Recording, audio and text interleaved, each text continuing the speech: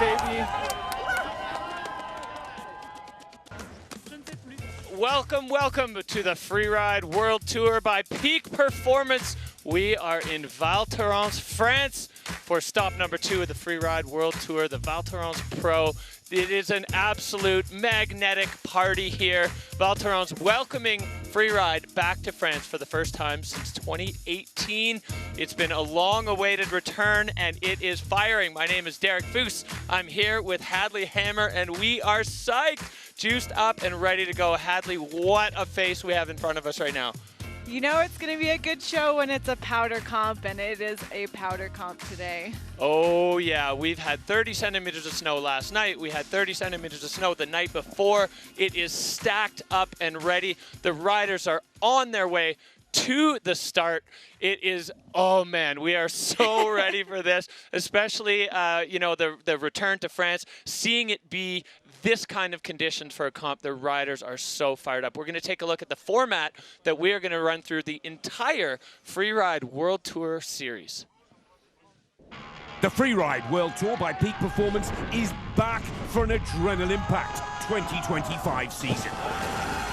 This year, a bold new structure raises the bar. 5 events with only the top 3 results determining who advances to the FWT finals. The legendary Yeti Extreme Verbier by Honda will be the ultimate test, where freeriding's elite battle it out on one of the sport's most iconic stages. With more riders, around 60% making it to the finals, the competition promises bigger battles, bolder lines, and unforgettable moments. This is Freeride like you've never seen it before. Are you ready? Let's drop in. Well, let's drop in indeed. The Freeride World Tour traversing the globe, the best terrain, the best snow, the best riders, all stacking up to bring you the best show on Earth, on the Freeride planet. Hadley, oh my, I just like cannot contain myself right now.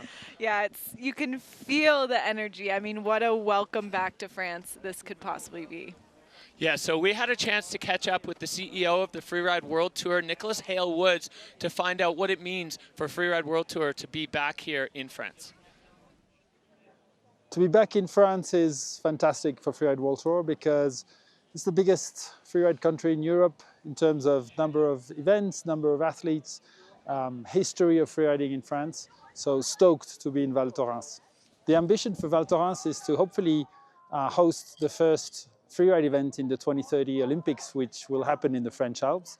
And staging a Freeride World Tour event is the perfect way to meet that goal. We are back, and it's been quite a week. You know, the riders had some tricky conditions in Spain, and they were gifted with so much snow here in France, and they have been taking advantage of it. You would often think riders are, you know, taking it chill, being mellow before a competition, and that has not been the case here at all.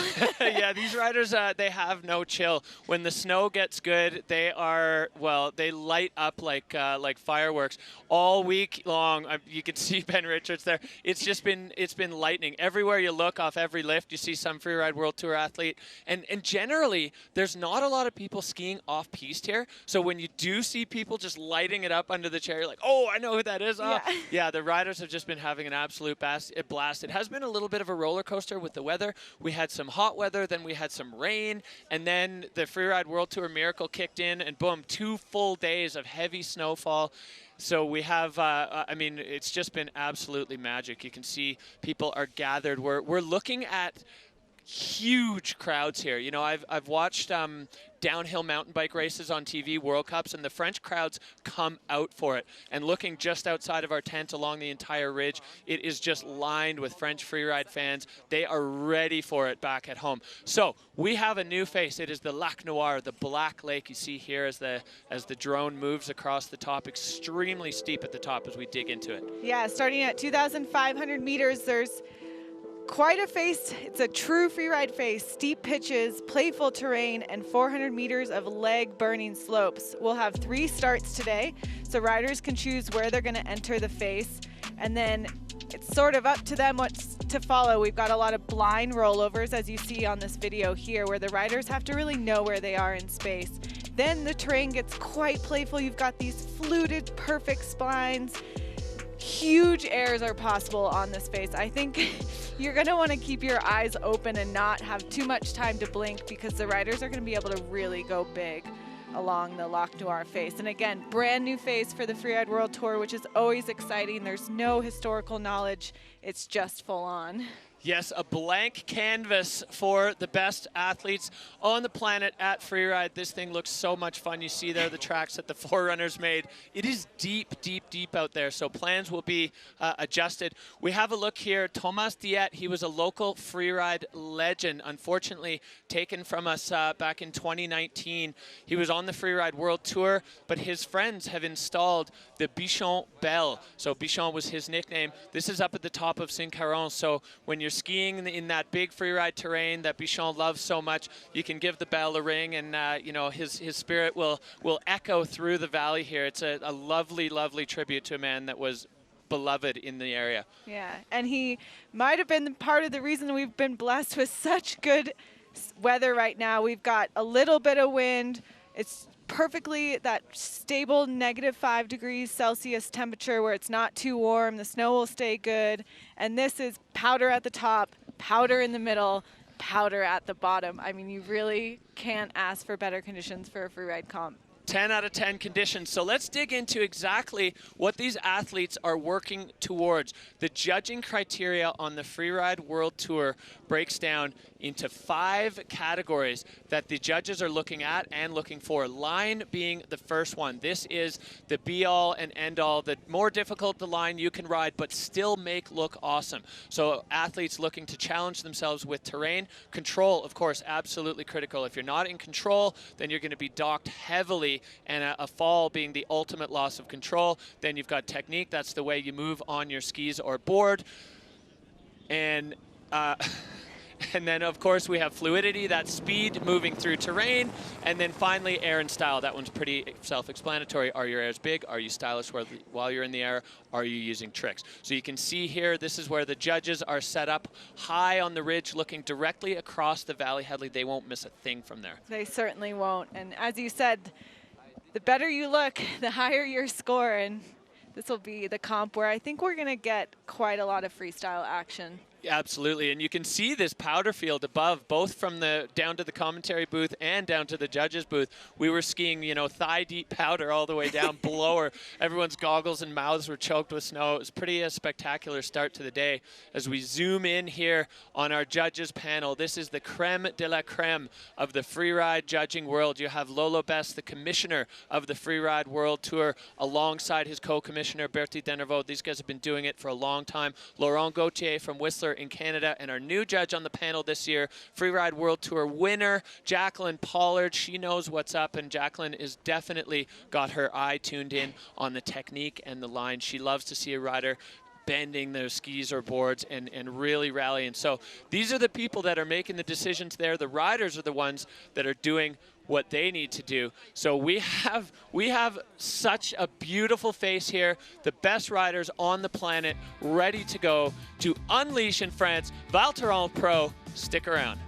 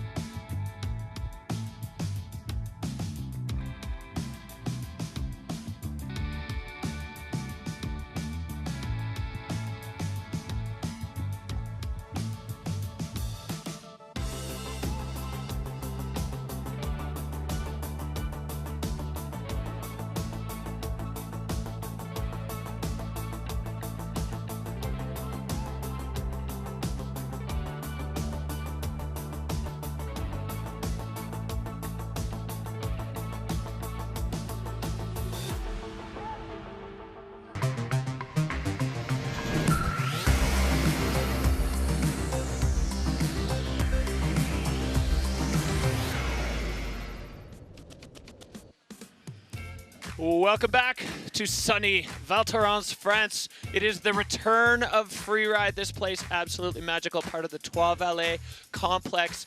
Val Thorens is absolutely packed with freeride terrain. It is gorgeous. Spectacular views in every single direction. One of the jewels of the French Alps for skiing and snowboarding. It's been so welcoming too. It's incredible. The feeling, the vibe around here is just electric right now. Yeah, I think France has a spot on the tour, a very deserved spot, and we're glad to have it back as part of the circuit. I think it's true free riding here, true French spirit.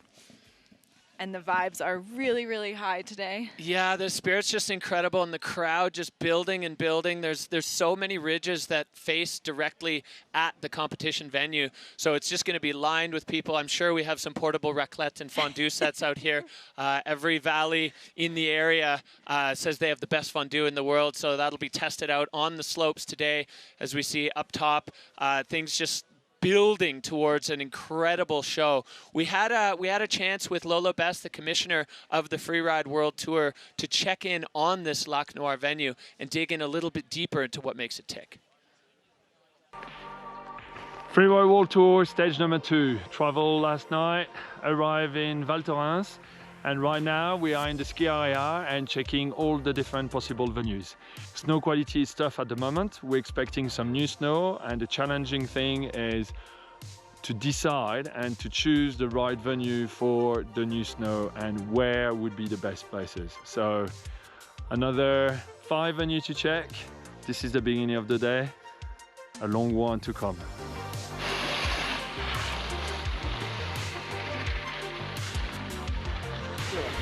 Right, venue check number 3, right to the top. This is now Simcaron. Snow is very compact.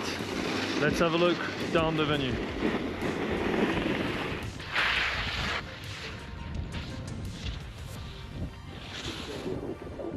What? How are we? Alright, checking option 1, Simcaron. It's been blowing really hard from the north, so all the entrances are quite dry. The takeoffs, the jumps are quite dry. There's a bit of snow coming, but we believe there might be not enough snow to make it completable.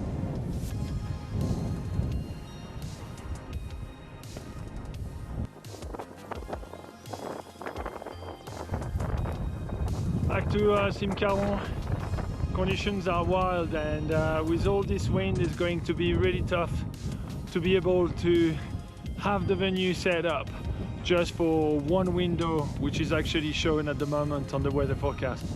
So back to square one. I think now it's time to find another venue to a lower place, and I think we've got the right one, and this is the Lac Noir, so see you there.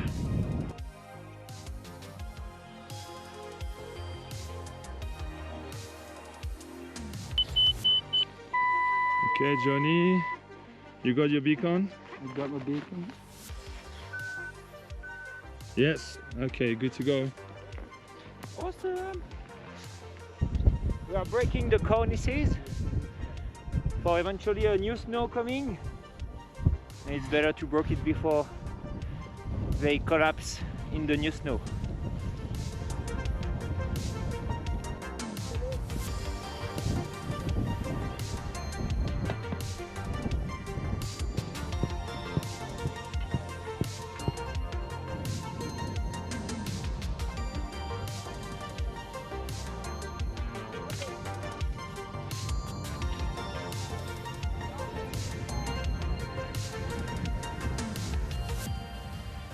Allez, petit run pour moi. Oh, oh, oh putain. Wouhou. Et on n'est pas bien là. Oh.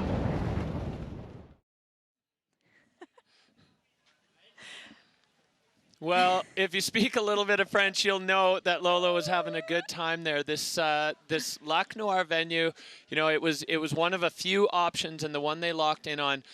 It's pretty diverse. You know, there's a lot of different ways you can interpret this this venue. Yeah, I think this will be quite the show because of that, and you know, you can stay lookers left, what you're looking on the screen. We've got this really steep aspect, or you can head pretty far lookers right, and there's a lot more room to play, a lot more terrain that suits certain riders, where other riders, maybe they want to go straight into the Noir.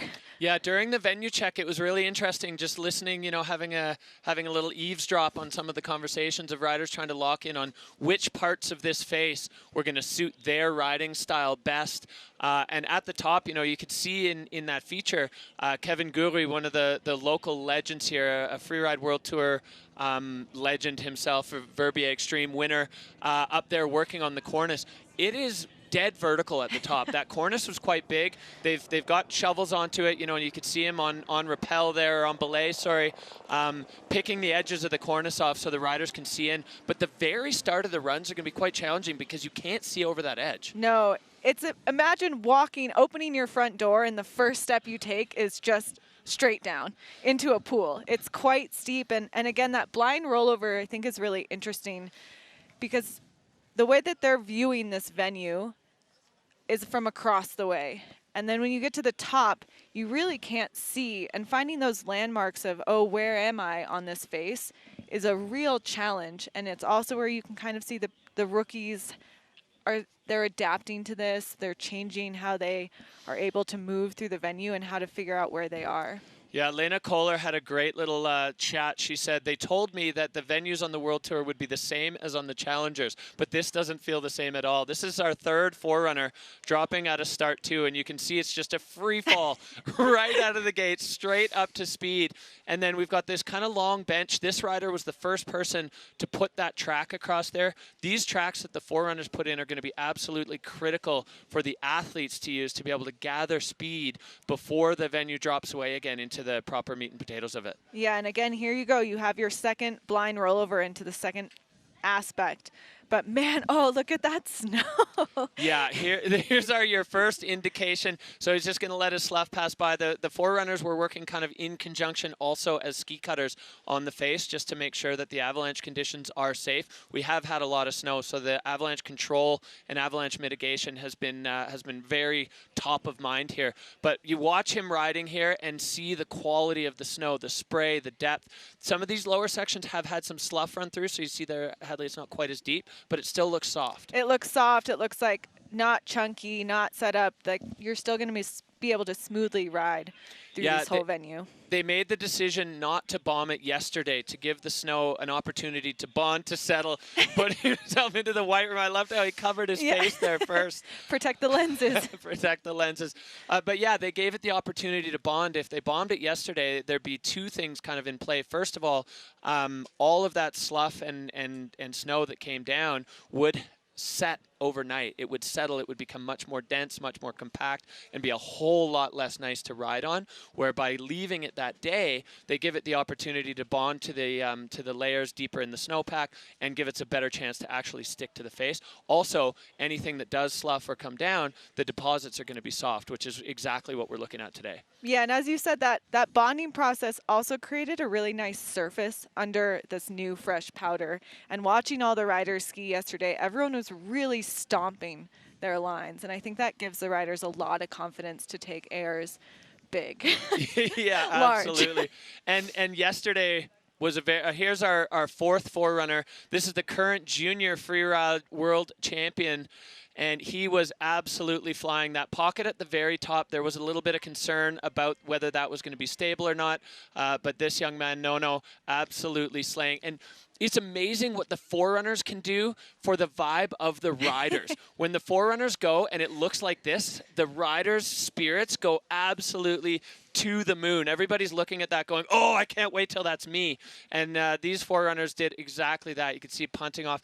I think we're going to see quite a bit of that on this lower face. Some of these smaller features taking absolutely huge. Yeah, it's going to be one. I wish we had the measurements, you know, of like in a half pipe where you can measure how far up into space these riders are choosing to go and how far out. Yeah, you can see the forerunner here just trenching as the the approach to the finish is a little bit flatter, and he's just having an absolute time here crossing that sun shadow line. The snow is absolutely perfect. We've got sun on the face, but it's not hot. At least currently, it's staying nice and cold, so the snow quality is 10 out of 10. Yeah, this is going to be a show, and I think the riders really feeling the vibe around the inspection this morning, that last-minute pre-run inspection. You could feel the excitement, and again, like you said, you could feel the confidence growing with people. Sort of the shoulders drop, they stand a little taller, they get a little bit more excited, and I think we're in for it. Yeah, once they settle into the rhythm that this is actually going to be fun and not like a chore, I guess, something that we have to do. This is something that we get to do. You know, we've traveled around. We came from Spain where conditions were a little bit more, well, a lot more difficult, and now they're getting the payoff for their patience, which is a full-on powder comp. This is the event village down there. You can see the big mammoth, and the crowd's really starting to build. We're somewhere in the neighborhood of about 10 minutes away, I think, from our first rider, which will be Timo Roelschoven, and the crowds are just building along the ridge. You know, the comp day morning, Hadley, you went through this in your time as a Freeride World Tour athlete. The nerves jangling, the excitement building. It's, you know, it's fun being here now and getting to just look around. And almost at breakfast, I've been keeping a little notes to myself of who I think will win just based on the breakfast vibes and sort of the inspection vibes. And it's really interesting to watch certain riders. You can almost just see they're like, I got this. And they kind of stay in their own lane. At breakfast, they're like chatting and they're comfortable and calm, but they're also like in a zone starting at 6 a.m. And you watch them sort of stay in that zone, and it's quite fascinating. But it's a lot of timing. I mean, these riders got up probably around 5:30, and you imagine some of them won't ski till 11:30, 12. That's hours and hours where you really have time to build in your head your nervousness or your confidence. And the trick is building that confidence. Yeah, the psychological game's such a big part of this. You know, the preparation now is done. Now it's execution time. And if the head game is strong, then the execution can be on point and the riders can go out and actually do what they planned on doing. But there's so much more that goes into it. And the morning of, it's just incredible watching all of the different riders go through their own pre-comp routines. Some of them are very talkative. Some of them are absolutely silent. Some of them go internal. Some of them go external. But they all have their process. So we are moving closer. We're going to take a look at where we sit in the overall Freeride World Tour by Peak Performance standings right now. Ross Tester holding down the top spot. He is looking cool and confident. He had a huge grin on his face this morning. He can't wait to get going. Toby Rafford and Ben Richards, that's your podium in the overall right now. As we move through, you see the cut line. Edvin Olsen just on the good side. Marcus Gogan looking in right now at the cut. And a bunch of big names, heavy hitters on the downside of that qualification line. But of course, we've only had one event. So really, everything is going to reshuffle. There's a lot of great riders on the downside that had some issues, let's say, in the last event. They're going to be looking for a little bit of retribution here at the Val Thorens Pro. That's a look down at the finish area and looking up at the Lac Noir face, Black Lake, if you will. Here's who's dropping today. We've got the ski men starting. We've got Timo right out the start gate, a rookie going for one. And then you start to see some of these older heavy hitters, Christopher Trudell, Carl Regner, they're right behind him. Maxime rounding out the top 10. These guys are gonna have such good powder. Toby Radford in the middle there. Ross Tester, our current leader, is a little bit further down in the pack. We've got Ben Richards rounding it out, Marcus Gogan away 10. The best buds are going right after each other, and the Frenchman himself is dropping 21st, Virgile Didier. Closing the show for ski men, a local. I have a feeling the French crowds are absolutely going to go bananas for their local riders today. There's a lot of French riders in the field. So here's your opportunity to get involved. The Peak Performance Fun Bet. This is Fantasy Freeride, and the Fun Bet fan favorites. 72% of you have your money on Marcus Gogan landing on the podium, Ross Tester at 46%, and Maxime Chablot, the 2022 world champ. I have a feeling this venue could really suit Maxime. He was buzzing this morning. He said he's got a line that suits his style. He's really good at the freestyle. I think he likes it when it's not extremely steep and gnarly, but the powder, he was saying he's got a huge air that only works in powder, so he was pretty happy to see the way the snow conditions have shaped up. The 2022 World Champ vibing. So Peak Performance Fun Bet, that's who you have your money on, and it's not it's too late for today, but it's not too late for the season. Log on, just search up, go onto the freerideworldtour.com, find the Peak Performance Fun Bet fan page, and make your bets. There's a all expenses paid experience in Verbier on the line for the overall season winner of the Peak Performance Fun Bet. So get in, get your bets in, and tell us who you love. Do you have any fan favorites? Well, Personal favorites? I'm a fan of Freeride, so they're all my favorites. But I have made my bets, and I got my fingers crossed for all the friends. It's so hard because everyone is so good. You know, you're going through that start list, Hadley, and I'm looking at it going, oh yeah, they could win. Oh, he could win. Oh no, he's for sure gonna win. Oh no, that like every one of these riders is so talented. They're so, you know, one of the difference makers I think at this level, like everybody to a point is talented.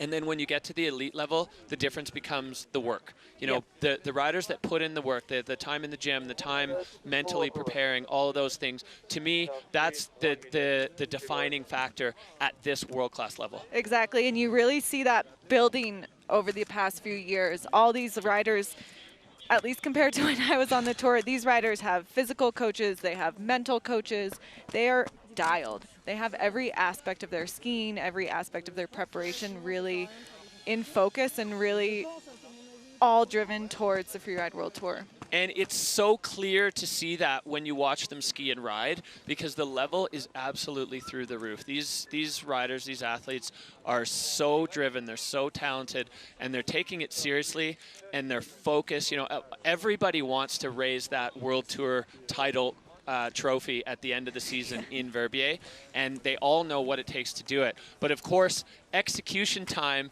is when the rubber meets the road in Freeride, or the PTEX meets the snow.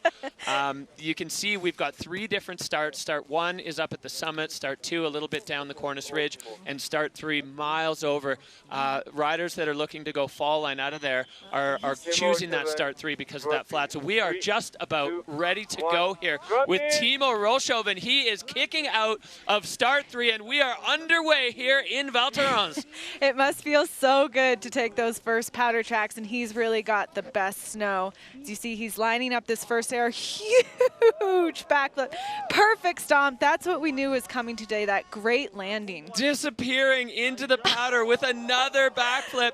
Timo Rolshoven, the former gymnast, and now a huge 360, connecting, a little bit of a hip check there. Timo fighting for balance, he gets it back.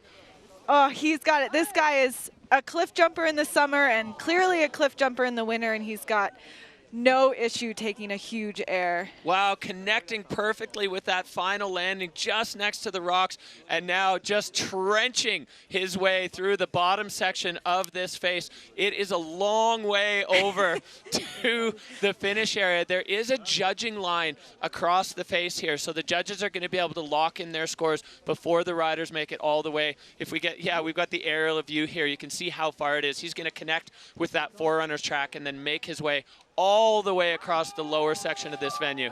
I think that was a quite an opening. I mean, he's working with Stefan Hossel, which is an insanely great coach. He's got a few different riders, and I think Timo, you really can see the work that comes out of that coaching. Yeah, Stefan Hossel, a legend of the Freeride World Tour. He's got a cliff named after him at Fieberbrunn on the Wildseeloder. As you see Timo making his way through the bottom section. This is below the judging line, so we're going to have a look back at this run, Hadley. This is a way to open a Freeride line. Just huge backflip, perfect 4-point landing. Yeah, Timo, I mean, he had to put the track into that lip. This one had some slough go over it earlier, so you can see his takeoff was a little bit smoother. He wasn't bogged down, you know, knee deep in the powder. And then getting that 360 with the tip tap. And then let's see, just, putting the hip in a little bit. Ski catch, I mean, the snow's deep. There's a lot going on there, especially when you're rotating sideways for these riders. And then this final one, look at the trajectory here, Hadley. Picture perfect. Picture perfect. That was such a classic, perfect free ride line for him. Oh yeah, well you can see dead fall line out of start 3. So the riders had a big decision to make in which start they chose to drop from.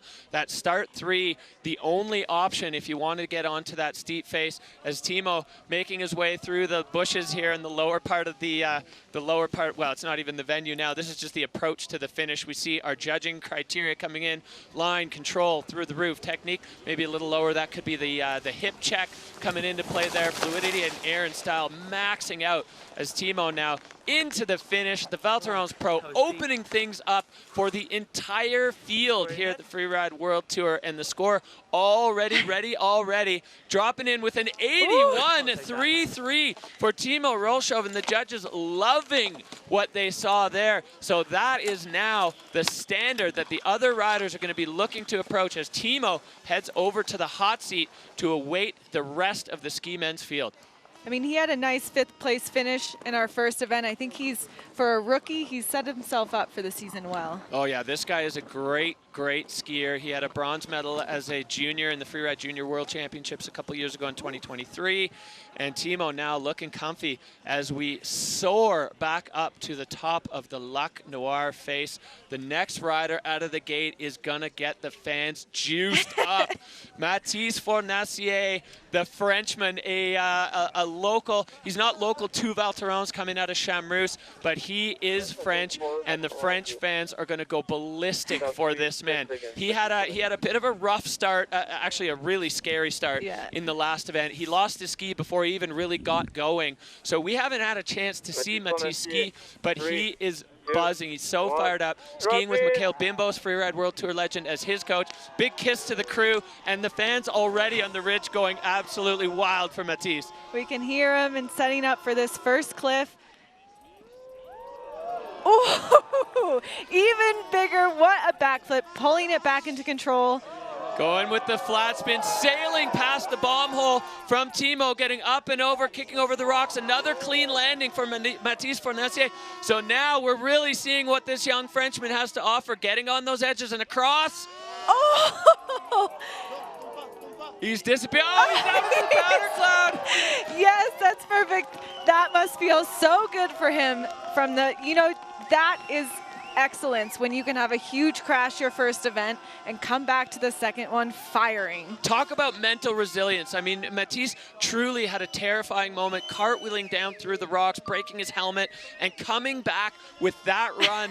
Second man out of the gate. We have smoke bombs going on the ridge. This place is going off for this French rider, going absolutely huge on that run. I'm so happy for him that he was able to put that down. That's such a sign of resilience, of mental strength, and obviously of skiing skill to put a run down like that. What a great way to kick this comp off. 2 absolutely banger runs. Let's look at this replay, Adley. Again, right off the stop, even bigger. You can see him soar past that first bomb hole and sets himself immediately right away for that second hit. Yeah, coming in, setting the speed, getting the grab there on the flat 3, and again going way past the last bomb hole. And on that downhill ski, pops up and over this. No hesitation though, enough control to do a shifty, so he was fine there in the air, perfectly balanced. Yeah, he's a ski instructor, so he knows how to put that ski on an edge. Yeah, and then this cross-court backflip. Look at him stretching his body out there, disappearing into the powder cloud. Huge poof, and then that full hand up. Another one where he has to put that track in, so there's a little bit of a grab, and then he just flies into the powder. What a great run from Mathis Fornacier. I think he'll be improving on his previous score. I would say so, yeah. He's still got his helmet on, which is a great start. He's covered in snow, a huge grin on his face, watching himself stretch out like that to slow the rotation down on the backflip.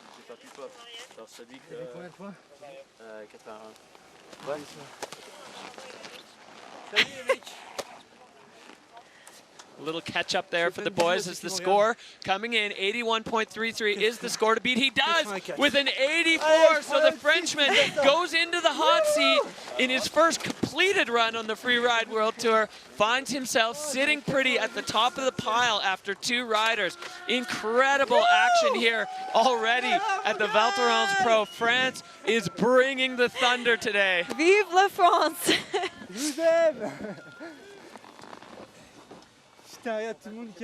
Well, you could just see the joy, the relief, all of it just pouring off him as we are moving back up. So ski men underway here. The Val Thorens Pro stop number 2 in the Peak Performance Freeride World Tour. We have 3 starts, 1 far lookers left, 1 center ridge, and 1 that those 2 riders have already used. That is start number 3, which puts them directly fall line into that, I'd say, fairly freestyle-y section of the face as we are looking now at this aerial shot. I mean, that track, Hadley, that tells the whole story. It's so deep. The snow conditions absolutely perfect for the riders today. You often don't see the person in the hot seat with a pile of powder on top of their head. As we are now looking at start number 1, and it is Carl Ragnar Eriksson, the man from Åre, Sweden, peak performance rider. He is a standout. 8 years on the Freeride World Tour. He is, I mean, he's been here the whole time, and he is straight out of the gate and into the Noir. This is a very different character of terrain than we saw on the other side. Very much so. Everywhere you put your ski, you have to have full confidence. And the slough pouring down on both sides of Carl as he motors through that steep upper section, having to wipe his goggles to keep some vision as Carl now approaching this huge cliff up on top. Setting it, looks like, for the double. Oh, releasing quite a lot of snow, and it has to be much faster than his slough. Carl comes cooking out of there, so he released a little surface slab on the pad of that double, but safely escaping, and now just glory skiing, milking this powder down on the lower section of the face, disappearing on every turn. What you can't see is everywhere he skied, slough was following right behind him. I mean, he was just cleaning the mountain off. Yeah, the entire mountain erupting around him. I mean, there's so much snow up there. Carl is trenching down through the flats. Just trying to, I'm sure some of the later riders will use this track to get a little bit of speed. You can just see how deep it is. That huge double there for Carl Ragnar Eriksson, opening up an entirely new section of the face with intent. That was so different from what we saw on the other side. The judges really have their work cut out for them on this face because the characteristics of different sides of the mountain are very different. Exactly, and we haven't even seen someone from start 2 yet.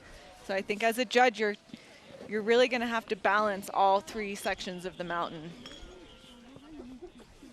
Well, Carl, it's a long way down, but it looks absolutely pleasant as he is making his way through the powder, actually coming to a stop there in this deep French powder.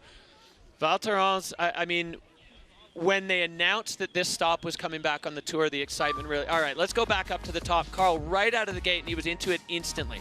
I mean, this is an area where, again, you have to know where you are. There's rocks everywhere, and you see him just moving and cutting open that snow as it sloughs. I mean, look how much snow is moving around him. Yeah, there's so much powder, and then approaching the double, he lines it up, he gets his eyes on. You can see the little crack develop up there as the surface snow starts to slab away. He had to wipe his goggles again to pump off that second one, and his right foot went way deeper in the snow there than the left did, and now he has to stay in the fall line to hold the, well, basically to hold on as he passes over the slough cone. So super direct line right off the summit for Carl. Like you said, these athletes are in the gym a lot for moments like that. So line, control and technique, super high, fluidity, air and style, no tricks there for Carl. I'm not sure where in that line you could put a trick. And this really highlights the diversity of line selection on this face, where we saw Matisse and Timo go pretty full on freestyle. Every feature tricked. That one, no room for tricks. Look at the knee-deep powder in the finish corral for Carl. Couldn't see anything. There was so much snow. Everything released. I got blinded like 3-4 times. I had to like, where am I? You heard him say it. Crazy. Couldn't Just see too far anything. now, right? Here comes the score for Carl Regner Eriksson, 72-3-3.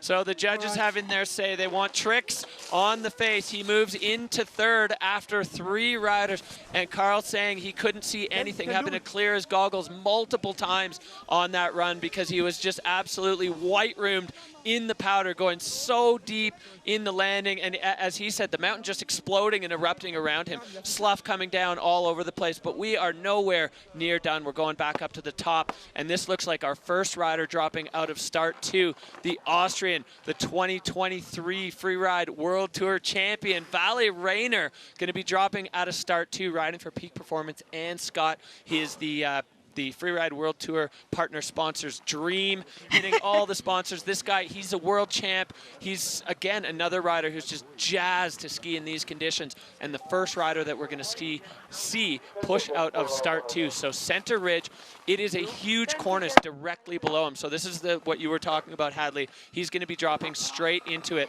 We'll see which direction he chooses to go, riding out of St. Anton. They've had a great start down there, too, so he's been gotten pretty comfortable skiing in the powder.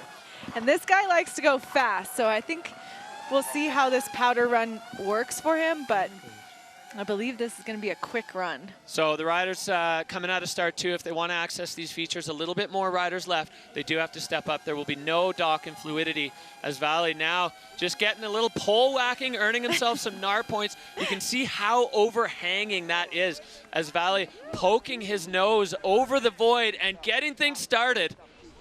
Here we go, straight into it. Perfect 360 transfer. Oh, yeah, Val landing just on the low side of that slough cone and connecting back in. So a hot start there for Val Thorens as he needs to get across this flat section. This is more challenging. Probably the only downside of having so much snow is this flat section before it rolls over into the zone where we saw Matisse and Timo go. It's going to just take a little bit of trench work to get over there. But Val, now the ground rolling away again as we move back into it. He's entering this section, which is much steeper than it looks from here. It really shoots you straight into the center of the gut. Making another transfer with the shifty. And Val now coming into this big cliff. Lofty 360, perfect landing. Oh, Val Thorens showing exactly such perfect judgment on the rotation of that 360, knowing exactly how hard to set, which is such an incredible skill given that they have never been off that feature. They don't know how far they're going to go. Never been off, and as the first rider, again, you have no track in front of you. You have no lip. This isn't a park jump. This all has to come from sort of years of building that intuitive knowledge. Yeah, that just I'm speechless with the perfection of that coming cross court. You can see, or you could see some surface snow starting to break away. It's breaking in the form of a slab, but it's only about 10 centimeters deep, so the rider's not really fussed, and it's super soft. There's not a lot of density to that surface slab that's breaking away. Incredible run there for Val Thorens. Look at this start. Just so vertical right off the top, just a perfect acid drop. And a great transfer. He almost went too big there. He really had to hold it through that transition. Yeah, styling out that shifty again, landing in perfect powder snow, and then knowing exactly where to go here. The early takeoff. Look how high off the ground he is. That control button is all the way maxed. Those little tweaks and shifties really show the judges that you're perfectly in control. No real lip there. Val just floating it, feet coming apart to slow the rotation, perfect connection. He knew exactly where he was. That was immaculate. He just lands, and when you see them just being able to make that turn and you almost see them take a breath, you know that he's confident. So pure. Oh my God. Yeah. Amazing. Very nice. Hello, everyone. Pick go to my buddies. Here we go, the score coming in for Val Thorens, 89.67. The judges loving it, and Val Thorens into the hot seat. What the fuck? Well, he likes it too. The judges loved it. The fans loved it. Maybe not so much the French fans, but the Austrians for sure, and everybody else. Unglaublich, as they say in German. Well, Val Rayner with a master class in execution. That acid drop right off the top, so scary. The overhanging nature of that. It's essentially it's a rock cornice with a snow cornice on the top of it. So it goes completely vertical. As we look up here, starting to see the tracks take shape and the events start to take shape as Val Rayner sitting on top, Mathis Fornacier and Timo Roll-Chauvin holding it down on the top of the field after 4 riders as we are straight back up to the top. Wow, what a start. Absolutely electric. The fans on fire. The riders doing their part to bring us just such an incredible show.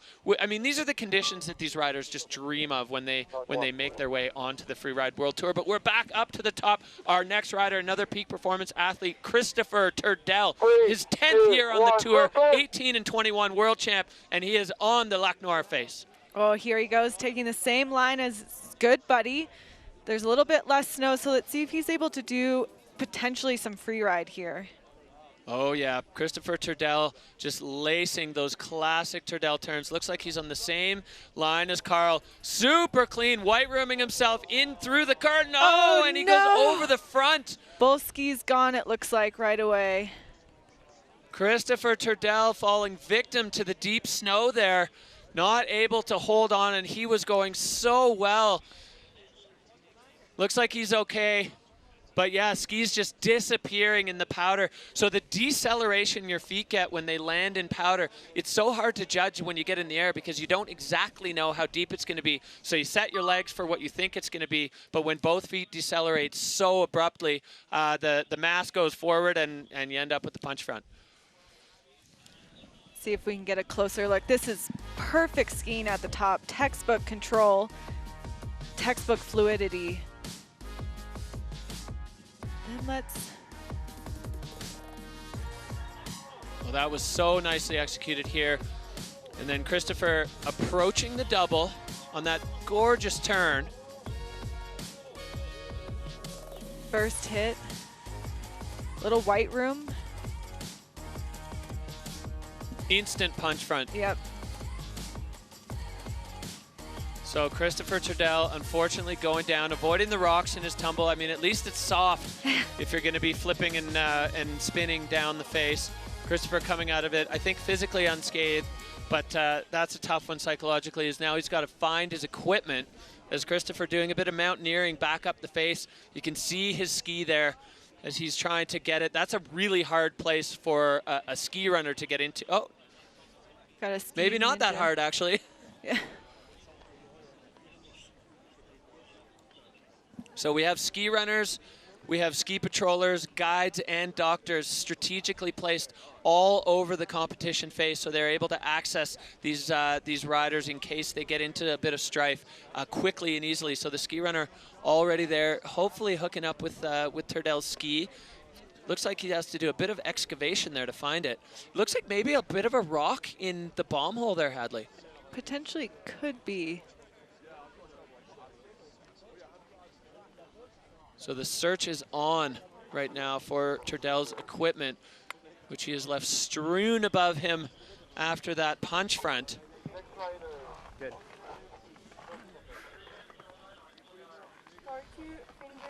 Well, while Turdell recollects the pieces of his life, it looks like if we have a rider who wants to drop out of start 2 and is not going to be in the area where Turdell is, we may be able to just continue here as we're zooming in on start number 2. Oh, those are some beautiful looking fluted spines at the top. Yeah, this venue is in immaculate condition. So that's the first athlete getting into a little bit of trouble there. As we go up to the gate here, I think this is start 2. Finn Griffith. Finn coming out of Vail, Colorado, riding for Dynastar. This is his first year on the tour. He had a pretty early crash in the first event. He was a prodigy as a junior and bomb dropping straight out of the gate to get things started with a bang. That was quick.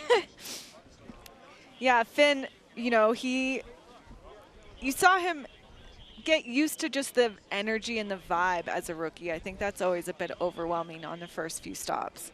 Yeah, there's a lot going on here as we see Finn popping, going such perfect transition there for Finn Griffith as he is loving the powder conditions here on the Lac Noir face, looking for, one of the things that's quite challenging for these rookies. Oh, a double there for Finn and a perfect landing as he picks up a whole bunch of speed down. He's riding through the slough, just trying to hold on. You don't want to do anything too aggressive there as he can use all this powder now to shed some of that speed. So Finn now coming into the lower face. That was so direct and just burying himself in the powder. I was never that great at math in school, but I believe that was under 3 turns that Finn just took. I mean, that was essentially, he pointed his skis towards the finish line. Nice playful bottom, but he really never deviated from straight down. Well, Finn, he's such a great young skier. As I said, he was a prodigy as a junior. He gives a lot of credit to his coaches, Matt and Justin, for getting him through. And he's got a really cool story. When in his first year in the U19 category, he said he finished like 127th.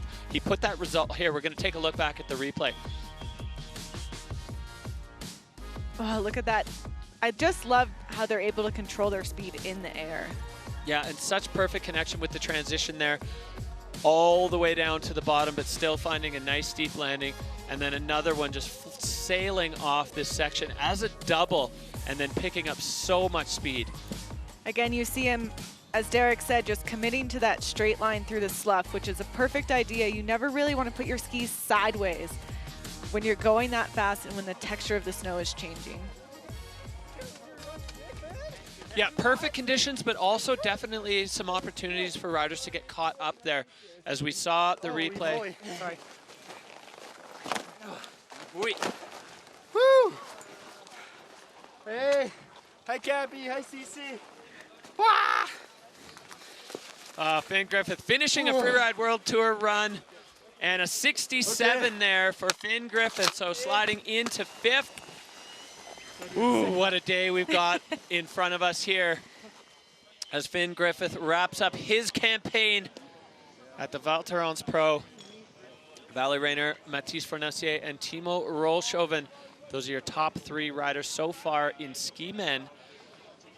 You just look at this face and you want to go powder skiing. As we're back up to start 1, and this man made a huge splash in his rookie debut. It is Toby Rafford taking 2nd in Spain with a mind-bending blend of fast, aggressive skiing and future tricks. This guy's living in the year 3000. Toby Rafford riding out of Sun Valley in Idaho. He's only 21 years old, a rookie on the tour, certainly not skiing like a rookie. As Toby Rafford out of the gate and straight into the air.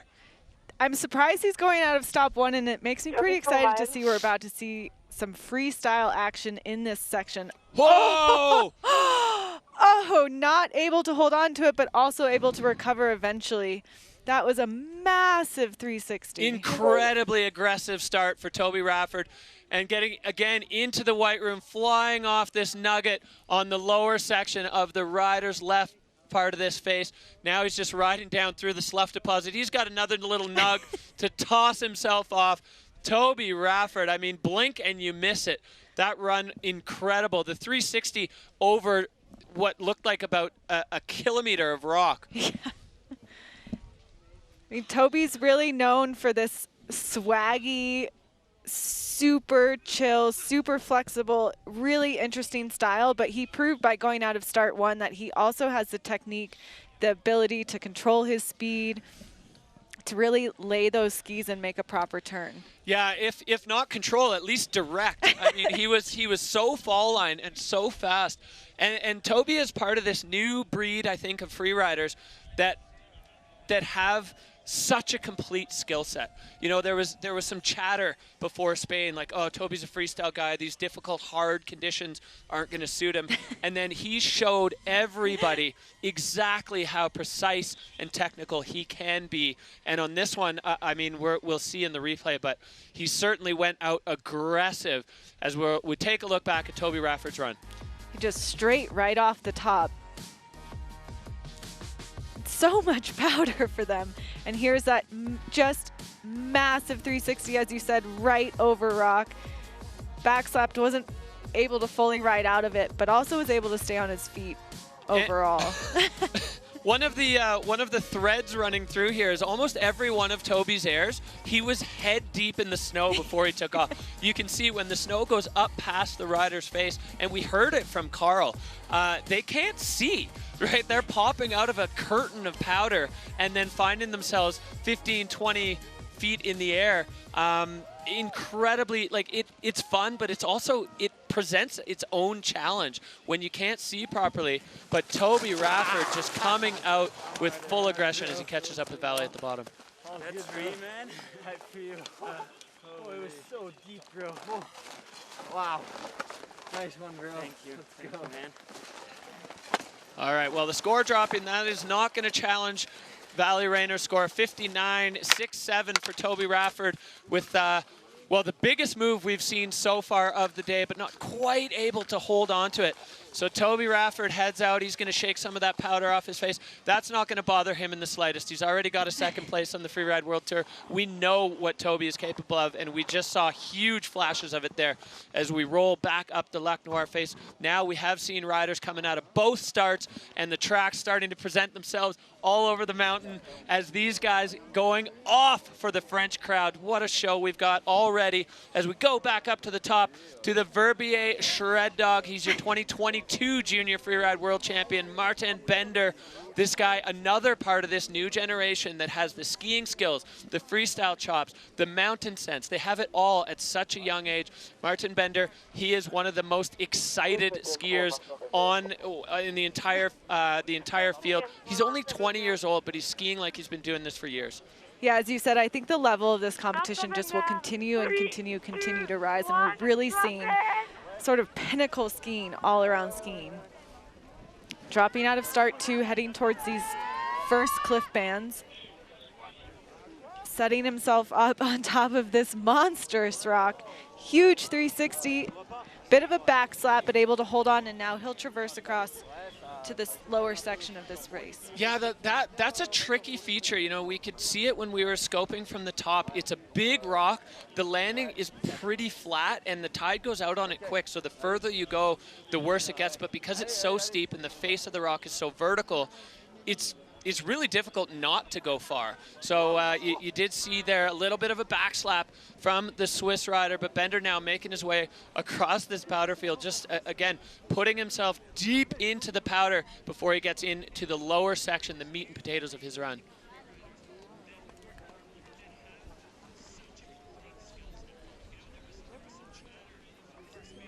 Bender is traversing quite far, skiers left, going for this first hit. Oh, Pretty big 360 transfer from Martin Bender, now following Valley's track, but in the other direction with another big 3 the other way. So spinning both directions there for Martin Bender. The slough pouring down, and he is not done yet. Oh, I'm dizzy just thinking about switching directions. Well, the young Swiss rider out of the Verbier Freeride team showing exactly why he was the junior world champion and earned his way pretty much directly out of juniors onto the Freeride World Tour. Tricks all over the place in both directions. Martin Bender, incredible skiing there. A little bit of an issue at the top. We'll see what the judges make of it. I mean, it was a solid backslap, but the rest of his run certainly picking things back up on the old judge's thermometer. Exactly. He's such a consistent skier, and I think to do well on the tour, consistency is key. Again, it's 6 events. You want to be pushing to your best, but you also want to make sure your best is stompable each time.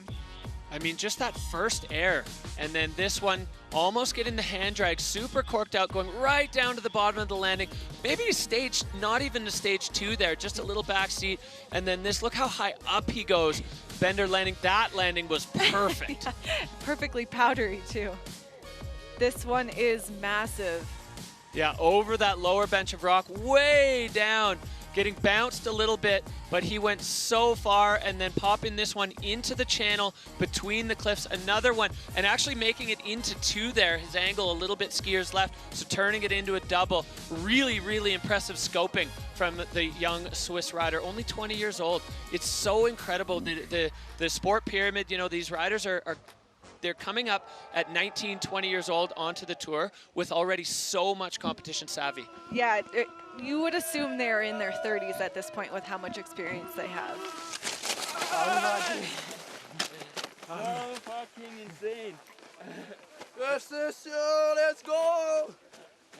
Let's go. Magic. So What sick. the heck? Wow, snow was so good. Insane. Insane. Yeah? No, let me stay here.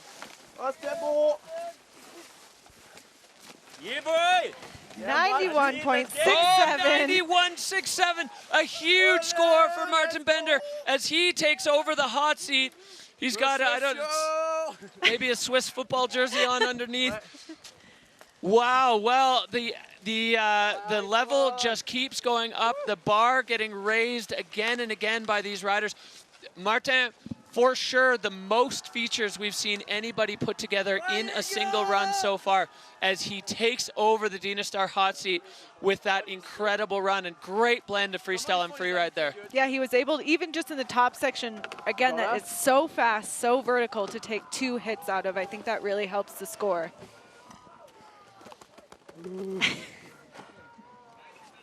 Gros Sinjou, les autres. Well, Bender's feeling it. We are only 8 riders in, and we have a score in the 90s already. So what a show Val Thorens is putting on for us. Incredible action. Martin Bender at the top. Valet Rayner now down to second, and Mathis Fonacier, the local dog, out in third, holding it down for the absolutely frenetic French crowds. There's so much action already, and we're only 8 riders into the ski men's field. We still have ski women and both categories of snowboarders to go, so we are really just getting started here. As the camera zooming in on start number 3, there we go. We see Bender in the hot seat. We're going to see his good buddy up there in start 3. We only had 2 full start gates, so start 3 gets those peak performance flags across the big flat section. Riders and organizers deciding that it was going to be too difficult to get there from start 2, so let's throw another start in on the top of the mountain as we're going to be looking back up at Simon Perrodin riding for Dynastar. Bender getting the selfie there for all the friends at home.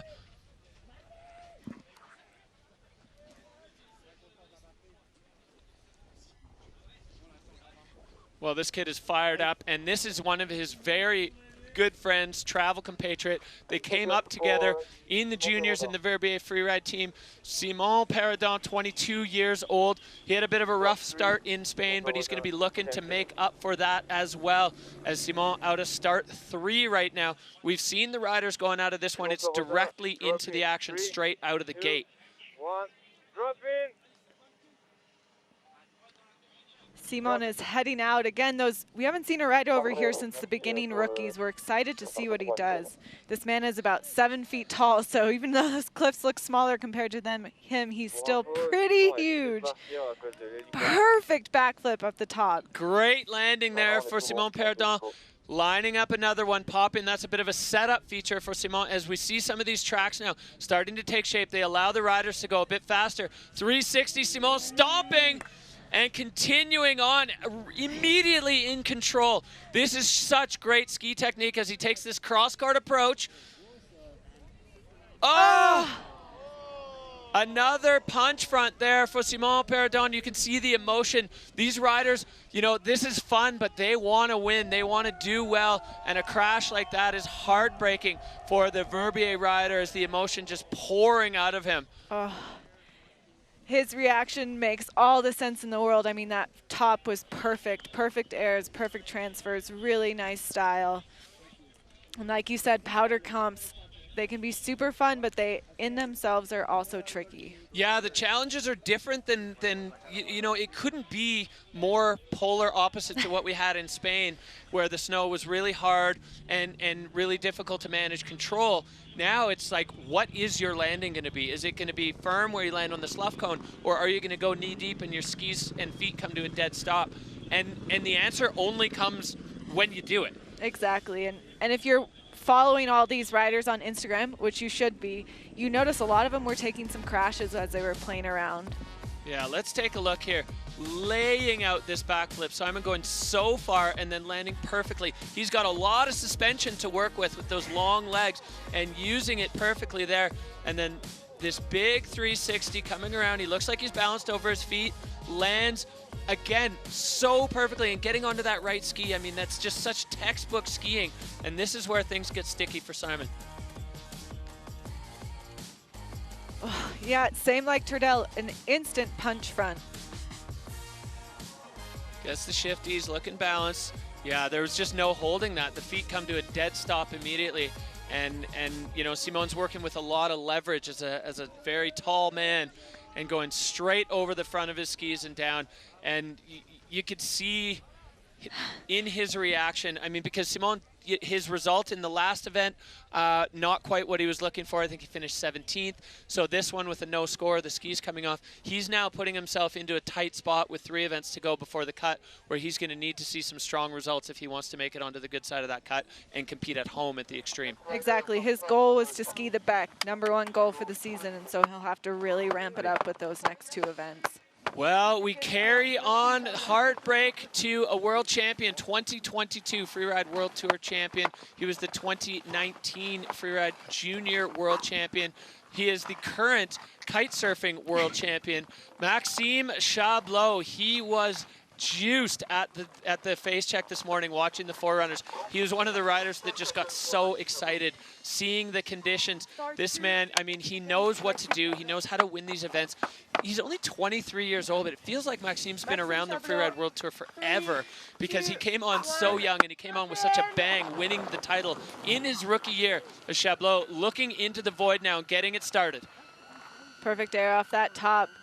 That's a nice way to make use of that quick transition. He knew he had plenty of runway, take that first air, and have enough speed to make it over to the second part of the venue. Yeah, exactly. Chablot now coming up and over the rise. This is where gravity starts to work again for you instead of against you. Chablot now coming down this perfect powder field, laying out a backflip all the way to the bottom.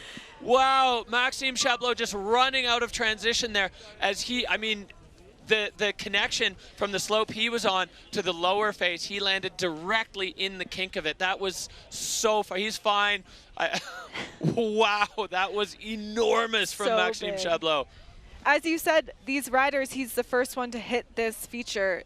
It's really hard to judge the speed, how much that powder is going to slow you down in the takeoff or how much you're going to speed up from it. Well, and Chablot, no stranger to going big, but unfortunately the tide going out on that landing. He just went so far, and now he's just going to enjoy a glory lap. Such a great start to this run, Hadley. Perfect fall line right out of the gate. Nice landing there. Yeah. And here's where, oh, you can see from the takeoff, just massive. And as you said, he landed past the landing, past where the skis make the transition with the snow. Straight to the parking lot here. And he picked up a bunch of speed as he re-entered that track. That's where he should have landed, or where he probably would have liked to have landed, at the bottom of the transition instead of after it ends, in the kink in the terrain. So Chablot, unfortunately, splatting himself. Again, you know, we talk about powder comps being all glory, but there is this risk of honestly going too big and running out of landing. You know, it's like trying to land a jumbo jet on a mall parking lot. Like, it just ran out of space there. So Maxime Chablot, another no score as he pops his way down. He's still getting tons of powder on the way down, but the 22 world champ not going to have a say in the standings today. And another one, you know, similar to Simon Perdon, where he had a crash in the first event. So putting himself now into a bit of a pickle for the rest of the season, where he needs some strong results to get up on the good side of the cut. Exactly. He finished 15th, so he's got some work ahead of himself. But what we love about the tour is every competition is a new start. Yeah, absolutely. You see the glorious Val Thorens just laid out behind us as this Lac Noir face bringing exactly what we hope, which is fireworks, starting things off with ski men, and we are right back up. Tenla Katsuno, this guy, he is so dedicated to skiing that after the Bakura stop, he flew home to Japan to finish a film project and then came back to Europe. He has been on the move. And Tenla, I mean, he's he loves powder. He grew up in Niseko in Japan, so this kind of surface conditions is going to suit this guy to a T. He is a powder hound. He loves it, and he is fired up to get things going from start 3. I'm excited to see what he do. This kid can do any trick he wants, and I think this part of the venue is perfect for him. Starting things off with a huge backflip. Perfect landing for Tenla. Just adjusting his trajectory a little bit as he gets cross court. Going side hill with another backflip. If you thought he was out of control, you thought wrong. As Tenla now lofting off this one. Popping a nice shifty, getting the safety grab. Tenla is cooking one up. Oh, just every 5 seconds hitting a new feature. Linking perfectly over those rocks, finding the transition.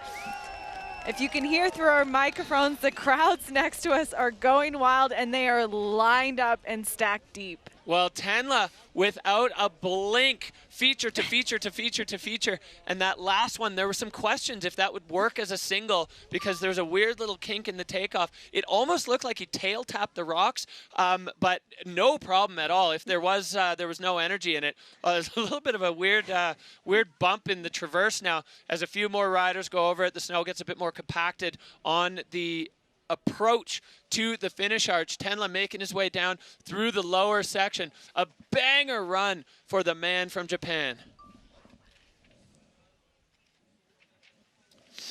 Well, let's take a look back at this replay. What a start. Huge backflip to start, and he gives himself about a second and a half to go again. And you would think with that kind of miss of control that he would pause. Nope. No, almost throwing the backflip over the side. Just getting pushed maybe a bit into the back seat, but the angle of this is absolutely insane. It looked like he's out of control, and then the next thing you know, he's flipping, and then Tenla flying off this one that caused Simon Perrodon problems, landing perfectly. Like we said, he knows how to ski and powder, and then look at this bump, boom. Oh yeah, little tail tap just before the rocks, but no problem at all. Just left a track, but actually didn't put any pressure on the skis there for Tenla.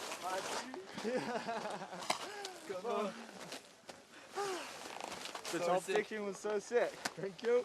A bit sketch, but. All right, well, the judges have had their say for Tenla Katsuno. It's up 76-6-7 for Tenla, so he is going to slide into 5th. A solid result there. He finished 10th in Spain. So, I mean, we're nowhere near even halfway through the field, so who knows where that's going to end up. You can see the peak performance setup here. They've got the big air mattress, having a party in France, a freeride party at Val Thorens. Martin Bender holding it down at the top with the 91.67 Valley Rayner. Right behind him, wow. Well, this is just everything we hoped it would be. POW Comp in France, the vibes absolutely electric. The crowd's thick on the ridgetop watching as we go back up to start 1. The next rider out of the gate from Whistler, Tom Pfeiffer, setting a record for G-forces in Spain. His carved sensors on his boots showed 16 Gs in his Tomahawk. Basically, he is an astronaut. Tom Pfeiffer, World Tour Tom, back on the tour. An absolute staple on the Freeride World Tour, coming out of Whistler Blackcomb, 4 seasons on the tour. And earning his way back this year through the challengers. Tom Pfeiffer in the Noir. This is where he lives and breathes. The steeper it gets, the better his skiing becomes. I think he's going to lace through this. You see him just moving through this rocky terrain. Taking that as a double. Now Tom Pfeiffer approaching the area. Looks like he got, I don't know what happened. Did he lose a ski there? Yep. Yeah, his ski is gone. Oh, Tom Pfeiffer just walking out of his ski. Can't even see where it happened. Just coming to an abrupt stop. The drone looking for his ski.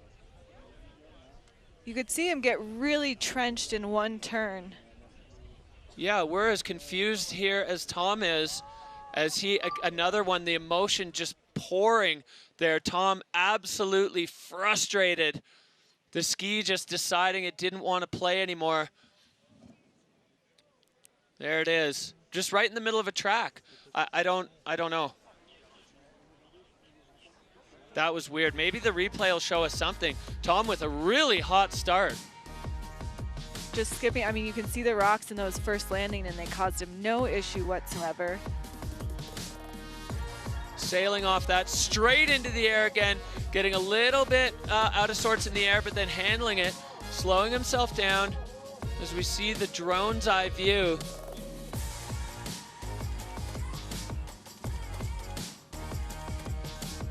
Great landing, back into the air again, landing that fine. And then he's approaching the takeoff of the double. His ski just came off. The ski just came The off. downhill ski, that's the one that gives you all your grip, all your direction, and all your control, just walking out of it. Oh, heartbreaking for Tom. Well, that is brutal. So now we've got another rider with the 2 results on the side of things that you don't want to be. That is heartbreaking for Tom Pfeiffer, as his ski just deciding it didn't want anything to do with it. I really, hard to understand that one, but Tom Pfeiffer, you could see him when he flopped over there, just confused, not really understanding what was going on. He's just laying into a turn. So Tom now just has this, this time, hopefully the powder takes some of the sting out of it. Yeah, and again, it's 6 comps. You really have to believe, like, okay, I can just put pedal to the metal for the rest of them. Well, and the talent and drive and ability is certainly there for Tom, so he's going to have to reset and go home to Kicking Horse and see what he can do there. But we are straight back into it here. Abel Moga. Abel getting himself a season wild card in Spain, and now he is going to be on the tour for the rest of the year. Locked himself in with a 12th place finish, and Abel out of start 1, but going in a different direction. Oh, fascinating. We haven't seen anyone go over this direction from start 1. Well, it looks like he's trying to get as much speed as he can. When are we going to see him pop back? Oh, huge backflip off the corners for Abel, and straight into a punch front. Also lost. Does he have both of his skis? No, his ski leaving the chat there. I mean, while he was roasting down the ridge top, you could see something was cooking for Abel. There's no way that you'd ski down that ridge with that kind of pace unless you had some seriously nasty intent. And oh, por favor, what could have been for Abel Moga. As unfortunately, yeah, the ski's gone there. So, but let's look as that backflip, enormous. He lands, it looks okay for a second, but on the first punch front, the ski deciding it was not interested in staying involved in what Abel wanted to do to it. No, but what a skill set. I mean, cornices, they are nothing to mess with. And if you're going to launch off of them, you also are going off of them completely blind. He had to really study where he was going to do that takeoff. Yeah, so blind. And his trajectory was perfect. He was over the rocks. He was clear of everything. He had transition on the landing. The snow maybe just proving to be a little bit too deep as another rider going over the tips of his skis. He's trying to direct the ski runner now to find that lost ski. The snow up there is so deep. So, you know, we had a hot start with a lot of stomped runs out of the right off the bat. Now, Lac Noir starting to bite back a little bit. There's definitely some challenges with this deep snow. Exactly. I think riders are realizing that and potentially making some adjustments as they're at the top. Yeah, I mean, ideally they're watching what their competitors are doing from the top, and they can adjust. But there's not a lot you can do when you don't know exactly the surface you're going to land on, or in this case, land in. So you set your legs and hope that it's going to work. But I think a little bit of a tails first approach in this deeper snow is going to work. But then if it's hard, you backslap. So it is a little bit of a gamble, a little bit of a roll of the dice, and it's one of the things a little bit more inconsistent. All right, we are going back to the top of start 3 with Oscar Menden, our second French rider of the day, coming out of Avoriaz, the backflip master. Oscar looking for a strong result, looking to come back. He had a 19th in the last event, and Oscar Menden now on the Lac Noir face. Backflip incoming? I believe so. He did his first freeride comp here ever, and so I think he's got some really great memories. Also, podium in a slopestyle event, so we'll see. As he shows us, he's got the tricks in the bag. Perfect backflip as Oscar with another one way past the bomb holes, landing perfect, trying to get control as he comes up and over this one, clearing the rocks. Oscar Menden with intensity as he is putting the pedal to the metal here on the Lac Noir face. He's got another big one here following the tracks that we saw, collecting 2 for the price of 1 there. And the French crowd going ballistic here for their home hero, Oscar Mandin. What a great run for the Frenchman. That must feel so nice. He fell his first hit in Baccarat, so he's pretty excited. I think that hometown energy, the fresh fromage, he is back, he is ready to go, and he's such a multi-disciplined rider. Yeah, I love watching Oscar ski. He's got that stacked up intensity where the runs just build and build and build and build. There's no dead space at all. And he's shown time and again why he is a Freeride World Tour favorite. And I mean, in this place specifically, with the French fans just going absolutely nuts, I mean, I can't even explain the vibe here on the ridgetop and all around the resort. These fans are so behind their heroes. Setting up perfect way to start the comp. Huge backflip. Perfect landing. Yeah, you could see the skis slow down slightly, but Oscar muscling through it. Another big backflip. And this one, he had to get onto that left ski immediately. And that little nub there, slowing him down just the right amount to give himself direction for the next one. So many features here on this run for Oscar. He's just playing bingo with the mountain. And then taking that one a little bit more skiers left to turn it into a double. Direct, aggressive, fast, and fluid for Oscar Mandin, and the crowd loving it. Electric vibes here in Val Thorens. Malade. Tellement beau. Eh bon Dieu, ça va un peu. Il est à la maison, le type. All right, well, the judges have had their say. Score coming in 87 for Oscar Mandin, moving him into a podium position. They loved it, so not going to bother Martin Bender there in the hot seat. Here we go. Look at this electric crowd. You can buy your favorite riders' bibs on freerideworldtour.com, so these fans have the home heroes on their bibs, going absolutely ham here for their favorite Freeride World Tour riders. Woo! Val Thorens bringing the heat. So Martin Bender, Valley Rayner, Oscar Mandin, the other hometown hero, getting bumped off the podium there. Mathis Fornacier, Timo Rochhoven rounding out the top 5. And then as we look a little further down, a whole bunch of NSs. That means no score. If your ski or snowboard comes off, then the judges give you a no score. So you will be ranked as you were up to that point. We're going back up to start 2, though, for our next rider, Edvin Olsen, the man from Åre, Sweden, raised inches from the base of the ski lift. This guy is so smooth, so stylish, and so strong. I love watching Edvin ski with a 13th under his belt so far, so he's going to want to step that up, and I have no doubt that these powder conditions are going to be catnip for the Swedish rider. Setting himself up, just hiking again. Their run doesn't start until they drop, so they're allowed to go across this cornice line until they're ready. Yeah, so he's up and over now. Edvin Olsen, he's behind the cornice ridge. We'll see popping out, airing off the cornice. Oh, beautiful. Oh, that was clean. Edvin Olsen, he's another tall rider, similar to Simon Paradon, where he's got lots of travel in the suspension, just bouncing his way through the powder. I mean, this is just... It's a nice little break, and it's a chance to kind of bring the playful side into it as they move across the flats. The snow there is so deep. He's going to get back into that track now to give himself some pace as he heads into the part where it rolls over and we can get some speed up. Really strong technical skier. He can bend the ski, can enjoy some powder turns, and he can also very smooth in the air. Yeah, Edvin Olsen now picking up speed. He's got a track to work with, popping himself up and over in the air. Nice connection back with the transition. Big nose awaiting Edvin Olsen. Lofty 360, just clearing the rocks, but not able to hold on. That was close, not maybe quite enough speed on that one for Edvin. I think so. Another ski missing. This venue is eating skis. You can see as his leg just dips so far down into the snow. It is deep in these landings. You've had a ton of slough sort of build up on top of already the 30 centimeters that fell last night. Getting the wave there from the Swedish man. So he's okay. He's just going to have to reconnect himself with his equipment. Oh, heartbreaker for Edvin Olsen as another one putting himself into a tough spot after 2.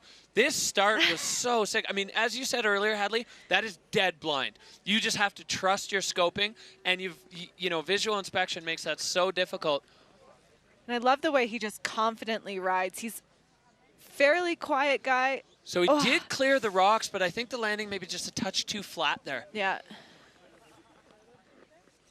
So Edvin waiting for the ski runners, maybe just going to take things into his own hands and start boot packing, wallowing more like it up through this deep powder.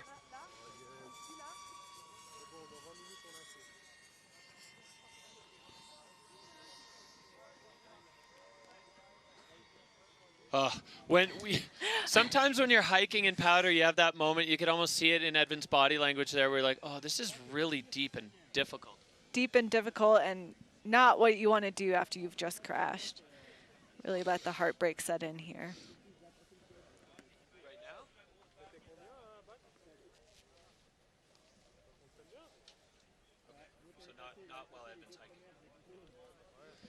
Well, we see Martin Bender. That's another big challenge that's not going to bother him in that hot seat, sitting in the beautiful sunshine.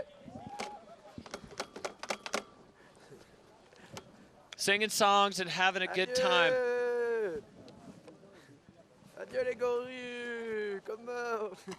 We've got the ski ninja coming in, looking for the ski. Yeah, Edvin can put his ski back on. We got people to take care of business for these riders when things get a little haywire, as we just saw for Edvin Olsen. So yeah, a bit of a mixed bag here for the riders, finding the right landings, finding the connection, and having the ability to hold on in those deep powdered landings. Definitely proving not as easy as we might have thought when we arrived here for a POW comp. Exactly. You know, unpopular opinion, I, in my comp days, loved the hard pack comp days. You knew what you were going to get, and you knew that as long as you went to the gym all summer, you could handle those landings. Yeah, there is something to be said for consistency. You know, if you know what you're getting, then you know how to set your body, set your legs for the impacts. This is a little bit more of a question mark when riders get into the air. And it was good to look back at the replay and see that Edvin, he cleared the rocks. His carry, his distance was appropriate, was the right distance for the air, just unable to keep it together in that deep snow. You can see him even just standing there without any more. All right, we're back up to the top. Ross Tester with the win in Bakir Barrett. This run was insane. Hadley, all the pieces coming together. All the pieces and all the fire. This guy was going fast and hot. 92. What? Well, he was probably the only one surprised by that score. Ross Tester, he's looking like he's going to be starting from start number 1. He will be wearing the golden bib. That is the current leader of the Freeride World Tour by Peak Performance in the ski men's category, which is where we are at right now. He's the 16th rider out of 21. So we are ticking away through the ski men's field as we look up start number 1. It is steep and gnarly up there. The French Alps providing an absolutely spectacular backdrop for this day. So Ross, he's back from the gate a little bit as he wants to take some heat into the first feature. You can see directly in front of him, there's a little ledge there, and Ross looking to get a bit of pace as he's going to push himself and slingshot out of the gate for our current leader, Ross Tester. Well, a 360 right out of the start gate, and another one. Ross Tester getting control, a little hung up on the rocks there, Hadley, as he makes his way into this extremely steep part of the face. Woo, are you entertained, or is it just me? I mean, we were wondering if that steep section would have any tricks involved, and Ross just answered us. Yeah, coming across now onto this nugget, laying out a backflip with a late 180. Yeah. Wow, what did I just see? Ross bringing full freestyle into this section. A huge, long backflip there. Ross Tester, wow, I don't even know what to make of that. I mean, it happened so quickly, spinning right out of the start gate. The backflip with the late 180, was that on purpose? For sure it was on purpose. Definitely. Ross doesn't do things by accident. You know, the last few days I've been watching Ross on YouTube quite a bit. but he's been watching a lot of like Blizzard of Oz, real late 80s, 90s skiing, and I think he's so entertained by what can you do on a pair of skis. Yeah, he's always kind of testing the boundaries, he's got like an old school flavor, but with a full new school mentality. And I mean, that was just incredible. The top section alone, bang, bang, bang, right out of the start gate, 3 hits before you could blink, spinning. Hopefully we'll see it again, but I think both ways there. Ross Tester, again, the skill set is so complete. He has all of the aspects. Let's go back up to the top, Hadley. Oh, he would switch on the gate. Oh, man, that is a certain level of commitment. And then you see here, it's like his feet are almost on fire. He's making such quick turns. Backflip, late 180, trying to land switch, like barrel rolling out of it. So line score, absolutely max. Definitely going to be a little bit of a significant dock and control. And then flipping that feature that looks like it's not even a meter high. Ross Tester using every ounce of the juice out of this orange here on the Lac Noir face. Whoa, creativity through the roof. Yeah, absolutely. Maximum creativity for the Palisades at Tahoe rider. This guy is a force on the Freeride World Tour, and he would be high on my list of people that love skiing the most. Nice run, bro. That's sick. What happened on the flip? I was attempting to land switch. I tried to land switch. Man. So sick. You're crazy. What do I get? 50? Well, the boys looking at the screen here.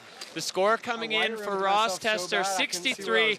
So yeah, that control issue definitely costing him as he moves into 9th. But Ross making a statement every turn I made. That he wants to, he's a pioneer in the field here. He's trying things that nobody's even thinking about. A backflip to late 180, landing switch in powder. Incredible there. So Martin Bender, that's got to be a big one when you're down there in the hot seat to see Ross Tester come down and not knock you out. He's going to start to slow his breathing a little bit, but there are still some extremely talented riders yet to go. This next man, certainly one of them, Joan Aracil, the Andorran rider. You know, back a few years ago in Andorra at the Arcalys or Dino Arcalys Pro, providing a real scary moment as a wild card, but then coming back in the last event at his sort of home event in Spain, bringing the thunder, getting himself into the top 15 there with an 11th place finish, and Joan Aracil proving that he belongs here in the field at the Freeride World Tour, looking like he's going to be pushing at a start number 3. You can see just a light breeze. Val Thorens just sprawling out behind. These valleys are enormous, and you can see the backdrop here, snow covered on every aspect. If anybody's not watching this competition right now, they are going to be absolutely loading up on powder, because this is a magic day here in the Trois Vallées. And there's still a lot of tracks out there to be had. If you haven't booked your ticket to Val Thorens, maybe today is the day to do so. All right, so just getting word from event control that we're just on a little bit of a hold here while the ski dudes are collecting Edvin Olsen's ski. So we will have Joan Aracil pushing out a start 3 as soon as the venue is clear. You certainly don't want to be backflipping into Edvin's ski or a ski runner who's trying to find it. So as we just look here at the crowd building, this is one of about 15 pockets of people scattered all over this Val Thorens hillside that are just loving the action here at the Freeride World Tour by Peak Performance. The crowd is wild, and you know, to be honest, Derek, I'm still processing the idea that Ross decided going in backwards at the top of this venue was his goal. Yeah, wow. I mean, that's why he wanted to push out with some pace. Ross Tester, he's just bringing unique, creative aspects and abilities to this that we haven't seen before. Every single time he pushes out of the gate, you just have no idea what you're going to see. So this is tough, you know, mentally for Joan right now, having this hold when you're in the gate. What does that do for a rider? Exactly, but we see Edwin now is coming down the face. He's got both of his skis back. But yeah, that mental game when there's a delay really makes you question everything that you've been doing. sometimes it's like the question of a bit too much time to think. You know, you need to not turn your brain off, but you do need to be locked into competition mode, and you get these weird delays and gaps, and they can have an effect on an athlete. But we are locked in and ready for the Andorran rider Joan Aracil riding out of Ordino Arcalis. A strong result in stop number 1, and Joan now on the move on the Lac Noir face. Heading towards that first feature that we've seen a ton of backflips off. You'd be crazy to bet against. Oh, a 360 for Joan Aracil, landing perfectly. That was beautiful. And now back in control where we saw other riders flying. Now the backflip. Joan Aracil, over the front. He does have both his skis, though, so that's a great start for Joan Aracil as he is able to continue this run. He really makes a solid, this man can turn. He can make a solid turn. Whoa, yes! Plunging into the powder. Joan Aracil going for an absolute country mile. That top nugget, it's got a, now that it has a track into it, the riders can take that as far as they want. And Joan with the huge spread eagle flying off that. So nice. He said he's been working a lot with a mental coach, and I think that really shows. He was able to handle that break. He had some bobbles, but smooth, clean riding for the rest of it. Yeah, and the 360 off the top, I think that's the first non-backflip off that feature that we've seen. I was ready. I was ready for a backflip here, and Joan Aracil just flipping the script and changing the plot on us for doing a perfect 360. If you watch his Instagram, he's got a deep, deep bag of tricks, and he's out there just sending all the time, flipping, spinning. As he approaches this first one, he had a little funky foot thing there, but then the 360 couldn't have been better. It's like he never took off the way he landed. Lofty backflip, so laid out into the somersault, and no break in fluidity as he kind of got a bit sat down there. And then this one, look how far he goes. Just the hang time. Yeah, he almost went Eddie the Eagle style, getting the wind under his skis, trying to direct himself in the air a little bit. The Mammut line tracker showing extremely direct, except for that little deviation from the fall line there for Joan Aracil after. He's loving it, though.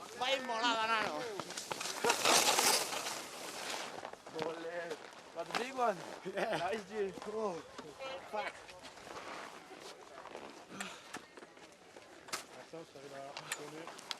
All right, here comes the score for Joan Aracil with that control issue of 53.67. So Joan into 11th, and you know, with the field kind of exploding in some cases the way it has, there's still a potential for a keeper result here for Joan. He's already got an 11th, so we'll see, but there is still a big handful of talent stacked up. Martin Bender right now in first place in the hot seat for a while. He dropped 8th. We're down to 18th. So 10 big challenges fended off for the Swiss rider as he sits in the hot seat. But we're back up to start number 2 with Whistler Freeride Club's Wei Tian Ho. He's a peak performance rider. He is so unique in his line choice. He's looking at different sections of the face all the time. He's only 20 years old. This man has such a unique way of looking at faces, and he just wants to do things that are interesting to him. So getting out of the gate, he has to go uphill a little bit. Again, as you said earlier, Hadley, no dock on fluidity for the riders if they need to get up and over something at the start. It doesn't start judging until they drop in. And look at the void under Wei Tian here. Into the powder, landing. Picking up speed with a huge 360. Wei Tian executing, getting things started with a bang. And now into this track, Wei Tian into the speed tuck, just trying to carry across the flats here. What a hot start for the young Whistler rider. Really perfect. He loves a transfer, which requires a certain set of eyeballs. Well, and he's certainly got the eye. Now into the powder, Wei Tian Ho picking up speed. Oh, screaming seaman all the way down, landing, getting control again. His feet are so quick. Huge 360 for Wei Tian Ho, sticks it! Oh! The crowd erupting here. The Canadian rider putting on a clinic. Massive backflip. Oh no, Wei Tian, another victim to that low air. Oh, the heartbreak. That top of this line was so unique, so special. He rode it like nobody else. The deep snow down there. Wei Tian, you can see his ski poking up, his pole. The piece is just coming off. The snow is so deep down there, and Wei Tian Ho was on a heater before it came apart on that final huge feature. Oh, I loved the top of his run. That was so unique, so special. And I think it's, you know, this bottom section also is where a lot of slough is accumulating throughout the day. So it's not only the fresh snowfall, it's all of the other snow on top of it from the riders. Let's look back at the top of this, Hadley.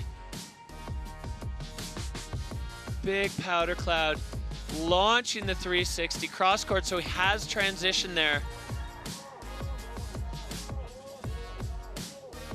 Yeah, a little throwback to the 80s. Landing in that deep powder, and then right into this 360, rotating the right amount, going way down in the powder. Perfect So stop. good.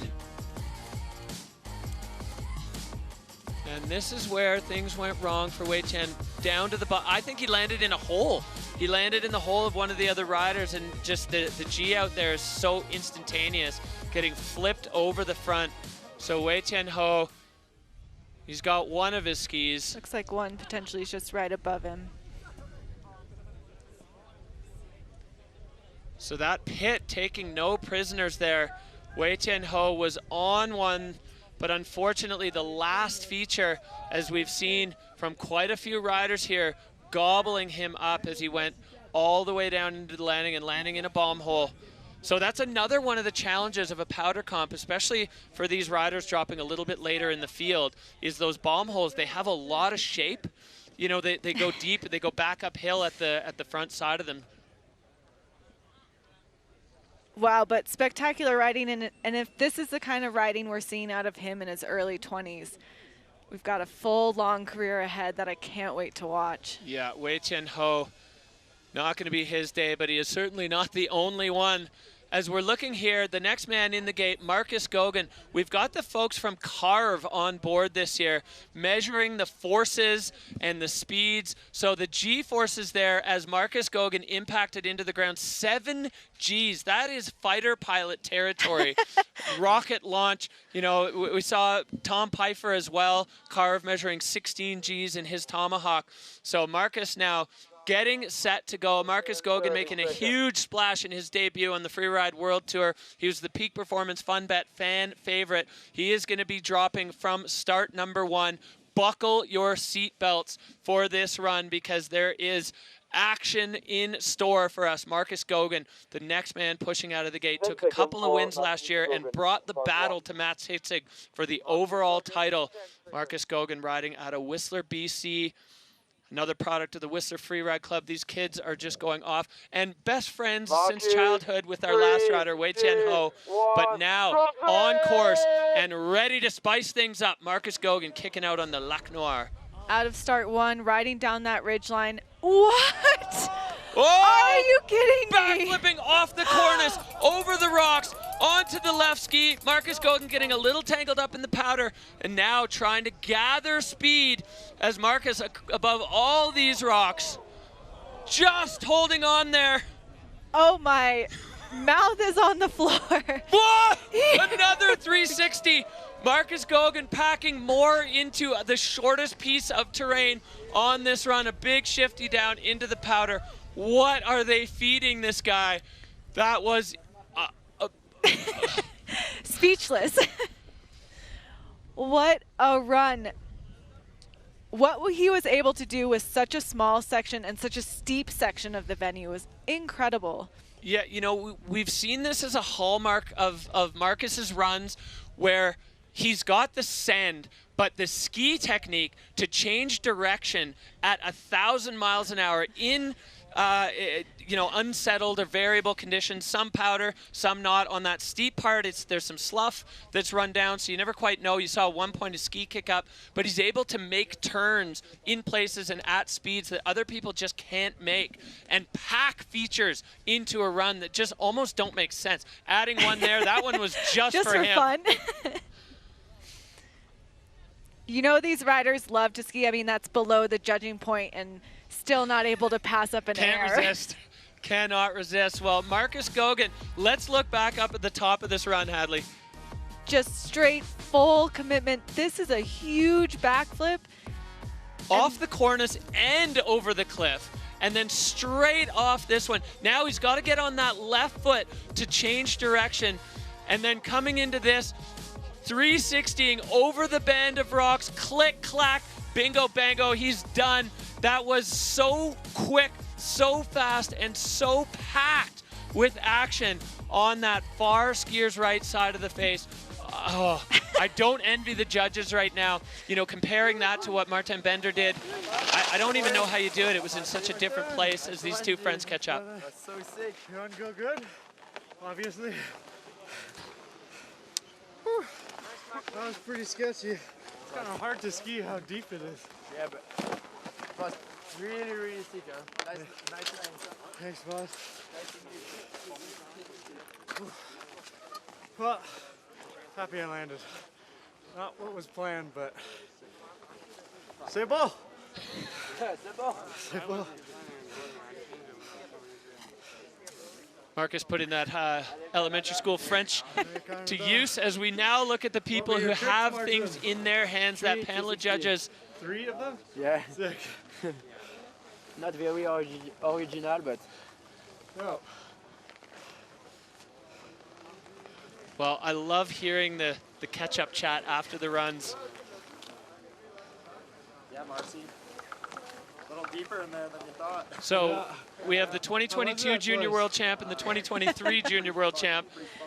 Now here, waiting for the judges to have their say. So comparing the criteria, the line score, the technique, the fluidity, the air and style, definitely for both of these riders, pumping out off the top of the scale. I fully improv'd it. It was a backup plan, plan B. What's it good? Did it feel good though? It was okay. I'm just happy I landed, honestly. Okay, well, the judges have had their say. 91.67 is the score to beat. Does not quite. 88.67. So Marcus Gogan only into third there with that run. So the judges having their say. It's not going to be enough to knock Martin Bender out of the hot seat, but still a podium position so far. But 2 riders still to go. Oscar Mundin, the Frenchman, now down into third. So Valley Rayner's run, the judges deciding had a little bit more meat on it than what we saw there from Marcus Gogan. Incredible action here in the Freeride World Tour. The Val Thorens Pro providing fireworks for the ski men as we are back up to the top, and this is another huge threat. The Kiwi, the man riding at a treble cone. He took a win last year in Fieberbrunn with one of the smoothest runs we've ever seen on the Freeride World Tour. Ben Richards, 24 years old, and he is a huge threat here to that hot seat spot of Martin Bender. Ben Richards has been having a blast in Val Thorens, and I know he's going to have a good time on this run. I can't wait. Ski Racer Taylor is 18, so he's so good at technical riding, but man, he likes to spend a lot of time in the air. Oh, the smoothness of that 360. He just makes it look so effortless, floating a lofty crosscourt, exploding into the powder, and a totally different take on this feature. Wow, Ben Richards, full pin. Whoa!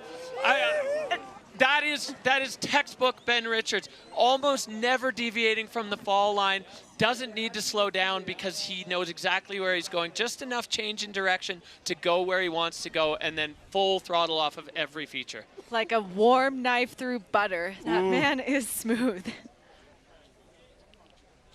Yeah, if you had to draw a Ben Richards run, that was it. The 360 at the top, just all effortless smoothness. And Ben now just flipping into the bottom section here, making his way through these bumps, trying to stay upright through the tracks. I always am amazed by his skiing is the fact that you notice other skiers, their legs are getting thrown side to side, but watch when he lands. It's so solid and so smooth. There's no impact, there's no wobbling, there's no wiggling. It's just perfect. Yeah, and this trajectory, so nice, where other people are getting impacted in landing. Look at the bars, control, technique, fluidity. It can't go higher. If it could, shatter through the end of it, it would, because Ben Richards executing absolutely perfectly. Oh, sick, Ron. The best flow as always. For you. So easy. Woo. Yeah, Bender giving Ben some props there for always finding the best snow. He's a POW hunter. Sexy Benji. This guy. All right, we're waiting for the score We can say hello for to the Adam. Kiwi Hello. standout. A legend in the making on the Freeride World Tour. Bender wearing the Valaisan flag of the Valais region of Switzerland. Ben representing for the Kiwi crew. Only got 2 Kiwis on the World Tour this year. And he's really continuing that A. Paul, Jackie's brother, Andrew Pollard style of just smooth transitions. Oh yeah, passing it down from Drew Tabke to Andrew Pollard, now to Ben Richards. There's always at least one rider. What's that? Yeah.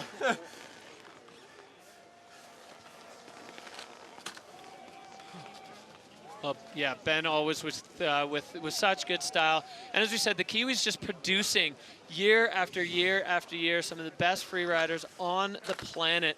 And Ben Richards definitely holding the torch for that crew right now with that run. The judges, once again, you know, they've got their work cut out for them. Comparing what Martin did, what Ben did, what Marcus did, what Valley did, they're all super different, but all unbelievably impressive. Such strong riding from this crew. The level is just insane right now, and I love watching it. Having a front row seat to this show is pretty special. We're enjoying it. A few hundred Frenchmen to our left are enjoying it, and I hope you at home are enjoying as well. Well, how could you not? I mean, we are seeing the Val Thorens Pro blowing up here with such spectacular action from all the ski men. And let's not forget, this is the first category of 4. Here we go. Score coming in for Ben Richards as we move up and up and up. 80 points for Ben Richards. So that is going to put him into 7th so far with only 1 person to go. And the crowds are going to go buck for this next rider. Well, look at this guy. He has been in the hot seat for a hot minute, and he is looking pretty comfortable there. The French crowd's on the hillside. We got flags, we got signs, we have cutout head. Oh, that's Virgil Didier, the cutout, the big head cutout of the next man who will be dropping out of the gate. Another French rider from just down the road in Chamonix, France.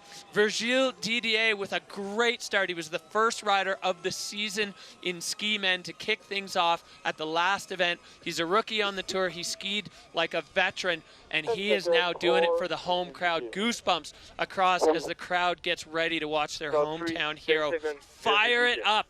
24 years old. Virgil Didier finishing 9th at the last event, so sitting 9th in the overall standings. And he is ready to go, Virgil Didier, on the Lac Noir.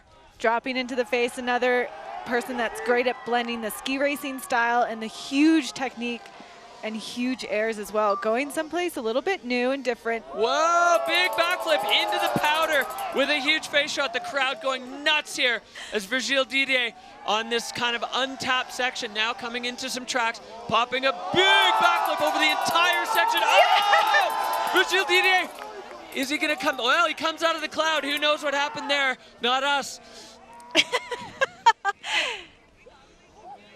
And off the nose. Perfect control, perfect technique. Where other people have been having problems, he just knew how to control himself down and then dropped into his now what's become a signature tuck. Yeah, Virgil Didier always looking for a bit more speed on any competition face, waving the pole. The French crowd loving this. This is the last rider in the ski men's category. And this track going out is starting to get a little bit rugged. He hears his fans. You know, he's coached by sort of the local legend here, Kevin Gurry, and you can really see it. Again, we talked about these kids have been coached from so young, and they're really entering the Freeride World Tour with such experience, such knowledge, and such high skill sets. Well, as we look back here, I mean, that didn't even look like a takeoff, but Virgil Didier just punting out into the powder field. And this one, over all those rocks, perfect landing. A little bit, maybe he got tipped onto his side on that one. He disappeared into the powder cloud, so it was hard to tell. And you can see that was really smart because you could see Virgil ski past the bomb holes where Edvin and Wei Chen and Simon got gobbled up. He took that a little bit shorter, landed on his feet. Yeah. There we see the crowd going wild. Well, we are getting a show here. Yes. C'est fédéral.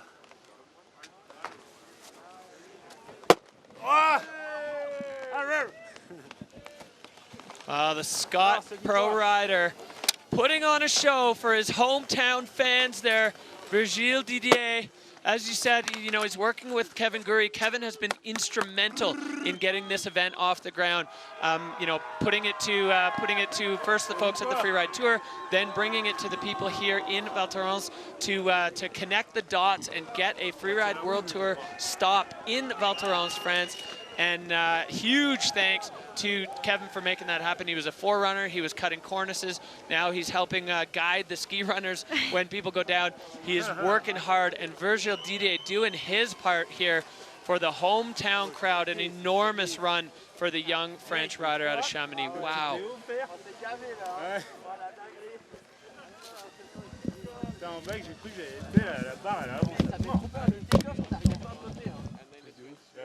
Quand je l'ai ouvert, j'étais oh. Ouais. Moi, t'as été vif. Allez, à la maison, un petit podium pour les copains. Les copains. Bon, peu importe les résultats, nous on est là. On est là. He's asking the judges to put him on the podium. He's done his part. Now it's up to the judges. That was a strong run for the French rider. The crowd's electric. The vibe absolutely firing here. A powder comp in Val Thorens. The Trois Vallées providing the backdrop for this incredible show. That was the last rider in the ski men's category. So the worst Martin Bender can do is second right now. The judges have it in their hands as they're putting all the categories into play. The riders needing to meet all the criteria: line score, technique, fluidity, air and style, and so many aspects that the riders need to hit. And the catch-up chat here between them. Virgile going back to his spot. Got to stay in front of that backdrop. The Scott rider there just lighting it up. And here we go. The score, it goes up, 80.67 for Virgile Didier. It puts him into 7th, which means, and you can hear it in the background, Martin Bender has won his first Freeride World Tour competition. This was something everyone felt like was coming sometime or another. And let's take a look, Hadley, at where this leaves us for the overall, or the event scoreboard here at the Val Thorens Pro. So we've got Martin Bender, the Swiss rider, in first. Valle, the Austrian, in second. Marcus Goguen with a heater run in third. Oscar Menden, the French legend, and Matisse rounding it out in 5th. So French fans with 2 in the top 5. Ross Tester down there in 12th with that absolutely futuristic run. Toby Rafford, here we see a whole bunch of NSs there. No score. That means a ski or both skis came off. And that is a big number of no scores here, but that's one of the things that we kind of get in a powder comp. People go ballistic. Here we see our podium. Let's go! So the international who's who of freeride, Swiss, Austrian, and Canadian on the podium there. Martin Bender, Valle Rayner, and Marcus Goguen, 1, 2, 3 at the Val Thorens Pro. Incredible action here. Let's see what this has done to our overall standings now. Valle Rayner, the 23 world champ, moving into the top spot. Martin Bender taking a big jump up into 2nd overall. Ross Tester, Ben Richards, and Timo Rolshoven. That is your top 5. And we see a little bit of a shakeup here as we move down the rankings. Now, Turdell on the line, and Joanne Aracil on the outside of the window looking in as we go all the way down. A couple of riders there, Maxime Chablot and Tom Pfeiffer, with 2 crashes in a row. Tams Marvell, unfortunately, unable to compete as he's had a knee injury. But we all send our best wishes out to Tams. Cannot wait to see you back. Stay tuned.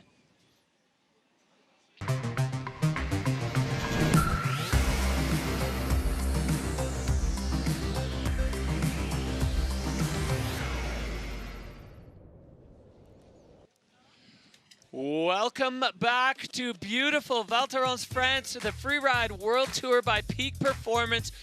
Derek Foose here, bringing you all the action with my co-host Hadley Hammer. We have been treated, Hadley, to a spectacular show so far.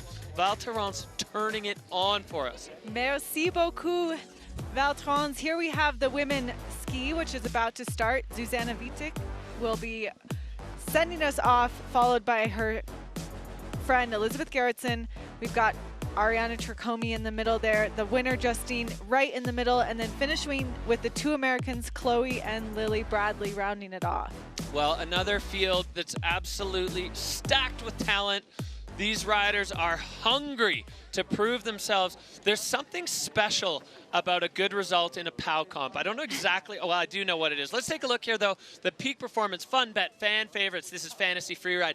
82% of you back in the hometown hero, Astrid Chelus. The French rider is definitely going to be strong here. Justine Dufour-Lapointe riding out of Canada with 78% of you getting the nod to see her on the podium. And Ari Tricomi, the 3-time world champ, with 36%. We saw Ari Tricomi, not, you know, she kind of rides the vibe, and the vibe here is electric and high. I have a feeling we're going to see a sparkling performance from the 3-time world champ there. But the bulk of the Peak Performance Fun Bet fans voting for France's own Astrid Chelus. She's out of La Clusaz. Again, just around the corner. The French Alps providing the background. Val Thorens is the canvas. Lac Noir, the venue. It's a brand new venue. You said it before, Hadley. There's no historical data to work from. Nobody has even skied this. We've had inspection from the ridge, where you see us and the crowds. The riders were able to access the top and poke their heads over the top of the cornice to see exactly what it looked like. And we saw a few athletes really making the most of that. But we are now into ski women with the first rider of the day is Scott rider Zuzana Vitek, riding out of Poland. She lives in Valais, Switzerland. She is so strong. She's so fast. She grew up far from the mountains, so to see her savvy in the mountains is extremely cool, you know, to see that it's a skill set you can pick up. Out of start 2, Zuzana Vitek. Straight into it. Perfect off that top cliff, full commitment. She is not afraid to send, and we've already seen this in the first 5 seconds of the competition. Oh, no. Oh, she just caught a ski in the powder. Zuzana Vitek going down in the flats there. One ski, as soon as your skis have even the slightest bit of different direction, one ski catches, and Zuza, that's heartbreaking to go down in that deep powder. Powder, it's a double-edged sword. It totally is. 4 years on the tour, she's got good experience. She has great riding, and that's heartbreaking. Well, such a full send start for Zuza, dropping out of the start gate, one turn, and then off that big cliff. It's like menacing standing up there, the way it drops out from underneath the riders.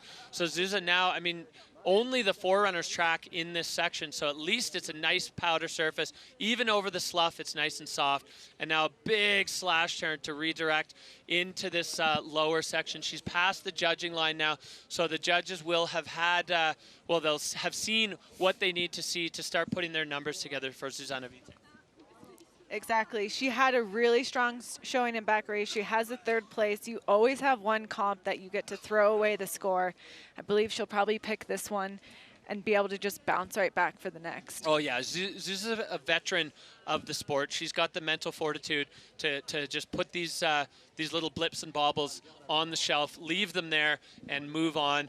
As we see her just making her way. This track has definitely gotten pretty rough, and there's a few big weird dips and dives in it that bump the riders around. So Zuzana Vitek, we see her. Right, we look back here, Hadley. Yeah, the snow is just deep and heavy enough that you let one legs sort of get away from you, and it's really challenging to pull back from that. As you see, they've knocked her on control on that fluidity line, but technique is still there. She's still just such a great rider. Yeah, that's a tough one to swallow for Zuzia, falling victim to the snow being too good. As we see the Mammut line tracker there showing a very direct route down. Such a strong start for Zuzia. She's got a podium under her belt already with a 3rd place in Bakir Barrett, so she's going to just leave that one behind her as she makes her way. And the emotion, I mean, these riders, they care so much, right? They want to be standing on that podium at the end of the day with the French crowd cheering for them and the smoke bombs going off, and the flags and everything.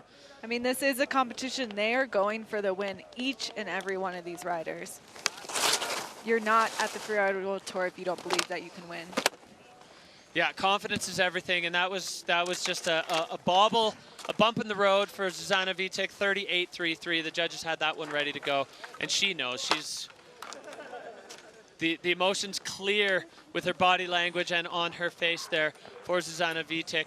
Scott rider going down in the powder, so it's good, but it's difficult. It's tricky to keep things together as we are going to move on. Ski women on the venue here. Lac Noir providing the face here at beautiful Val Thorens, France. The return of Freeride to the French Alps. We're looking back up at start number 2. The next rider doing it for peak performance, the 2021 Freeride World Tour overall champion. This is none other than Verbier's Elizabeth Gerritsen. That's start number 2. You can see the angles, even at this perspective, don't show how vertical it is out of the start. It is a free fall into the face right out of that pyramid start for these Freeride World Tour athletes. It's menacing, it's scary, it's also awesome. Very much so, and this is the kind of face that Elizabeth is good at riding. She's a strong rider, she's a powerful rider, she can take huge airs, and we're excited to see what she puts down. Yeah, you can see Lena Kohler there, the rookie, just poking her head over. It's completely vertical, about 2 meters in front of that start gate. So you're looking from the start gate, basically at the finish corral, everything else just dropping away as we're getting set here for the run of the 2021 Freeride World Tour champion, Elizabeth Gerritsen, opting to take last year off and then getting the call up for the wild card, super last minute, sitting in 9th right now after a thunderous crash in Bakira, going full throttle, absolutely pinned, as is her style. There's no brakes on this car. I love her riding. I think she's one of the best riders to watch on the tour, and I'm so glad she said yes. Oh, and that world title backs that up as Elizabeth Gerritsen poking her head over the edge straight out of the gate. Into that first perfectly huge air, riding out clean and smooth. Oh, and getting into this immaculate powder face. I'll tell you what, and this is pretty characteristic for these tour riders. Elizabeth enjoying powder skiing. She's, growing up in Verbier, she's had her fair share of pow riding. Coming down now into the lower section, it rolls away, so riders just getting a glimpse of where they need to go. This big spine forming on the top of that cliff as Elizabeth approaching off the spine into the powder, and a perfect powder reception there for Elizabeth Gerritsen. She's just such a smooth, controlled rider. She really knows where she is in space, hitting her second air. Deep, again, the landing so perfect. Now she moves across, and you can see the feature stacking up underneath her, getting her bearings, moving across right off the nose. Elizabeth Gerritsen exploding into the POW, the peak performance rider, putting the puzzle together here. It's not easy to find your way. This lower section of the Lac Noir face, it's completely convex. So you could see each time it rolled away, she'd crane her neck a little bit, trying to make sure she's in the right place, because the riders have only looked at this from across the valley. They haven't stood on any of these features. So locking in the confidence to actually know where you're going is so critical. It's such an art, and again, what a cliff looks like from the other side is rock, and from the top it's just a mound of snow. And if there's multiple little mounds of snow, you really have to know which one you're going off of. Yeah, and then having the confidence that you do know, that you're believing that you've got it correct. And it's I think an underappreciated skill in these World Tour athletes. Look at this right out of the gate. Really knowing how to control her speed and making sure she's always landing in the transition. So the judging bars pumping as that air, that's a big one. It's a little flat there, but the snow providing the cushioning that Elizabeth needed to slow down enough and to connect with that landing. We've seen a number of riders in the ski men's category having trouble with those deep landings, going over the fronts of their skis. Elizabeth unbuckling the boots, you know, riders doing their boots up super tight. They want precise control over their skis, over the direction that they go. So Elizabeth Gerritsen getting the cheers from the homies at the bottom and a big smile.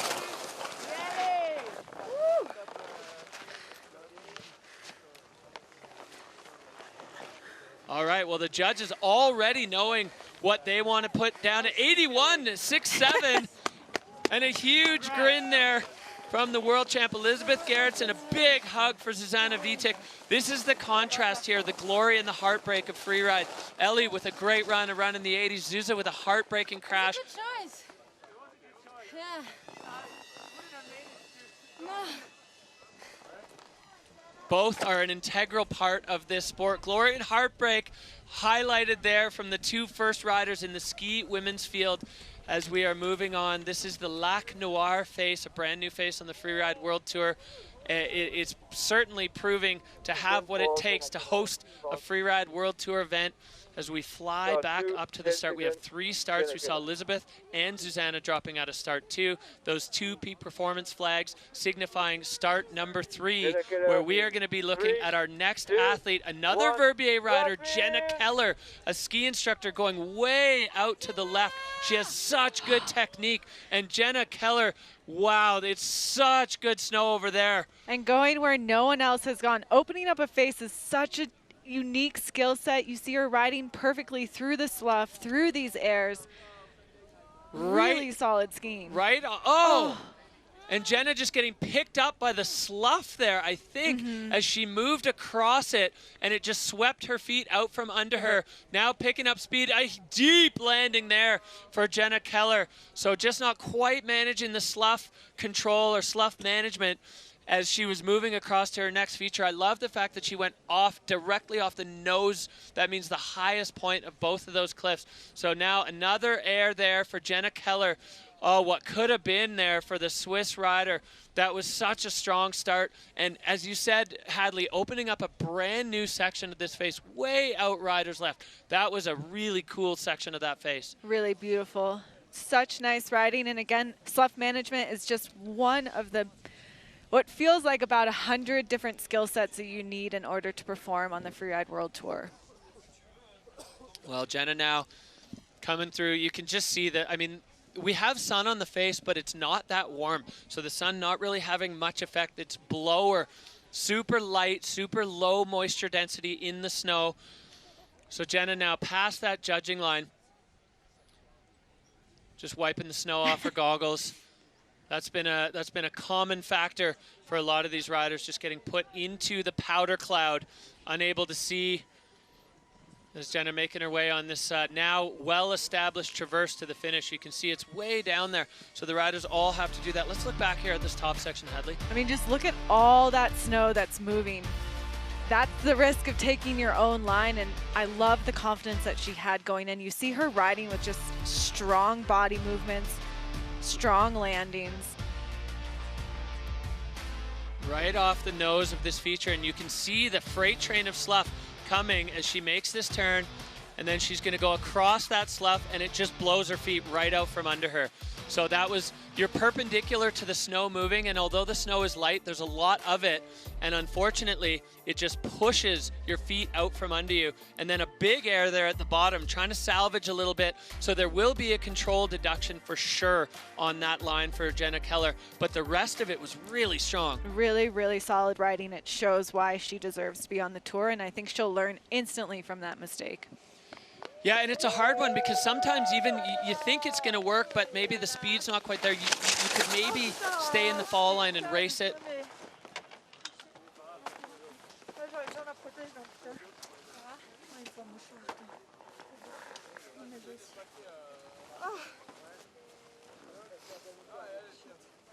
All right, a 56 coming in. Jenna, the nose bleeding there, so she must have gone down pretty hard when I don't know which one that was on. She might have kneed herself in the face on the last one. Hard to tell. There's so many points of action in that run. So Jenna Keller, a warrior out here on the Lac Noir face. We're going back up to start number 2 for the 3-time Freeride World Tour champion, 18, 19, and 2020 world champ. She vibes on powder. She needs to feel good to ski good, and Ari Chikomi was all smiles. We had a great powder run down to the face check this morning, and she was buzzing. So look for Ari Chikomi now. Ariana riding out of Italy to light it up here. Riding a wave of stoke for this powder competition. She's excited, but she's a happy-go-lucky girl, but she also really wants to win, and she's looking for that next title. She loves competitive free skiing. Yeah, you don't have 3 world titles unless you live and breathe for competition. And Ari getting out onto this big hanging nose, the stone cornice with the snow cornice on top, bomb drop below her.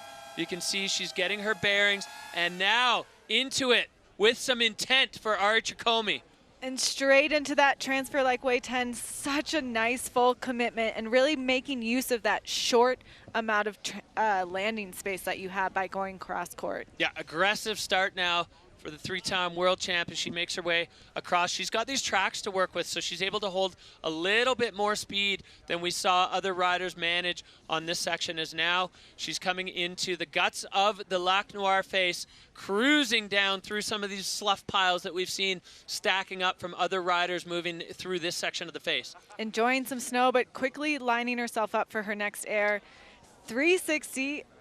Holding on, first woman to do a 360 in a comp, and that's become her signature. Absolutely, trademark for Ari Chikomi. Ticking off another big feature there as Ari Chikomi. Now this section has quite a few more tracks, but even the tracks, they're not compressed or compacted because the snow is nice and soft. And Ari zipping around a couple features, so now with a ton of speed, she's got the arms out, the eagle flying, the Italian eagle roasting down the bottom powdery section of the face. That middle lower section is still really steep. It really comes close to matching the top of steepness, and those riders can cruise through it fast. So Ari Chikomi now, she's below the judging line. We've got a long stretch here of traversing after the judges have had their input, but before they actually get to the finish line. Couldn't really put the finish up any higher because of all the bushes, and it's not flat. So that was where the line could go. So the riders just having to make their way through these traverses to get down through the finish arch. Ari approaching that. So some really solid banger top section for Ari Chikomi, the 360, and then we'll see what the judges have to say. The lower section definitely skied past a few features on the way down.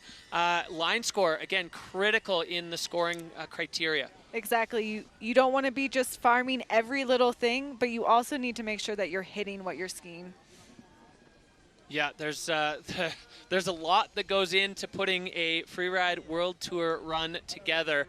Ari Chikomi, certainly no stranger to putting winning runs together. She knows all the pieces, she knows the ingredients, she knows how to do it, and that one looked like she had a good time doing it. I imagine we're going to see a smile at the finish line. All right, let's take a look back here at the run of Ari Chikomi, bomb dropping right out of the start with it into a perfect powder landing. Perfect powder, and again, taking use of that transfer, still being able to land in the steeps and then continue full speed to the second part of the venue. Getting the speed up here, left 360, tails coming in first, landing in the powder and handling it, just continuing to move out in that left-hand direction. Then right off the nose of that, you see the slough just pouring off as Ariana takes off, and then pinning it through that middle section, not messing with any of those lower pieces of terrain that caused some of the ski men so much trouble.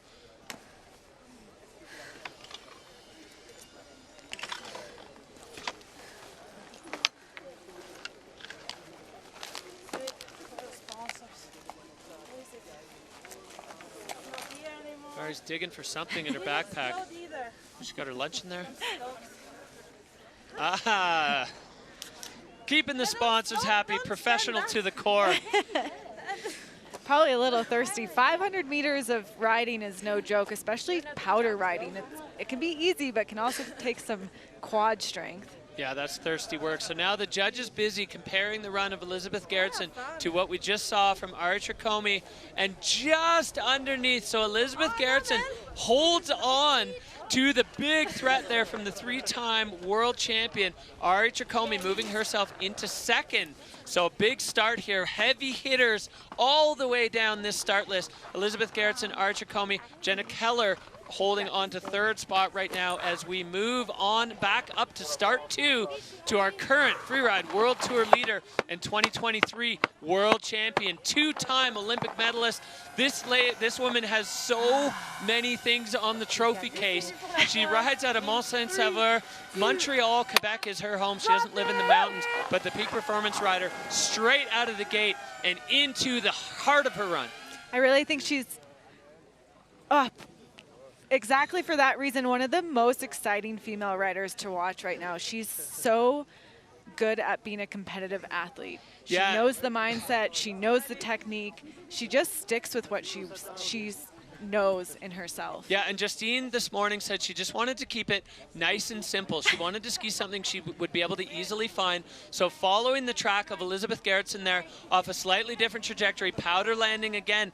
This section proving popular here with the ski women. It looks so nice to ski. So Justine Dufour-Lapont approaching this little nose here, popping off it with a backflip. Justine holding it off. It's becoming her trademark. She's got the freestyle, her skiing on point. Another feature here for Justine. And connecting again perfectly. This is why this woman is wearing the golden bib, why she holds a world title from one season in the Freeride World Tour. And look at the body language there, the joy and the stoke of executing exactly the plan. She has such great spirit. She's always smiling, she's always happy, she's excited to be here. And at the same time, she takes it super seriously. She's one of those skiers that has complete knowledge of this whole face. Yeah, when you look at her line preparation, you know, drawn on a photo, she's got 16 different lines going all over the place. This morning, after we saw the Forerunner, she locked in on that one, and she said, I want it to be simple. I don't want to feel like I might get lost. I want an easy one to find, and this was so aggressive right out of the start. Slightly different trajectory than we saw Elizabeth and Zuza take, which is smart because she's able to find a fresh landing, and then this approach right off the nose of that one again, different spot than Elizabeth, and this is wow. That is the mogul background there. She can put a backflip anywhere she wants these days. And she does. So incredible moments here for the peak performance rider, Justine Dufour-Lapont. Fireworks from ski women. This category is electric. Yes, there's that spirit. That was the most fun run I ever did. Wow. Oh my God. That's so good. Huge. Je te laisse la place. Merci. Mais ta ligne, on avait la même. Oui, mais j'ai pas fait de backflip, moi. All right, there's Elizabeth's score. Justine's dropping it at 90.67. Justine Dufour-Lapont taking over the lead. I don't know if she's seen the score yet. I don't think she has. Justine Dufour-Lapont. I can see the score. Yeah, there it is. This is so cool. Thanks, guys. Love you. Merci. What a special lady. I'm out of breath. This is a good. Oh, the hot seat. Back in here. Taking the well-deserved hot seat. Messieurs. Oh. Yeah. Well, you can just feel the joy emanating off Justine Dufour-Lapont. There's so much that goes into it, so much stress, so much nervous anticipation, and then to execute the plan to perfection, and then to be rewarded by the judges with that score. Huge, but we are nowhere near done, not even halfway through the ski women's field. Justine Dufour-Lapointe taking over the hot seat, but we're right back up to the top with Taylor Dobbins. She was a rookie last year on tour, injured in the first event. This woman is working full-time as a public defender. She's a lawyer. She's a woman of the people, helping out, you know, the less fortunate back in Bozeman, Montana. Taylor Dobbins, Dynastar rider. She had an injury in the first event last year in her true rookie season. Came back, rehabbed the knee, back in the mix as soon as we started the season in Bacura-Barrette, and a bit of a mellow run for Taylor, easing her way back into competitive skiing. It's tough mentally after an entire year off. Did the rehab work? Am I good to go? But Taylor Dobbins proving, I think, with that run that she's ready to go. And now I hope we're going to see the full-on Taylor experience.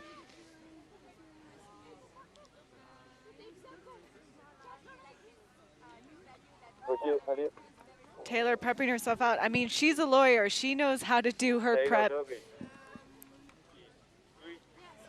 2, 1. She's just getting her mouth guard in, we heard from the starter. So now Taylor Dobbins kicking out of the gate and getting things firing. The Dynastar rider going way out into the powder and getting a fresh turn there to start off her campaign with some aggression off this first feature and into the powder. You can see how deep that snow is on that side of the venue. Not too many tracks over there. Setting herself up for that massive middle air. Oh yeah, Taylor taking that full speed, no hesitation, skiing through her powder cloud, and now navigating this section, trying to just find the next feature for Taylor Dobbins now, moving across this big slough cone. This section is much steeper than it looks on camera, and she's making quick work of it, going through this chute and setting herself up for this next quite peppery little section. Yeah, this section has a lot of obstacles. Taylor off the nose, just next to the rock, so finding the exact right trajectory for that feature. Taylor Dobbins going way out to the skier's left into that untapped zone. It hasn't seen a lot of action, which is beneficial for the rider because the less tracks it has, the smoother it's going to be, but then you're gambling on the snow being what you think it's going to be on the landing. Exactly, but she took a different line choice creative and really made sure she was making use of that bottom third. And now you'll see Taylor taking the long way home like all the riders, making their way through the start gate, or to the, my apologies, to the finish line. Yeah, Taylor now past the judges line. So as we've said, there's a line where the judges will stop judging and they can now do their calculations while the riders are making their way through. So this first air, popping up and over the rocks for Taylor Dobbins. Enjoying some of those fresh powder turns, like right on that panel into the second air. Yeah, no hesitation on that one. Connecting with the landing. Nice, consistent. Sometimes the slough landing gives you a little bit more of a consistent line, and then popping right through the middle of that exit feature, getting herself out into the powder. You can see on the judges' bars fluidity a little bit down. Taylor moving maybe a bit back and forth across the face to kind of find you know, the connection between from feature to feature. But Taylor Dobbins now, well, she's got to get her way through the bushes and over to the finish line. You can see the French Alps just stretching out behind the big FWT finish. Val Thorens providing an electric atmosphere for the first stop in France for the Freeride World Tour since I think the last time we were in France, you were competing in it, Hadley. It was, yeah, it was when it was in Chamonix, and now I live here, so maybe some of these riders will also take a similar trajectory, enjoying the life of France, getting a taste of it, and then deciding to fully commit.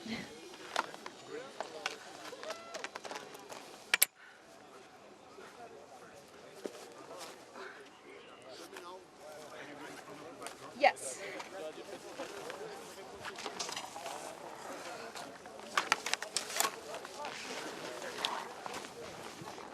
All right, well, Taylor collecting herself, getting herself into the backdrop, and the score coming in, a 71 for Taylor Dobbins, so she moves into fourth here in this powerful ski women's field. 4th place spot. The score's almost coming in, it seems like, before the riders know that the scores have dropped. Justine Dufour-Lapointe, Elizabeth Gerritsen, Ara Jacomi, Taylor Dobbins, Jenna Keller. That rounds out the top 5 so far in ski women as we are just about halfway through the field. We're going back up this face, starting to see a few more tracks. The tracks, for some, providing a bit of benefit as riders can get some speed going. As we're back here to the top, Scott and peak performance rider Lena Kohler.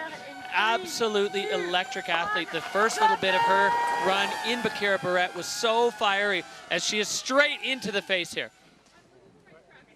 Proving that she can handle these top full commitment lines, coming in with a ton of speed and skiing those POW turns strong and powerfully. She's living in Innsbruck, finished her studies, and now she can full-time ski. Yes, you know, studying mechanical engineering, or sorry, civil engineering, no big deal for these overachieving athletes. Lena Kohler now just enjoying, look how deep the powder is there. She makes her way onto this spiny takeoff and going way further, riders left, deep into that landing, going huge there. Lena Kohler, the German rider, she's been skiing a ton of park lately in her time off between Bakira and this event, pumping off that one as well, finding a nice trajectory there. Lena Kohler making the most of the upper section here of the Lac Noir. Totally. Really smart that she's taking the same takeoffs, but making sure she's finding her own fresh landing and going pretty big. Yeah, a new feature there. Lena Kohler dropping in, getting completely engulfed in the powder and pinned. Turn that into a triple and flying out. So Lena Kohler, we didn't get the full view of her skill set in Bakira Barrette because she had that early crash, basically from being too aggressive, which is, you know, if you're going to have a problem as a rookie, that's a good problem to have. And showing the full set of skills that she's got. Lena Kohler lacing that run on the Lac Noir face. What a treat to watch her ride. That was, looking back at her track, she's just pretty much straight line the bottom third of the venue while still making 3 separate airs. What's fun, my God. Yeah, you can hear the finish line mic picking up the excited chatter from Justine Dufour-Lapointe. A great run there from the peak performance athlete, rookie riding, as you said, out of Innsbruck, but a German rider, Lena Kohler. Incredible action here from ski women as we look back at the top of this run. You can see her strong technique, strong commitment at the top. That landing caused not a single issue. And then she sets up for the next one. I love the angle of the takeoff, going significantly bigger than we saw both Elizabeth and Justine go on that one, and a different direction on this one as well, finding her own area to land in. The bomb holes can prove to be tricky. We saw that earlier with Wei Tian Ho. And if you land in a hole of compressed snow, it's going to buck you. So Lena Kohler proving to be with some veteran trajectory savvy there for the young German rider. Oh, wow, this competition has just been magic. Ski women, as always, just providing an incredible insight into the level that we are at in competitive freeride right now. It's really cool to see how much it's progressed. I think women riders have always been capable of skiing at the limits, but as they've gotten all better together and all pushed each other together, that level just rises and rises and rises. Well, and when you stand at the top and you watch everybody else go so hard, you're not going to do anything else, right? You're going to do the same. You're going to go as hard as you can, give it everything you've got to put yourself in the mix. 84.33, Lena Kohler taking over second spot from Elizabeth Gerritsen. So we got peak performance 1, 2, 3 right now. The sponsors are going to be happy with that. Lena with a big hug for Justine. A big challenge fended off there from Dufour-Lapointe, from the rookie out of Germany. Lena Kohler, Elizabeth Gerritsen now into third, and the 3-time world champ Ariana Tracomi into 4th place. We are seeing everything we hoped we would see from the ski women's field here. Back up to the top, Scott athlete riding out of Kirkwood, California, Molly Armanino. She is an electric skier. She skis fast, she skis hard, always looking for the biggest airs on the face. Such a great spirit, but you know, keep saying this, a rider that just loves to ski. Straight out of the gate for Molly Armanino. Full into that committing technical section. Again, she took her own takeoff, own landing into the POW, heading where a little bit further. Maybe she just wants some extra snow turns. I think she's just hungry for the powder. Molly Armanino fiending for these great conditions here as she's now coming over. You can see how convex it is and how totally blind the view is from the rider's perspective. She's got a couple of tracks here left by the other women. Fast footwork there. Another different angle on that one. And Molly Armanino going aggressive, full throttle speed here for Molly. She's going full on. She was disappointed in the last comp, and I think she wasn't going to make that same mistake of not committing to her line, and she was ready for this. Yeah, taking a different approach on that, more of a snow to snow than over the rocks, but finding another little nugget there. Molly going so deep in the snow, she's got a feature below her, tweaking a little grab there even into the slough cone as she moves across this lower section of the face. Molly certainly taking advantage of the fresh snow on this run. Oh, that was fast, fast, fast skiing for Molly Armanino. It's such a long way down here, but she made probably the speediest run we've seen from the ski women so far. Full throttle, full intensity for Molly Armanino, as now she's staying out of the old tracks, whacking the bushes and making her way through the lower section. Even this part, just holding on to that intensity, popping now back into the traverse track to make her way across to the finish area. Val Thorens Pro coming at you live here from France for the first time in a long time. We're into ski women, and Molly Armanino having her say for a podium spot here in the Val Thorens Pro. Again, full commitment at the top, taking her own line, a little bit more skiers left, riding in fast. You can see this area starting to get a little bit more rocky and broken up, but no problem for Molly, finding her own landing. Yeah, getting a little grab on that one. So slightly different angles, slightly different trajectories. You see she had to adjust her feet there on the approach into that landing. The Mammut line tracker showing Molly's version of the run on the face here. So many features packed in. Molly Armanino doing it for the people of Lake Tahoe, Kirkwood, California, her home resort.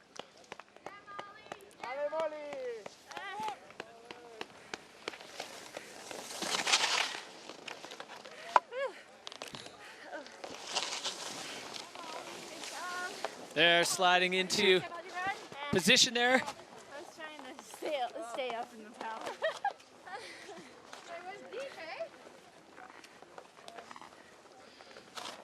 All right, now we see the score of Justine and the score of Molly popping into a 73.33.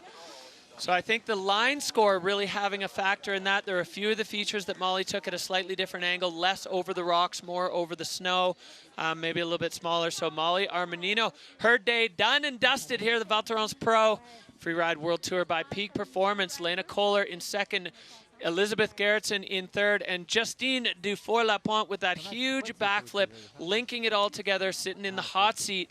Ski women. Whoo-wee, what a show. We are getting Freeride's, I'm going to say, triumphant return to France. It's been incredible so far, and we're not even halfway through the day. Back up to the top, Britta Winans riding out of Palisades, Lake Tahoe. Electric performance on the Challengers last year. This is her first season on the Freeride World Tour, suffering a shoulder injury in the Bakira Barrett Pro. So we'll see, is Britta going to take it mellow and just put a safe run down? Well, she's on course now. We're going to find out. Britta's a strong skier. I've been talking to her the last few days of her strategy for this one. She is injured, but she's still able to ski. She's going to ski smart, but also take a creative line down and not pass up the airs. Well, yeah, and Britta, I mean, aggression just runs through her veins in skiing, so she just needs to get to the bottom, be safe and be sensible, and get her way through this event. Britta Winans with that trademark arcing turn, enjoying these powder conditions that we've got on display in Val Thorens. You can see the slough just running down. Britta picking up the little couloir between the two rock sections, as she now has a couple of tracks to follow. Britta Winans lining up above this rocky section. Showing that mental strength. When you're injured, it's such a gamble of what to do, and she knew rookie season she had to give it her all. She wanted to stay on the tour, and I think she just proved how mentally strong she is. She's unfortunately a little too experienced with injuries, but I think she's now learning how to work with them. Yeah, 2 injuries significant to her knees, one high school, one early in her university career, and then dislocating her shoulder in the Bakira Barrett Pro. But a smart run from Britta Winans. She just needs to put a result under her belt and give herself time to heal, have that shoulder locked in and ready to go for the next event. But not too shabby of skiing for being injured. No, I like that. She's got a pretty robust brace on. So Britta Winans just showing what she's got, and we know this woman capable of some of the most electric runs in freeride as we look back up here at the replay. You can see starting off taking a little bit of the smaller approach, but then getting ready for that second air, which was decent sized and perfect landing. Yeah, and you can see just trying to hold that one arm kind of still, doesn't want to put it through too much mobility test here on the face. So Britta Winans, smart skiing, and we are going to see her hopefully back to full strength, full throttle upcoming as we move through the global trek that is the Freeride World Tour by Peak Performance.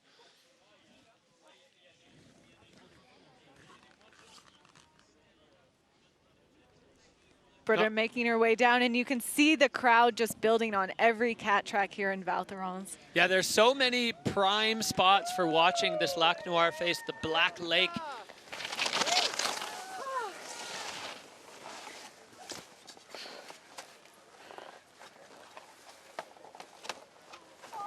You did it! A big hug from Justine. Score coming in at 66.33. So Britta Winans into 7th. After her scary fall down the Bakira Barrett face earlier. That's going to be one that she can take home and just put this behind her. You know, this is unfortunately a part of freeride skiing, dealing with injuries. You know, you got to manage it, and you can kind of see the look on Britta's face. She knows she's capable of more than that, but she's going to have to be patient with it. Exactly. It's a long season. 6 competitions is a lot. It's a lot of time to work with. Okay, well, we move back up, the drone shot providing us the canvas here, the Lac Noir face at Val Thorens, France, giving us just an absolutely vibrant show here. The snow conditions, the only way I can describe it is perfect. Powder conditions. It snowed 30 centimeters last night, 30 centimeters through the day yesterday. This woman in the start gate from right here in France. She was the fan favorite in the Peak Performance Fun Bet. She's only 21 years old. She's already got an overall #2 ranking last year, coming in just behind Hedvig Vessel. Astrid Chelus now starting her campaign here at home in France. This is another perfect example of an athlete that can do it all. She's got great technical skiing, but she can throw double backflips in a competition. Huge tricks, huge stomping airs. Launching off that one, disappearing into the powder cloud, getting trajectory for this next feature. Pumping a backflip. Astrid Chelus landing it. Oh, we are witnessing an electric performance here from Astrid Chelus, the French rider, putting on a show for her home crowd. Backflipping up that high on the face shows so much confidence in yourself and your skills. And you could tell how quickly she was able to put it right under control, get on that downhill ski and start making turns again. Yeah, she is perfectly in control now. She's got this looming section underneath as she lines up. She wants to get the trajectory right, popping off, and a perfect landing. Astrid Chelus has the French crowd going absolutely ballistic. She has put down a run for the ages in front of the home crowd. That was magical from the French rider. With only 2 years on the tour, she's just showing a level of experience that's really unmatched. You can really tell how well these junior world championships, she is a junior world champion, and you can tell that that early experience in her career just really paying off. Well, and the diverse skill set. Her turns are picture perfect. Her mountain savvy is locked in. The freestyle game, well, you just saw it. Backflip at the top of the face, unleashing all of the skills and putting together the puzzle pieces to put that run together. Astrid Chelus showing that she is here to play. She came second last year. A world title is in her sights. She's sitting second overall coming into this event. So with Justine sitting in the hot seat, you know, we're setting up for a season-long battle between these two riders, and of course many more riders in the field that want to have their say in it. But wow, what a run from Astrid. Yeah, let's take a look at the line again. This is a perfect setup air. It's going massive, but knowing that she's making that quick transfer over to the second air for this huge backflip. Laying it out way down, landing perfectly, and then straight onto that left foot because she needs to angle herself properly to get on top of this thing and taking it right off the top ropes, knowing exactly where she's going. There's a rock in that landing. If you angle it wrong, you're going to pay. Astrid Chelus showing she knows exactly where she's going. The Mammut line tracker, nothing but fall line there. The Frenchies loving it here. The peak performance hangout zone. We got the big air mattress. It is a party in Val Thorens, a free ride party. And Astrid Chelus is the life of this party right now.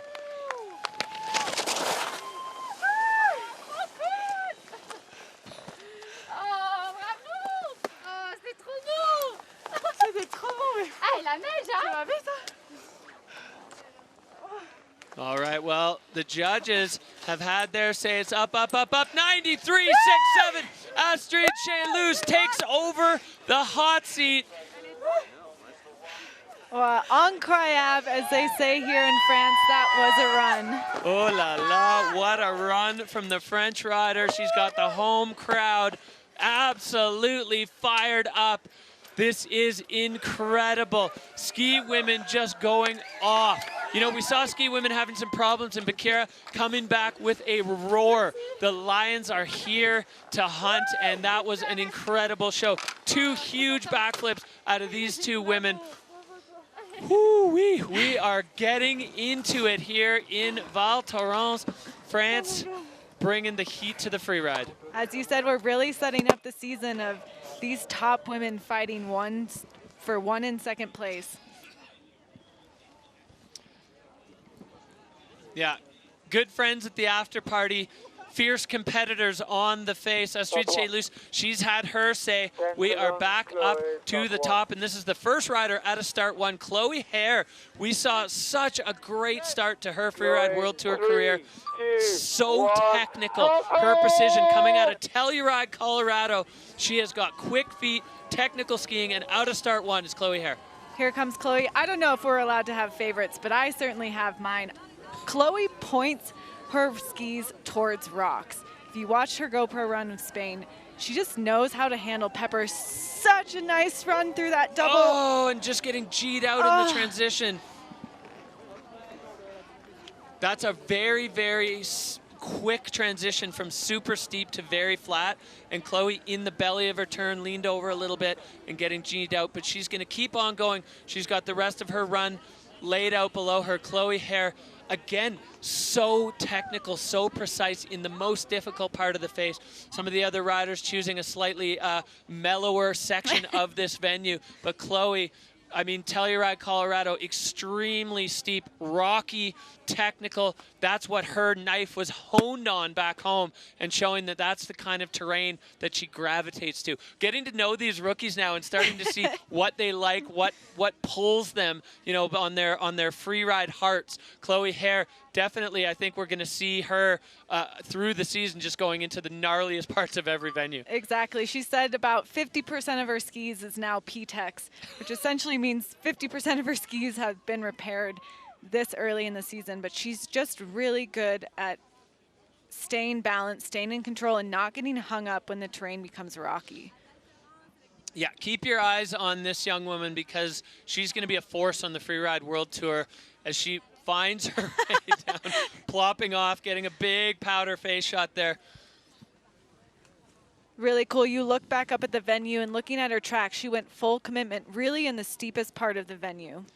Yeah, Chloe Hare giving credit to Connor Pelton and Ryan Van Nuys, you know, out of that Telluride Freeride team. Look at the top section of this, how quickly she readjusts her direction and trajectory. Really nice riding, and as you said, it was just that transition. She was looking for that panel to dump her speed and got onto it too quickly.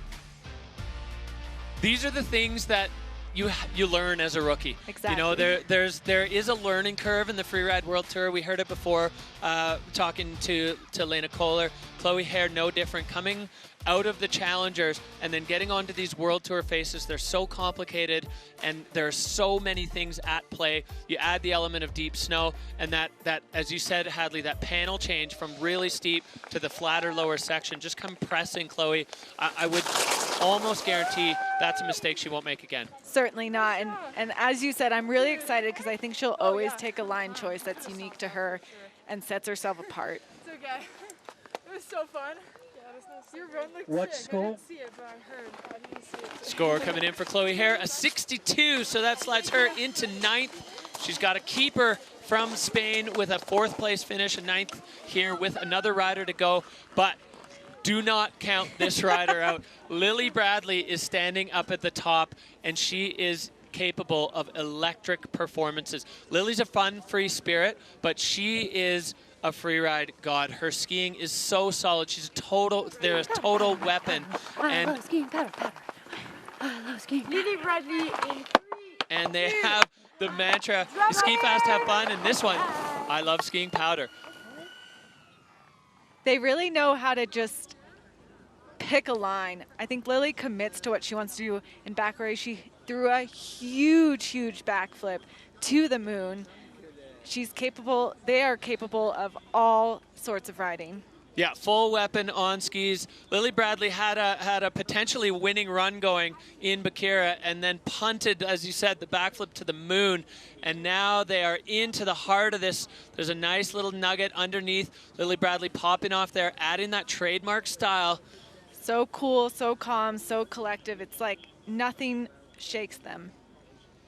Adding a totally different angle on this one. And Lily finding transition there, finding a fresh powder landing. Oh, no! Getting caught up in the powder. Oh, they were on another banger run. So once again, the double-edged sword of a powder competition raising its head as they go down in that deep, deep deposited snow. Able to come back for it, but that's a heartbreaker, just so deep in some of those places. Yeah, we saw it with Zuza Vitek. We see it here with Lily Bradley. You see this convexity down below, and Lily Bradley still keeping things moving on top of a chonky piece of terrain and landing perfectly. So what could have been for Lily Bradley as they showed flashes of brilliance again. Pieces, always putting the pieces together, but Lily Bradley not quite able to keep it all together, but going down not even on a feature, just in the deep snow. I think they're definitely one of the competitors that you can never count out. When they can put a whole run together top to bottom, it's sure to land on a podium. Yes, the freeride god of fun, Lily Bradley. And you can see there even the body language, always having a good time. The mantra in the start gate, I love skiing powder. Well, I think that one is a pretty collective statement. Lily getting outside of the tracks there to put their mark on the face. Wow, okay, so I'd say odds are pretty good that that's not going to challenge the top spot of Astrid Chelus. Let's look back here. The top of Lily Bradley's run, finding that unique trajectory, landing in full powder, popping off this little feature. Oh, this is after Lily went down. Exactly, onto that huge bottom air. Really creative. No one was going there. Really smart because she knew they were the last skier of the day and that they were going to want to find some fresh landings. Yeah, you have to be strategic on the based on the bib draw with where you put yourself on the face, and the areas that have seen more traffic, maybe you're going to want to stay away from some of those pieces. So Lily Bradley, veteran line choice, unfortunately getting pulled down by a snow snake. It's not going to be their day, but Lily Bradley will be, I'm almost confident to say, all smiles in the finish. For sure, her parents are here all the way in Val Thorens watching, and I think they're going to have a nice celebration anyways. Dude, mega backflip, so sick. Icon, fucking legend, hit steep. What score? All right, here we go. The score for Lily Bradley coming in, it's a 64. So that is going to be a 9th place finish for Lily Bradley, which means that the winner of the Val Thorens Pro with the French flags on her shoulder is Astrid Chelus, taking the win here. Incredible performance for Astrid. A massive backflip in the middle of the face. Here's our overall standings now for the ski women. We have Astrid taking the top spot, Justine Defour-Lapointe now in second, Lena Kohler in third, Zuzana Vitek finishing the day in that 12th place spot with the crash at the top. And here we go. Here are your 3 podium women. All smiles here in Val Thorens, France. Really strong riding. Astrid Chelus, Justine Defour-Lapointe, and Lena Kohler making a strong comeback from Spain for 3rd place. Yeah, that's a huge bounce back for Lena Kohler, the rookie German rider coming out of Innsbruck. So here we go. Here's our rankings now. We have a tie for 1st place because Justine went 1st in Spain, Astrid went 2nd. Now Astrid goes 1st and Justine goes 2nd. A 1st place tie in ski women and a French winner in France. This town is going to go nuclear tonight. Unbelievable scenes. Incredible, incredible scenes at the Val Thorens Pro. We are done and dusted with ski women, but stay tuned because we're coming right back.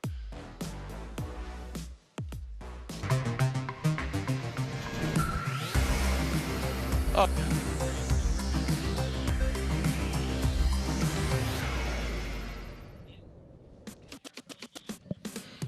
Welcome back to the Val Thorens Pro.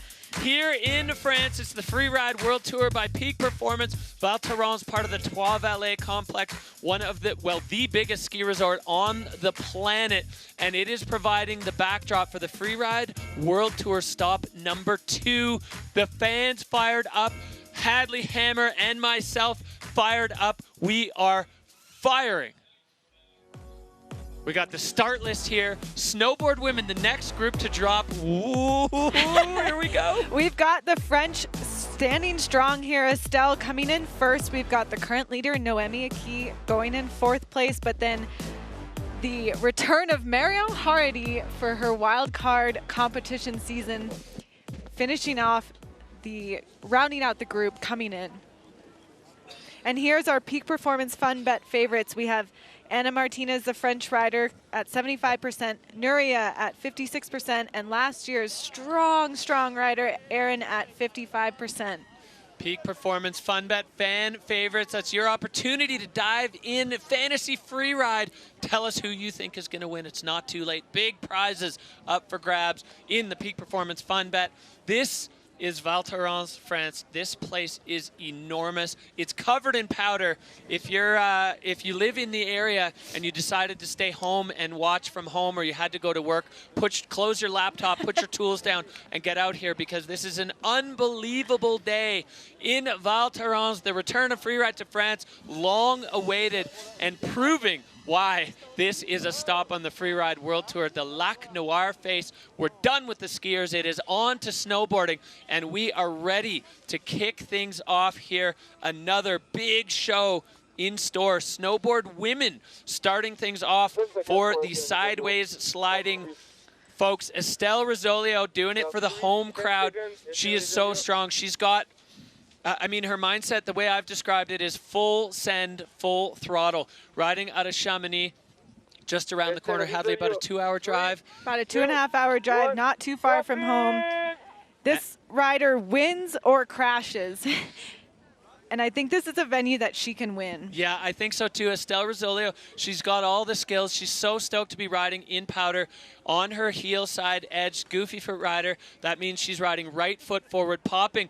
You can see the hands getting going, lost in the powder cloud. Oh, plugged there into the powder. It's hard if you put your board a little bit sideways and when you land, you're going to come to a dead stop. Yeah, and she went quite a bit further than those first bomb holes. So I think finding that parking lot landing. Yeah, she definitely had the speed. Yeah, making it into the super technical section. Chamonix, her home. Steep riding is something that she's capable of through these rocks, setting up her trajectory. And the board just bouncing out a little bit from underneath her. You could see when she put that heel side edge in to stop, the slough just cascading off that cliff band. Estelle Rizzolio now into the steep part. You can see the slough has kind of pulled a bunch of the powder off. It's still soft, but it's not nearly as deep. And now full fall line attack mode for Estelle Rizzolio, absolutely firing down the lower section of this face. such a strong rider, diverse rider, really does well the steeper it gets. And Estelle now past the judges' line. So there is an imaginary line at the bottom of the featured section of this Lac Noir freeride venue. So the judges can now start to lock their scores in as the athletes have to make their way across this long traverse to get to the finish area. It's a bit of a travel section of the face. It is. It might be even longer for the snowboarders here today. It's quite the long ending, but I think that's a run that she can be proud of. A few bobbles here and there, but really rode with confidence. Yeah, full send, full attack for Estelle Rosolio. You can see down there the French crowds all the way. There's cat tracks across the valley from this competition face, and each one of them is just lined with fans as we go back up and look at the replay of Estelle's run. She boosted this top air. You can see the other people's landings, and she went so far past. I think that's why she got so plugged, a little bit too far, so docked on the control. Yeah, and then that one, the board just bouncing out a little bit. It's hard to figure out without having been on the face, without having felt the snow, exactly where you need to place your board under your body to be able to stay balanced on the landing, because some of the landings are deep powder, some of the landings, the slough, the cascading snow has pulled the surface snow off, so it's not quite as soft. You don't penetrate nearly as deep into it, so it's a bit of a guessing game for these riders. As Estelle now you can see we've got a ski runner helping Estelle. This is absolutely dead flat. There's going to be no penalization for fluidity for the riders for having to make their way across. Everybody has to do it. Exactly. And we're excited. This will be quite the show. I think what's really interesting that we'll see starting to go midway with Marion ending the show is you have Marion Harity, the multi champion, overall champion, who's mentored so many of these women. You really see her at breakfast, all these meetings, these women just looking up to her, but she's here also to compete. And I think these riders all knew that and are putting out their best effort. Yeah, when the wild card announcement was made that Marion Harity was going to be in the field, you could see some tension rise within the snowboard women's ranks. You know, we haven't seen Marion here since 2021. 4 Freeride World Tour titles to her name. Here we go. We got the score now dropping for Estelle Rosolio, 41. So a couple pretty significant control issues in that run. We'll see how it stacks up with the rest of the snowboard women's field. We're going back up the Lac Noir face, providing the canvas for the best freeriders in the world to deliver their best. And this woman is going to be thriving in these conditions. Aussie, Michaela Davis-Meehan, regular foot rider, sitting in 6th overall right now, riding out of Revelstoke, but she is Australian. Full-on free spirit. And Michaela now out of the gate and kicking things off at the top of the Lac Noir. Heading down the cornice line. Again, they won't get judged until they drop into the heart of the face. She's just finding her entrance. Peeking over into the void and launching off the cornice. Michaela Davis-Meehan with an aggressive start here on the Lac Noir face. Features stacked up below her. She's got a chunky one below her and a perfect powder landing into a double, holding on. Plugged again. So the deep snow providing a challenge here for skiers and snowboarders alike. Hard to keep momentum going. That was an aggressive start there for Michaela. Really aggressive start. She didn't have a great first competition, and I think she wanted to remind everyone that she's here, she knows how to ride, and she wants to win. Oh, yeah, big time. And Michaela Davis-Meehan, you know, riding out of Revelstoke for the bulk of the season when she's not on the Freeride World Tour. No stranger to powder, but definitely getting caught up on the second feature in that double. And now there's plenty more stacked up under the feet of Michaela. She's here where the ski women all ventured towards, heading up into this next section. And popping off the nose of that one, getting the grab. So Michaela Davis-Meehan, I mean, with a plug fall like that, but on such a bulky feature, she's still going to have the opportunity to build a score here. Popping again with the grab. Freestyle background for Michaela, so when she gets into the air, she's so solid over her board, and the powder conditions speaking directly to her freeride soul.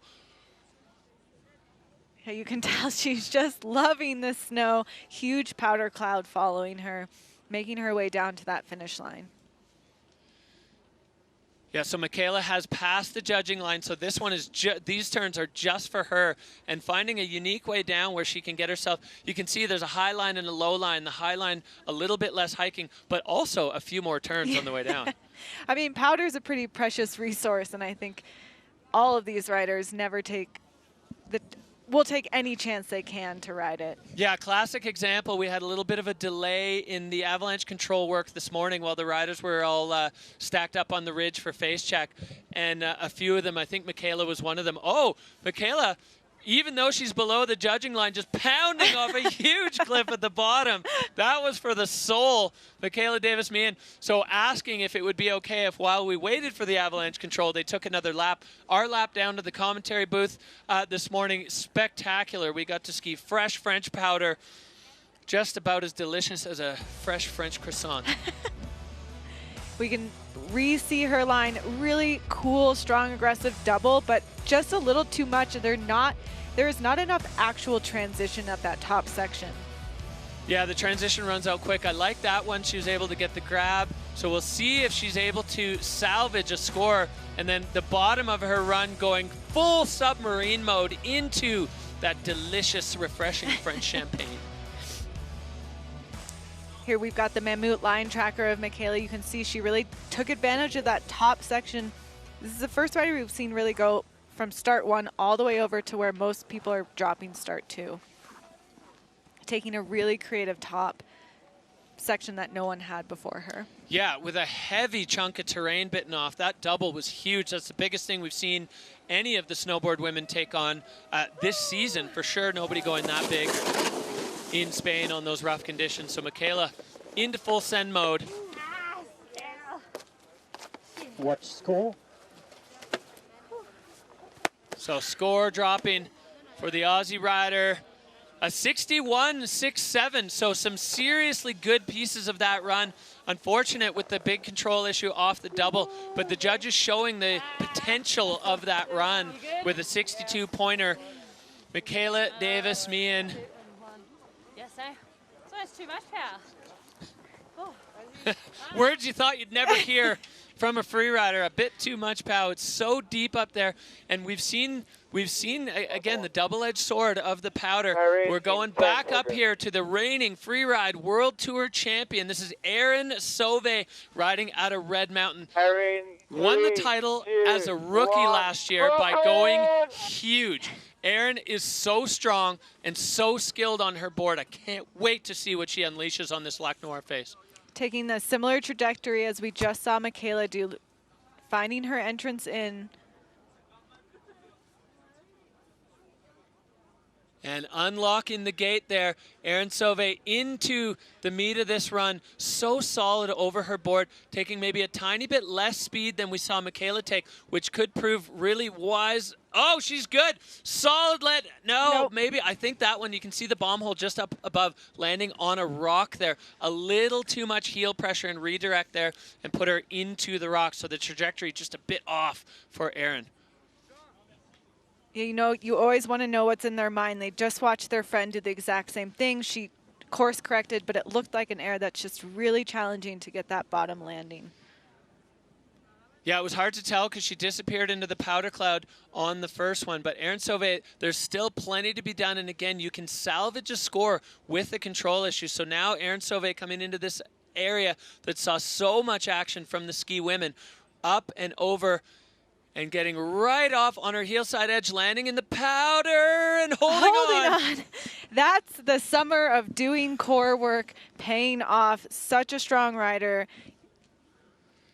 And sending it off that one, getting kicked onto or off of her heel side edge and down. So Erin Sauvé struggling with the powder conditions. You heard Michaela say it too. It's almost too much.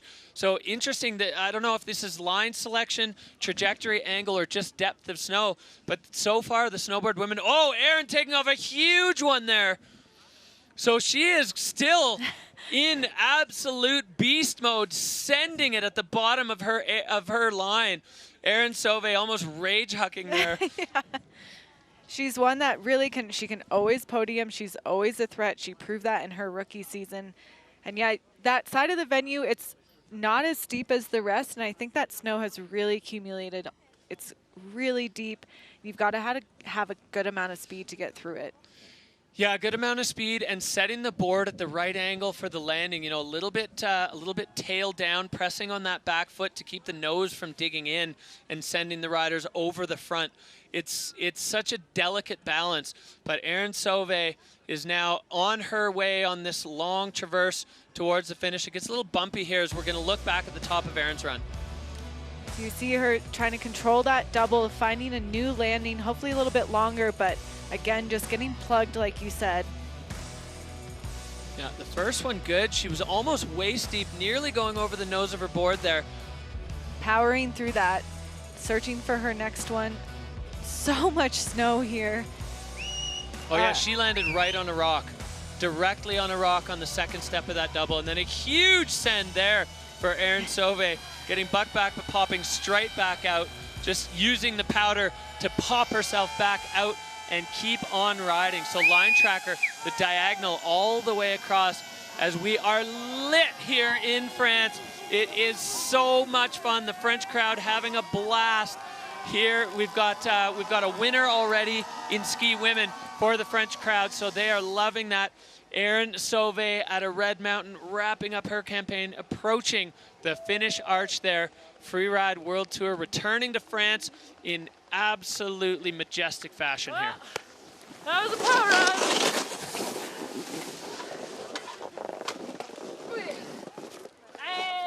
Hey! Oh boy. Bit of power there, bud. Bit of bail in there, bud. Oh well, that was sick. They probably have my score. I can't see anything. All right, she can't see it, but we can. The score, a 48-3-3 for Erin Sauvé. So Michaela Davis, Meehan. Love you all at home. Holding down the hot seat, head to toe powder immersion for Erin Sauvé. Still here.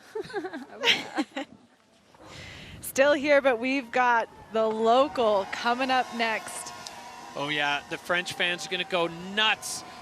Noémie Aki, a rookie on the tour, but already with a win under her belt in Spain. She has been followed around, mobbed by fans everywhere we go. She lives here in Val Thorens. She's a local, and now she wants to do it for the home crowd. 24 years old, riding right out of here. This is her home valley. When she checked into the hotel, she walked there. One, drop it! Noémie out of start gate number 2 and just pointing the board straight down, straight into it. Yeah, full airdrop for Noémie Aki, and right off of her first and second feature, lining them up. The crowd here to our left is firing. Such strong commitment. This woman is so, so strong. She is always fully on her board, fully over it, fully on her feet. Yeah, we gotta wonder if she's feeling the pressure of that home crowd, of performing in front of her home fans. It certainly doesn't look like it, as she has the pedal down, flying. Yeah. Noémie Aki going so fast through that section, and now still picking up more speed. There's multiple features stacked up below her as Noémie now sending in and stomping again. This girl is on fire. She has her work that she did all summer. She's in the gym, but she also spent the last 5 months in New Zealand. She is riding a lot, and it shows in this full commitment to the fall line. What a run for the rookie, riding with absolute veteran confidence down this face. Never even a moment of hesitation. Another one with the grab. Noémie Aki blasting through this. The crowd is going bananas for her. She's already got a win. I mean, for sure, no control issues. This is going to be a hot, hot score for Noémie Aki. You know, you never know. Once you come in as a rookie and you place first in that first competition, that's its own set of pressure. That pressure to have that target on your back is different as an athlete. Everyone's kind of got their eyes on you. The media attention ramps up a bit, and how you control that and then turn it into a run like this just shows how strong she is. So strong physically and mentally to be able to put a run like that down in front of the home crowd. You can see the signs, the flags are waving. We got the Virgile Didier fan club. Let's look back at this run. Super strong off the top. I mean, she came out of that start gate with the board pointing straight to the finish line and never really deviated. Yeah, and just freight training off that one, going in almost up to her neck. Huge. Enjoying the powder turns too in between each of her airs.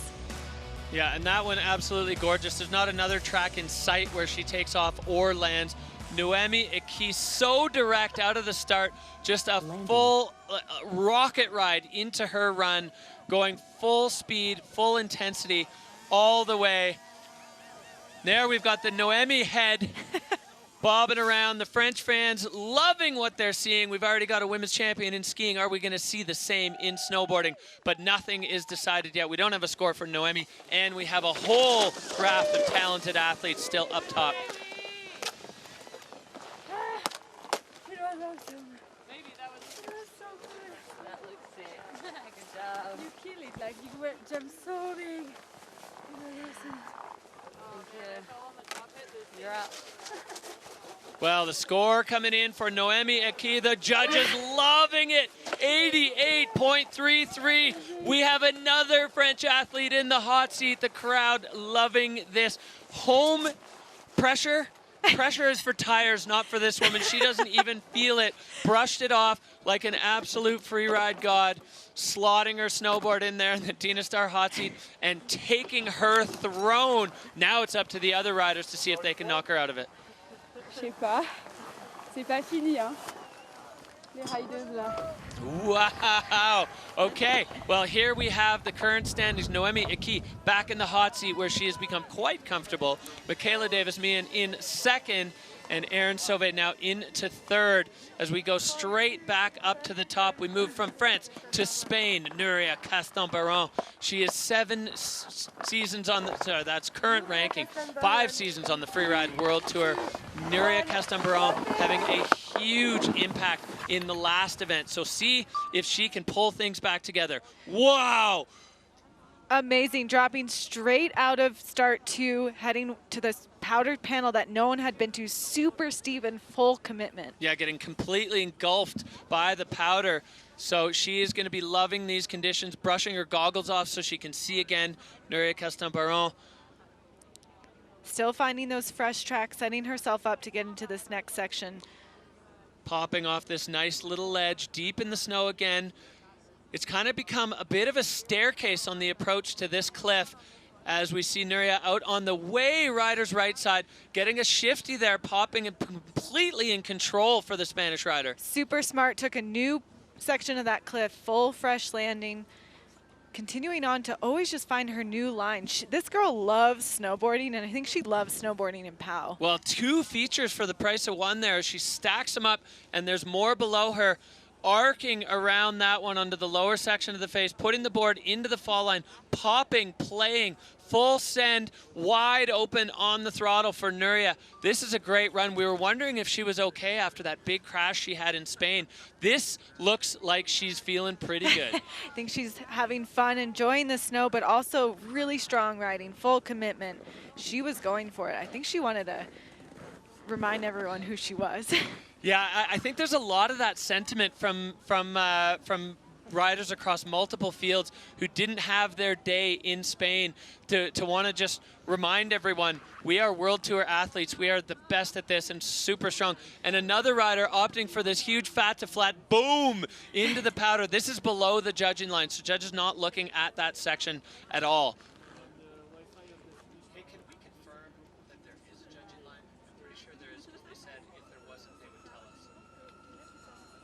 Nuria coming into the finish line. Let's look at that top section again. Full commitment on the heel edge and going into that fresh snow, making super technical turns and able to ride through that no problem, holding her speed. And then again, her entire line, she took similar line, but always made sure she was going off of a different feature, finding fresh landings. Yeah, and I love the intensity here. No speed check, just direction for Nuria, and then I mean, she's not the tallest of riders. She went in pretty much up to her ears in the powder off that one. That landing is dead flat, but the snow deep enough for these riders to handle it. The Mammut line tracker showing that direct attack approach for Nuria Castambaron, the Spanish rider. Now, is it going to be enough to knock the local, the hometown hero out of the hot seat? Anxious moments there, you can see. She doesn't look fully comfortable yet. Noemi definitely a little worried by that one, that clean run from Nuria. And look at the sky above. We've been blessed with blue skies, great weather here, perfect temperature in Val Thorens. Yeah, spectacular day. The air temperature staying cold enough that the snow quality is excellent. It's light. A big thanks to Mom and Dad back home in Spain.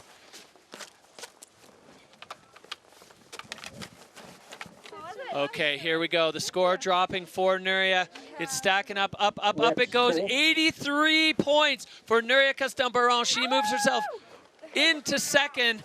So that was a big challenge, fended off from the hot seat occupant there, local shred dog Noemi Aki. Incredible riding here from the Snowboard Women. Loving the powder conditions, absolutely lighting it up on the Lac Noir face as we go back up. You see the full scale of this face. And Audrey Hebert right now, Canadian rider out of Banff, winning the Challenger Tour back home. She had a few seasons, 2017 and 18 on the Freeride World Tour previously, and putting herself on the podium in Bakira Barrett. And Audrey now kicking off her campaign out of start 2. Heading towards that first cliff on her heel side edge, setting herself up. Boom! Audrey Hebert lighting it up out of the start. That is an electric way to start a Freeride World Tour run with that huge air. She really knew exactly the right speed. Again, that transition's fast. She took a good check before that and then just launched into it. Enjoying some pow turns now, making her way through this section. Again, you said a lot of riders have been through here. The snow's a little bit more chalked up. There's a lot more tracks in it, and she'll be able to move through it, but it won't be as simple as if you were the first rider. Yeah, exactly. Audrey Hebert now, but right into the middle of this. We saw the other riders opting for the edge, but Audrey deep into the snow and pumping off that one too. She took her time to line up, but it was worth taking that time as she went directly off the highest point of that cliff, and she's got more in store, launching out into the powder. Audrey Hebert showing exactly why she won the Challenger Tour and why she was on the podium in the first event, loving these powder conditions. Again, she said she's really come back and felt much more confident being here, much more confident with competitions. Into the slough there, pouring off, and again, right off the point of the line, or sorry, the point of the feature. So Audrey lighting it up here. That is for sure the 3 of the biggest features we've seen landed in the snowboard women's category so far. Great run for the rider coming out of Banff. She's not afraid to go big. She's really strong on her feet. She credits a lot to Shannon Yates throughout, who was sort of the Marianne Hardy of the day, just won every competition that she was in, and Audrey has proven that she can follow in those footsteps. Yeah, another electric run here in the snowboard women's category. Now she is below the line where the judges are watching, so they can calculate now while the riders make their way through this lower section. It's a long traverse to the finish, and the riders just have to get down there. So it gives the judges a little bit of time to do their work, but another great run. As we said, riding out of Banff, she's been living in that zone for about 18 years, originally from Quebec, Eastern Canada. You know, there's a ton of strong riders that come out of there as we look back up at the top of Audrey's run. You can really see from that angle just how steep that top section is. Full commitment. So our video judge docking Audrey a little bit on fluidity, as she did have some checkup moments as she lined up some of the features, but then going huge off them. This is definitely a fluidity issue, but she had to let the slough pass before she went. So we'll see what the judges do with that. But the riding itself, speaking for itself there from the Canadian. Really strong. She doesn't like to let features go by her. We saw that in Spain. We see that here. If there's a cliff to jump, she wants to jump it. All right, well, Audrey just about through the arch there as she crosses through and gets all the cheers from the Freeride friends. The snow just packed on her helmet. So many moments where the snow is overhead, flying in the air. These riders having a blast here. Val Thorens, the Lac Noir face, providing incredible moments for Freeride. We see the score of Noémie Aki. Audrey's score coming in with a 74.67. So getting a ding on fluidity there for sure as Audrey moves herself into third.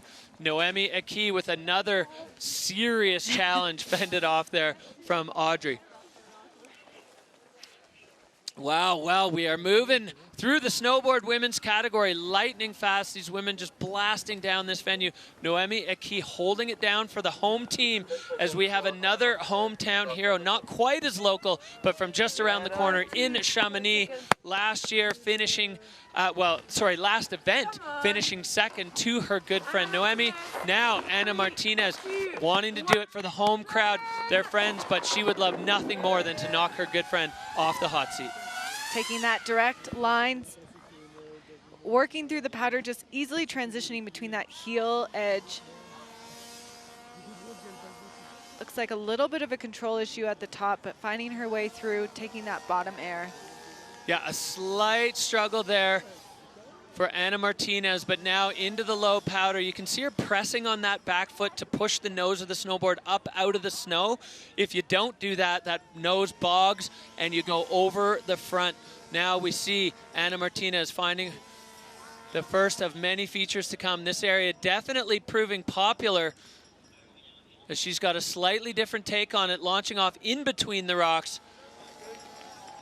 Sailing through again, another rider, super strong, really takes that off-season training really seriously as she lines up these other airs. You just see how confident that strength translates into confidence on her board. Yeah, Anna Martinez is so physically strong, you know, physical and mental strength, the combination required for the Freeride World Tour, finishing second in the last event. Going to be looking to better that. Popping, getting a little bit of a grab there, and just absolutely glorious powder here in Val Thorens for the French rider out of Chamonix, popping herself up and out past the judges' line. Now she's just going to have to make her way through this long traverse towards, it's way down there. You can see the finish line way in the background. Yeah, Anna's been really focused and serious this year. She came out strong saying she wants to take the title, and it's certainly something that she has in her capabilities. Oh yeah, every single one of these riders has the skill set to do it. Sometimes it just comes down to whose day is it. The execution is everything. We look back at the top where we see Anna having a little bit of struggle to get over to that feature. Yeah, it's such a short, steep section that control is difficult to achieve. Yeah, and then lining up in between the rocks, maybe rather than right off the nose, Anna Martinez, and then just slashing and playing in the powder. Conditions absolutely glorious here in Val Thorens. The return of Freeride to France. These riders just having an absolute time on this face. Start 1, start 2, start 3, every one of them an option. The riders really having to make some seriously difficult choices on where they're going to go. Start 2 definitely proving popular. We saw early in the ski men. Start 1, I don't think since we saw Estelle drop, we haven't seen any of the snowboard women coming out of start 1. No, and even start 3 has been a little vacant for a while, which is, it's always an interesting strategy, especially if you're in a category that's running a bit later. For sure, strategy is such a big part of this.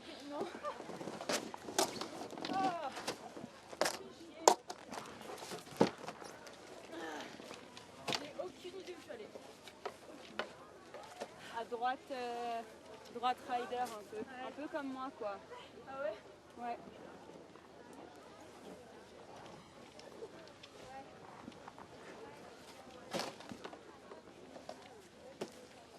Par contre, t'as méga bien ridé. Hein. Bah en fait, vu que je faisais rien, j'étais en mode bah va toi. Ouais, je sais pas. Ouais, je sais pas ce que ça va donner. A little bit of a catch-up there between Anna Martinez and the current occupant of the hot seat, hometown hero from right here in Val Thorens, Noémie Aki, as the judges getting to work, balancing that run against the judging criteria. It goes up to 60 points for Ana Martinez, so she slides herself into 5th. And with only one rider to go, we are guaranteed to have a French rider on the podium, at least one. But guess what? Up at the top, there's another French rider, and this is heavy. The last time she took to the stage on the Freeride World Tour, it was to lock in her 4th Freeride World Tour title. In Fieberbrunn, she put it away. This is huge. This is Marion Erti. She's a mentor to the woman sitting in the hot seat. Now, the mental game here of going for Noemi, going up against her mentor, and for Marion Erti going against her mentee. Marion has 4 world titles. She has a natural selection overall tour title. She's back in the start gate for the first time, and look at how intense she is. A border cross pole start for Marion Erti right out of the gate and into it. Dropping in onto her toe side edge, lining up that first clip that's gotten quite a bit of traffic, being really smart about the speed and control. Coming out of it, no problem. Huge powder clouds. Fastest rider we've seen so far. Yeah, no hesitation off that first big drop. Only one we've seen take that one on is Audrey Hebert, and now Marion Erti. This is the score she has to beat if she wants to beat her protege. Marion, with full intensity, she has got so much speed. You can just see it ramping up as she moves down, right off the nose again, disappearing into the snow, but such control of her board.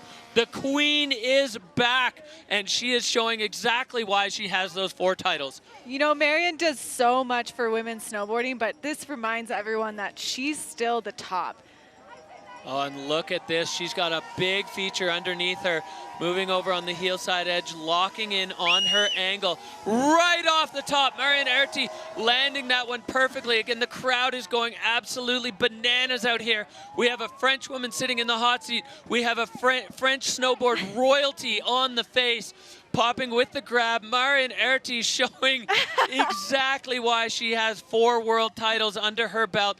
Incredible moments here at the Freeride World Tour. Wow, monstre bon. That riding was perfect. She's such a strong competitor. She's such a strong snowboarder.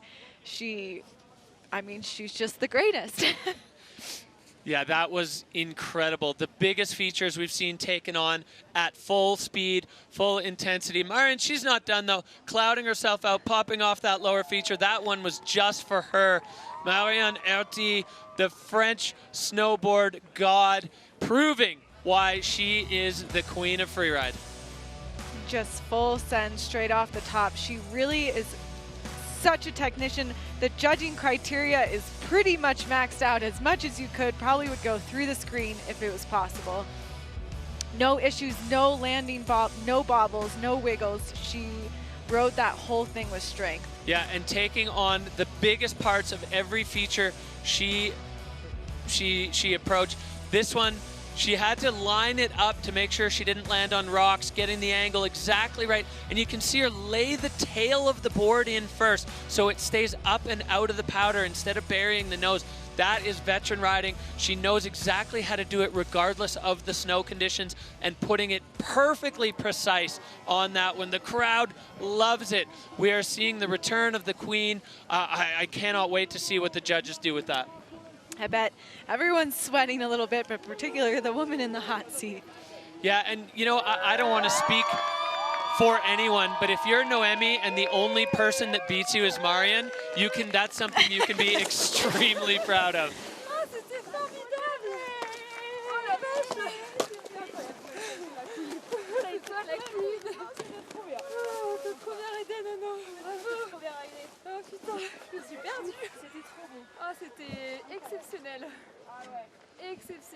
What score? All right, here we go. What score? Me?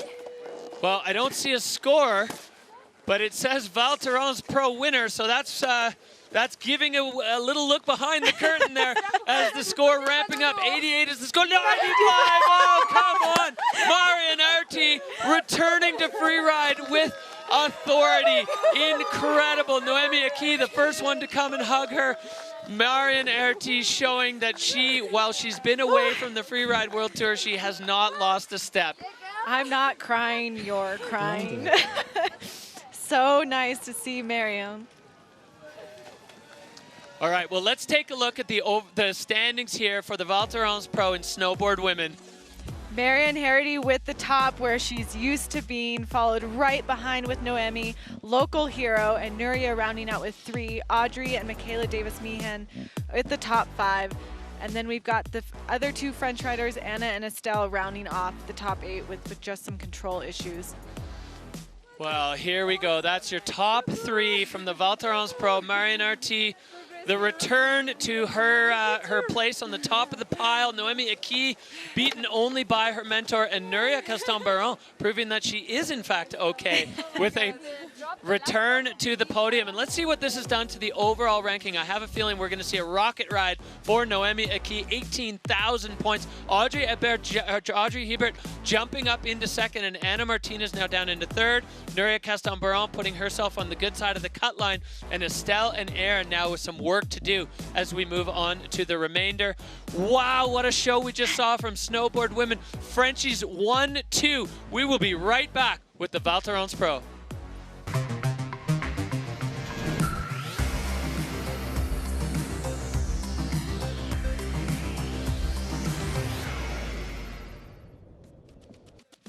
Woo! Val Thorens Pro bringing the thunder here from France. It's the Freeride World Tour by Peak Performance, and we are live with Snowboard Men. Val Thorens has gotten dumped on in the last few days. 30 centimeters last night, 30 centimeters the day before. I'm Derek Boos here with Hadley Hammer, keeping you up to date with all of the action we have seen, Hadley. Unbelievable so far here. Let's see who we got in Snowboard Men. So we've got the final category, Snowboard Men. Michael Mon really likes to start off first versus his last start from the Spain comp. We've got Enzo Nilo, French rider, right there in the middle.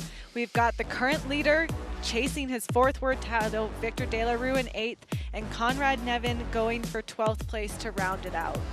Oh yeah, the who's who, the heavy hitters, the big dogs, all lined up. Snowboard Men rounding out the day here at the Val Thorens Pro Freeride's triumphant return to France. Let's take a look. The Peak Performance Fun Bet fan favorites. This is Fantasy Freeride. 91% of you thinking that Victor De La Rue will land himself on the podium. Timmy Schroeder and Liam Rivera, the Verbier rider out of Switzerland, fairly close together at 44%. Peak Performance Fun Bet. Log on and get involved. Get them skin in the game. It's your chance to be involved, and a huge prize pack waiting for the overall winner of the Peak Performance Fun Bet. Incredible action here in Val Thorens, France. We have seen ski men, ski women, and snowboard women light it up on this face, and we are nowhere near done. Michael Mon will be the first man to drop out of the gate, sitting in 9th place overall. He had a pretty big crash right off the start in Bakira, but he's going to be looking to make up for that. He smashed his board on a rock this morning free riding, so hopefully his equipment is going to hold up for him.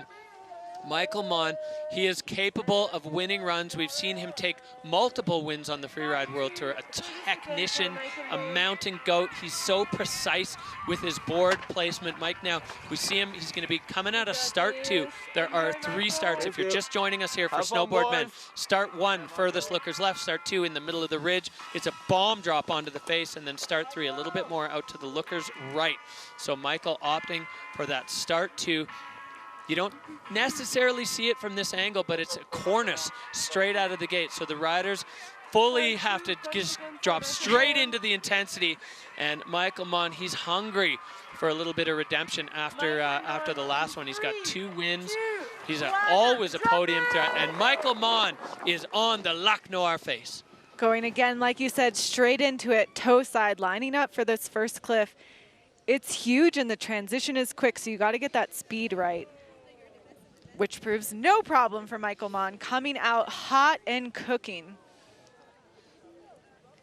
Michael Mon, we're just getting word that he got his 2nd backup board delivered from the hotel up here to the face, so he is riding on solid equipment, which is a huge, huge benefit for any athlete. Michael Mon pinned here. Now he gets into this lower section of the face where it totally rolls away. The vision is difficult here as Michael Mon approaching. He's got this spine feature right off the end, perfect landing for Michael Mann. Airing over that bottom rock easily with no problem, no control issues, enjoying some powder turns in the middle, and setting himself up for this next feature with a huge 360. Backside 3 for Michael Mann, connecting perfectly with the transition. So a great start here for Snowboard Men, as plenty more in store. Michael Mann getting himself into this billy goat section on the heel side, popping off his heel side edge into a double. Yes, full commitment. Those double lines are, you just can't turn. You've got to just dive down into the landing. Oh, and just clouding himself deep in this champagne powder. A product of France. Wow, this run, Snowboard Men, I mean, we've seen it with all 3 categories before, and I know we're in store for it, but Michael Mann, you can see this just pumping his fist there. He's so happy. These riders, they got to ride a few laps earlier in the day before we started, and he came down. I mean, he had smashed his board on the rocks, but just grinning ear to ear, like, how about these conditions? Loving the French powder for Michael Mann. And it really put him into that mindset to recover from his first competition. You know, he had that huge crash at a comp that he's used to winning, and so to see how well he comes back, you can see this confidence, this backside 3. He's here to win, he's here to ride strong, and he's here to show that he can make that switch from being in last place to back on the podium. Oh, that double was immaculate. It was so perfect, so precise, and then boom. Gosh, it makes you want to snowboard. Yeah, putting himself deep in the powder cloud. Here you see the Mammut line tracker straight out of the start gate off that big cliff, and then such precise route finding there from Michael Mann. That section of the face, while it may not show up on camera, is completely convex. So knowing where you're going, lining up the features, critical for these athletes. Those guys are strong pulling us up there.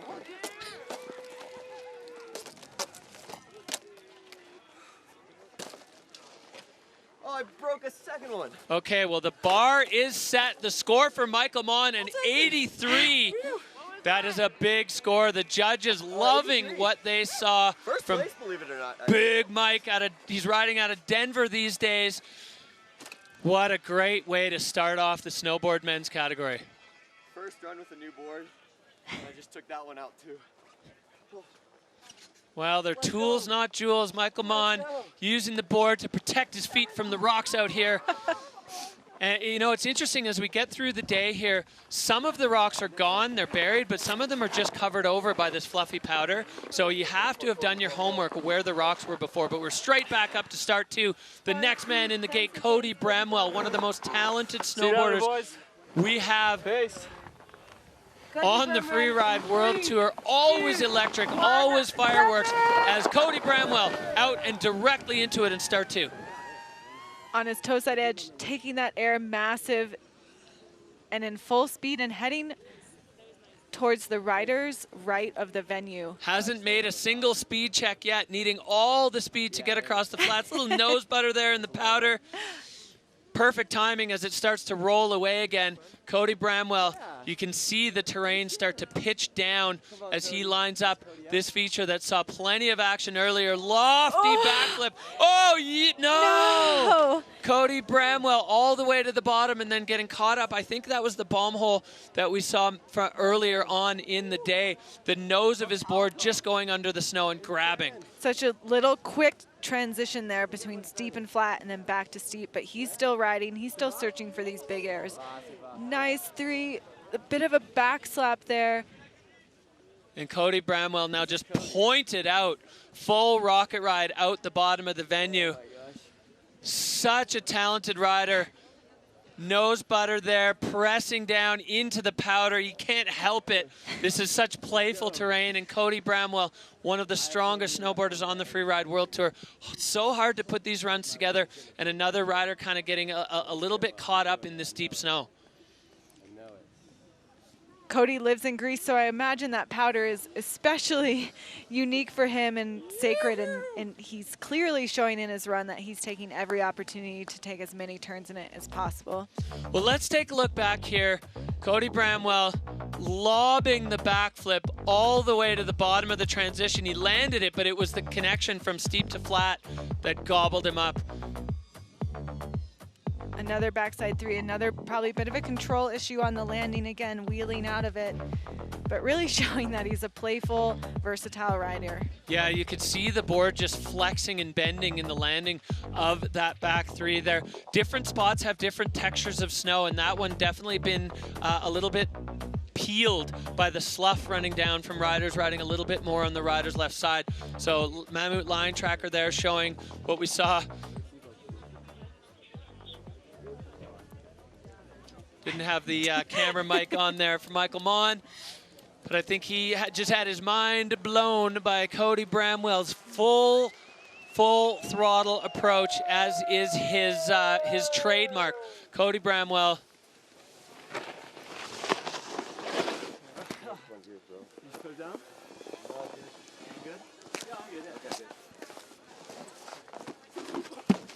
Nice little shared moment between Cody and Michael Mon as he comes in. I don't think that's going to bother Michael's spot in the hot seat. That was huge, dude. We see the score for Cody, a 60.33 for the second rider of the day. And you can see it on his face. I mean, Cody knows he's capable of putting winning runs down here on the Freeride World Tour, but executing it is difficult. And that's what you got to do on comp day. You got to put it all on the line, and you have to execute with precision. So Michael Mon fending off a big challenger there from Cody Bramwell. We go back up to the top. Holden Samuels riding out of Moonlight Basin. Big Sky, Montana. Sitting in 10th right now. He's another one looking for some redemption after Spain. Holden Samuels always quick with a fat backflip, coming right out of start 2 and directly into this zone, proving very popular with our snowboard friends. A super athletic guy. Grew up riding with his skier brother, so he picks new lines. He rides difficult terrain, and the top section was no problem for him. Yeah, I really like that approach. Holden taking on the biggest section of that upper cliff, full fall line, full pin. You know, he likes to ride fast. He loves to ride in powder. He's got this takeoff. Lofty backflip. Oh, again, that one, you run out of transition really quickly. And Holden Samuels, I think that one's maybe a little bit deceptive for the riders because the takeoff is just so juicy. But if you go that far off it, you do run out of landing. Quickly, and then you're right into the slough from the other side that's just been building. But he's back on his feet, setting up this second one. Big back 3, getting kind of bounced out of that landing. Holden Samuels, bumpy ride for the Montana rider. We've seen a lot of traffic in this zone. Whoa, and getting bounced again. So Holden Samuels here just trying to ride the Val Thorens Bronco as he's looking to get himself through the powder. The double-edged sword of the powder comp, it can be easy, it can be really tempting to just go absolutely ham. Oh, and going for the nose butter, going down again. So Holden Samuels having a rough ride here in Val Thorens.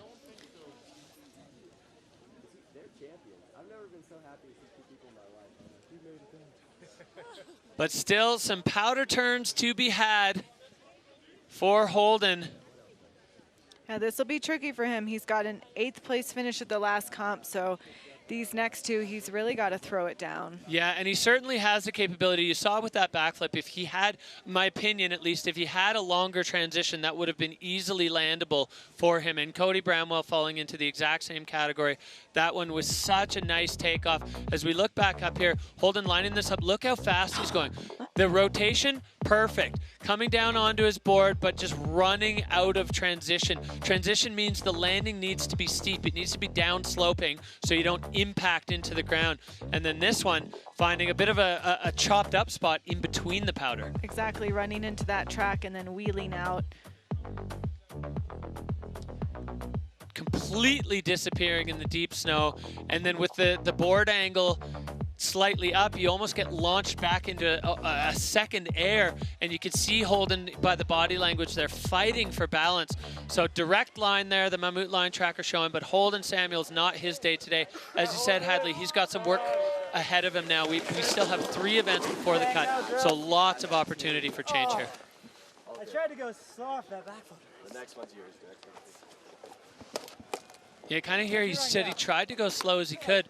The takeoff is really well traveled, so there's, I think maybe riders getting a little more speed than they thought. That's so impressive, that top air you did. Well, 23 points for Holden Samuels. Congrats, dude. Giving a bit of a congrats to Michael Mon as we are heading back up to the top of the Lac Noir face here at Val Thorens, France. Michael Mon, Cody Bramwell, Holden in third right now. He was the third rider to drop, so we'll see if that holds up. We've got Enzo Nilo in the start gate, another rider holding the French flags on his shoulders from the Trois Vallées, not this valet, but he is a local, and we are going to see the fans going nuts. Enzo Nilo, he's going to be dropping in, looking to avoid the free ride fiasco that we saw some of the other riders getting themselves into. Can he do it? This guy wants to win. He was a rookie. He got bounced off the tour. He's back with a solid result under his belt.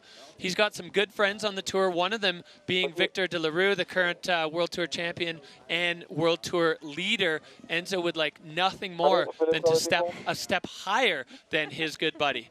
And here he is dropping to this face from start 3, making his way through this top section. The crowd next to us is almost deafening, giving a little hello to his buddies. I can hear chainsaws in the background. Enzo Nilo chucking a 360, but somehow coming out of that on his feet.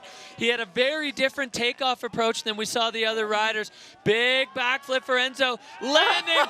Oh, the French crowd is going bananas now. Enzo Nilo picking up a whole head of steam, going so fast into the lower section of this Lac Noir face. Such strong riding. He is on fire with the double. No problem, perfect stomp. And he is not done yet, getting lost in his slough cloud. Still more features stacked up below Enzo Nilo. He's doing it for the home crowd. Kind of a butter back 3 there, catching the side of that feature. He's got about 300 loud fans waiting for him to get down to this bottom section as he makes his way to the finish. You know, Enzo in the last year was given a wild card a week before his first season, and so you can tell this year he's had a whole season to prep. He's had a whole season to prepare. He's riding with his buddies that he's competing against, and they're really like fueling off of each other. That competitive mindset just pushes one another to keep going a little bit higher, a little bit bigger. Yeah, that was a huge run from the Frenchman, riding, as we said, out of the Trois Vallées. So he is about as local as it gets here in France, and the fans loving it. He's having a blast. You can see we've got the École du Ski Français helping the riders get across the flats. Look at this. Back 3, he looked so out of sorts and then brings it around perfectly to land in the powder. And then this backflip, Hadley, so big. Someone wants to go to the moon today. Perfect control. He just drops onto that heel side edge, slows himself down, and gets ready for this double. Yeah, burying himself in the snow on the takeoff, which provides a little bit of deceleration so you don't go too fast. This Lac Noir providing or proving a little bit tricky in the paneling of the face, where it goes from steep to flat to steep to flat. So Enzo Nilo bringing it for the home crowd here at the Freeride World Tour in the Val Thorens, and he is fired up.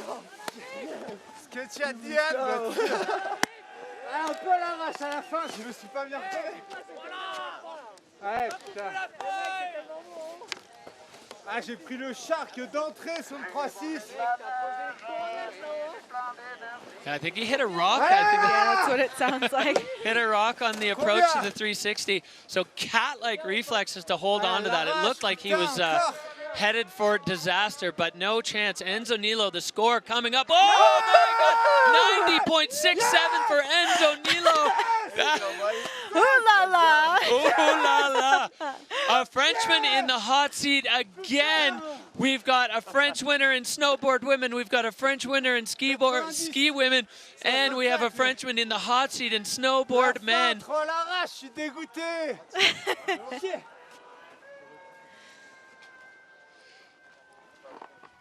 That's Enzo's first run in the 90s on the Freeride World Tour, and absolutely well-deserved. So Michael Mon sliding down into second. Cody Bramwell now into third as we are into it with Snowboard Men here at the Freeride World Tour. The Val Thorens pro, Remy Benamo. Rennie coming out of Zinal in Switzerland, a tiny little village in the mountains, and he is just born and bred for snowboarding. He absolutely loves it. Always a smile on his face as he pushes out of start 2 to start his campaign. Here he comes into this first section, lining up his board. Oh, huge 360.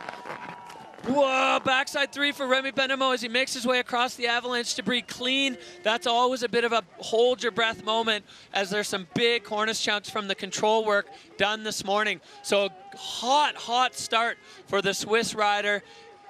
Lining up this section, he's a quiet guy, but his riding style is loud and speaks for himself. Able to make that transition perfectly. He knew how to adjust that speed. I love that backflip from Remy there, not adjusting his board angle, just going directly over the back axis. And Remy Benamo with 2 huge tricks already, coming right into the nose. Another back 3, holding onto that heel side edge, having to readjust, and now just pointed into the fall line. Remy Benamo with a statement here on the Lac Noir face. He is flying down. Oh, a big powder cloud there for the Zinal rider. The Swiss flag's on his shoulder. He doesn't want to let the French neighbors have all the fun here. Strong, aggressive riding out of the Swiss man. He said his goal, his childhood dream was just to qualify for the Tour, and I think he should adjust that a bit to maybe podium in winning the Tour. He's such a good rider. Oh, that was a huge run from Remy. You know, locking himself into the top 5 in his debut on the Freeride World Tour in Spain, and now making a huge statement that he wants to be higher. Look at this, right out of the gate, back 3, this landing, perfect, Hadley. Not a control issue, and that beginning part, and then this massive backflip where other people had issue with the bomb hole. He was able to land earlier, ride through that transition, make the turn, and continue down, enjoying the beautiful snow we have in Val Thorens. You could see the relief in his body posture. Oh yeah, the judges have their work cut out for them now. The criteria, line, technique, control, fluidity, and air and style. Remy ticking every one of those boxes.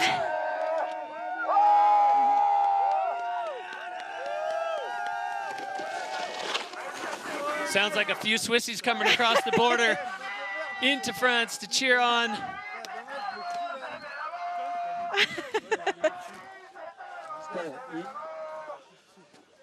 All right, well, here we go. The score coming in, 90.67 is the score to beat.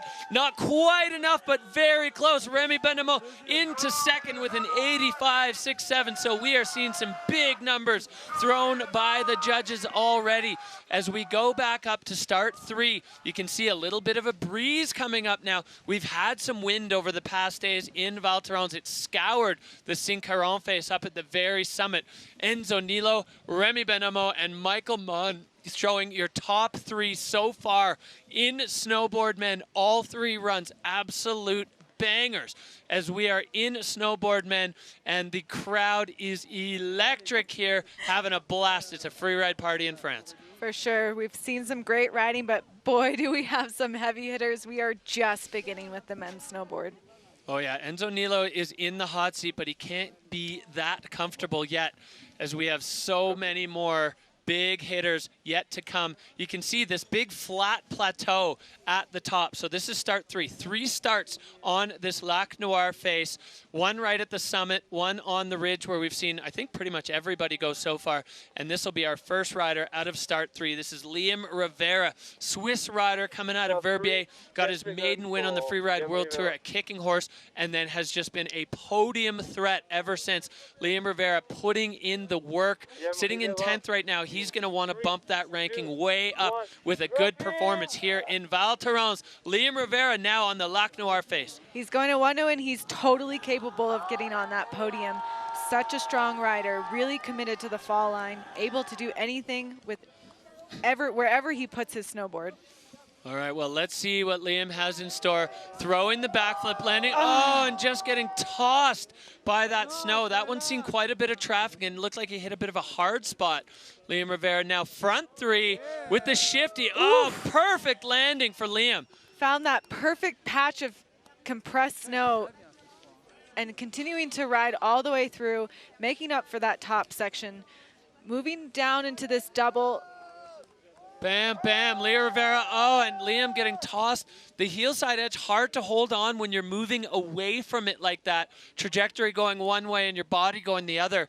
But Liam Rivera not done. He's got the nose of this in his sights with another big 360 and landing that one perfect. That's a real run of contrast. We have some of the most exciting moments we've seen so far in Freeride Men, but with some pretty significant control issues sprinkled in. This is when the judges really have to do quite a bit of work. Liam's just going to make his way down to the finish line. One of the riders that, you know, he always has a target on his back. Coming in with your rookie season and getting a 3rd overall is really a statement that you then will be chased. Yeah, and he's so strong on his board. He's such a technical rider. It feels like there's something in the air in Verbier, but both ski and snowboard, the riders that place churns out are just so solid on their board, and they've got that great blend of free ride and freestyle that they can put together and spice up the stew. Here's that big backflip that just caused him some issue. Yeah, he just bounced on the landing. He found the one spot that wasn't soft, and then the revert shifty 360 landing so well, so perfectly. And I love this one, getting down on the heel side edge and the front 360, so you're totally blind for the back half of the rotation, just hoping it's all going to work out. You can see the hand gestures there. He was hyped on that one. As you said, a line of contrast. I'm really curious to see what the judges do with the control issues. Yeah, I mean, they were there. They were real. So the judges, they don't miss that kind of stuff. And especially with the heat that we're seeing already in Snowboard Men, they got to be, you know, they have to be on point with those docks for control. You see it for sure. And that big bouncing front flip off the enormous back flip at the start. They're going to note that for sure, and it's going to be reflected in the score. We'll see what the score is for Liam, but the rest of that run was so solid.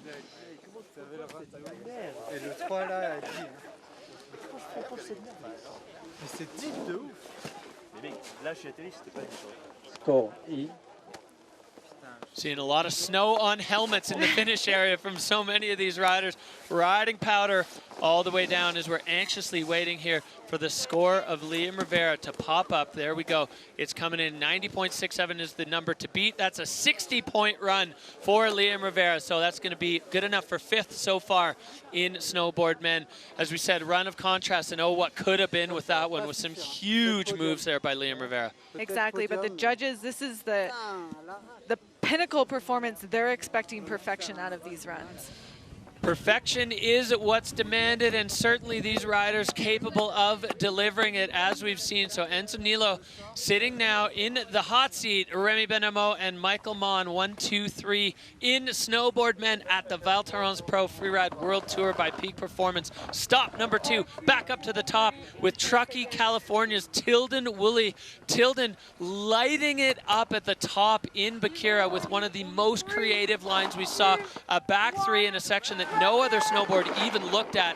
Tilden is so talented on his board. We had our breath held for that run as he's hopping up to this overhanging section. There's not going to be any docks for fluidity until the riders are into the face. And now Tilden entering. Look at the slough pouring down underneath him.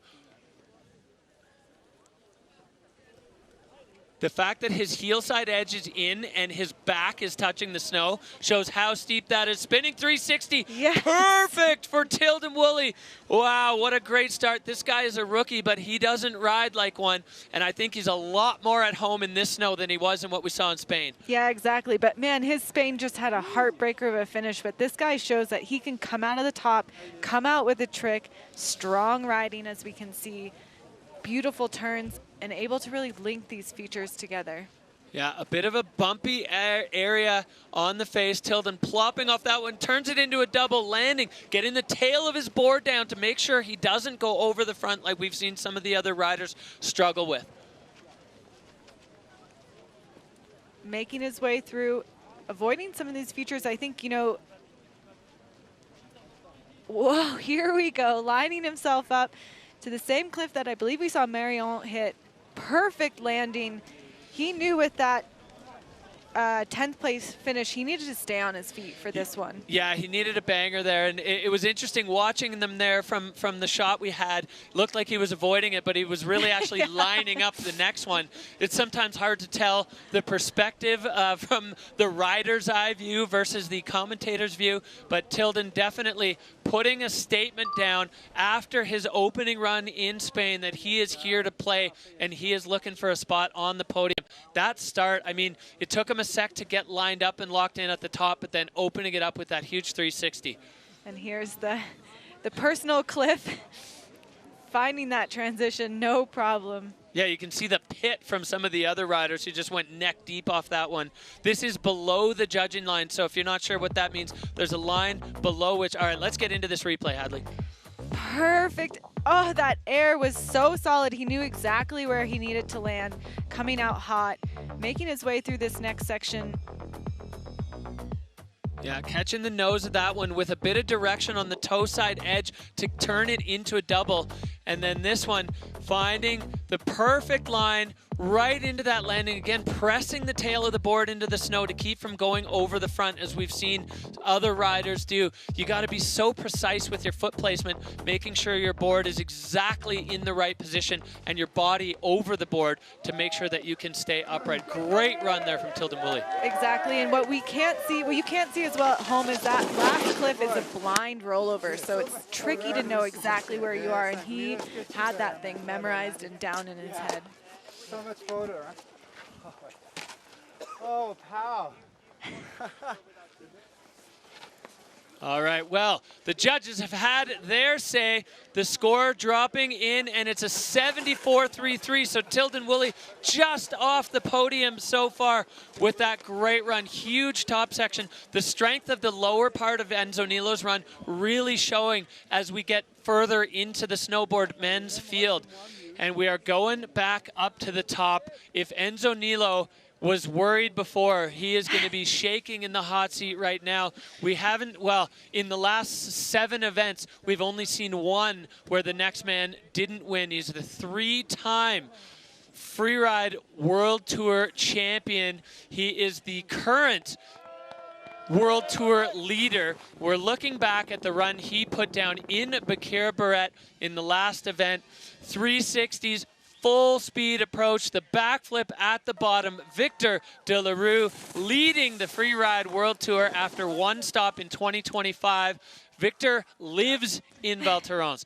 He is home here. His family is here. He is so comfortable, and the crowd is behind him. He's going to feel that energy lifting him up as he is buckling in, making his final preparations to put himself into the mix here in Val Thorens. He's at home, Hadley. Is it more pressure? Is it better? I don't even know.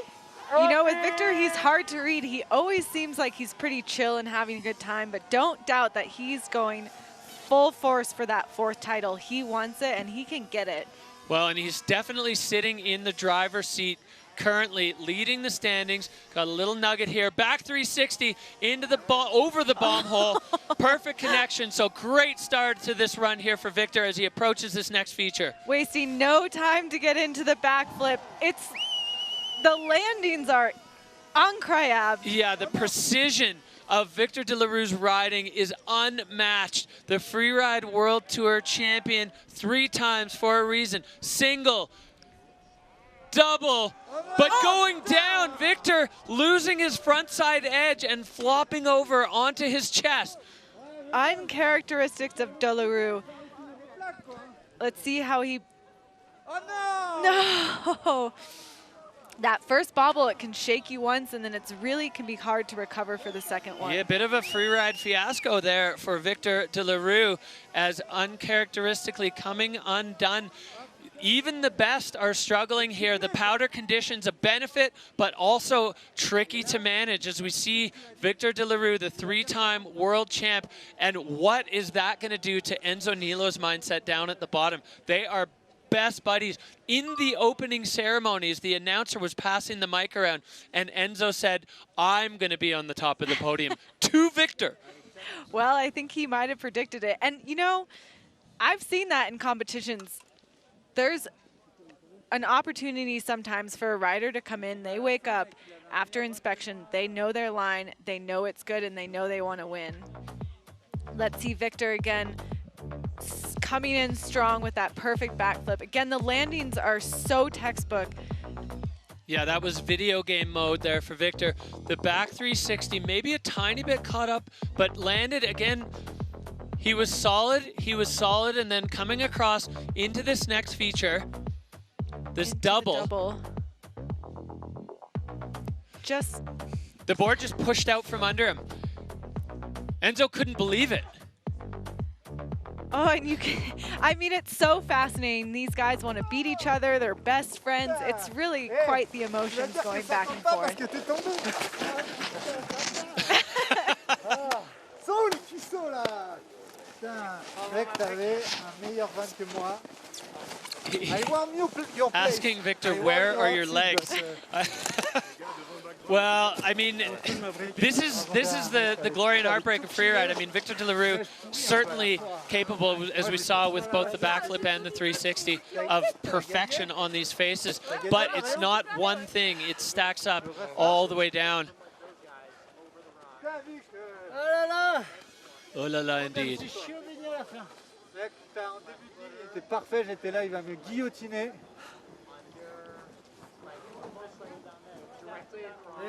Oh non! Putain! Joli mondeur.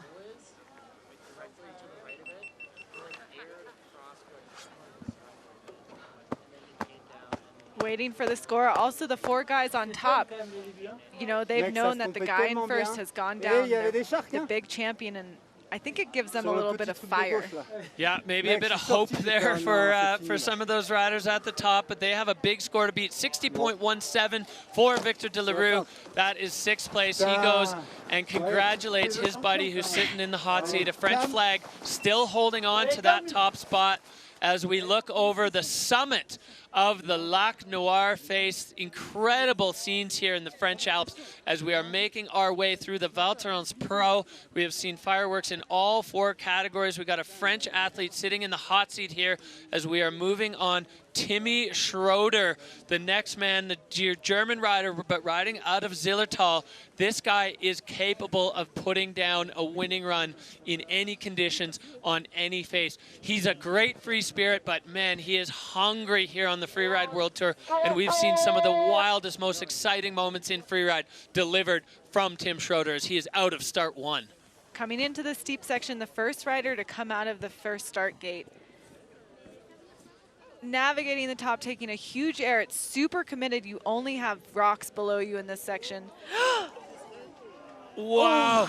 I think he was blinded there. He made that frontside carve and put himself into a powder cloud, and his angle definitely not the right direction. We see Timmy gathering himself. Hopefully we get the wave or the head tap. I mean, he's up.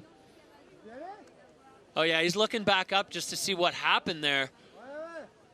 Yeah, okay. There's the wave. All right, Timmy Schroeder is all right. That was a scary moment there. So the visual inspection, and then you combine that with these powder conditions. When you make a big aggressive turn in the powder, the snow flies up in the air, and this snow is light, low density, fluffy snow. And it makes it impossible to see. We saw it in ski. I think he's missing his GoPro. Maybe the drone can find it. That GoPro is deep in the Val Thorens snowpack now.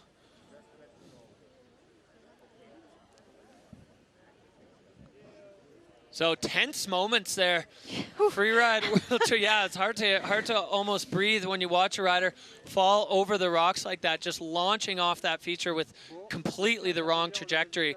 And happy to see Tim up and riding as he's making his way down the lower section of the face. He'll get a couple soul turns to try to reset himself. Exactly. Tim's riding it smart. He's got a second place already in the bag. This can be his throwaway competition. He's just getting himself down safe after what was probably a pretty scary moment for him as well. Yeah, for sure. Scary for him, scary for us. I'm sure scary for Timmy's friends and family at home watching that. But now just a couple of arching soul powder turns.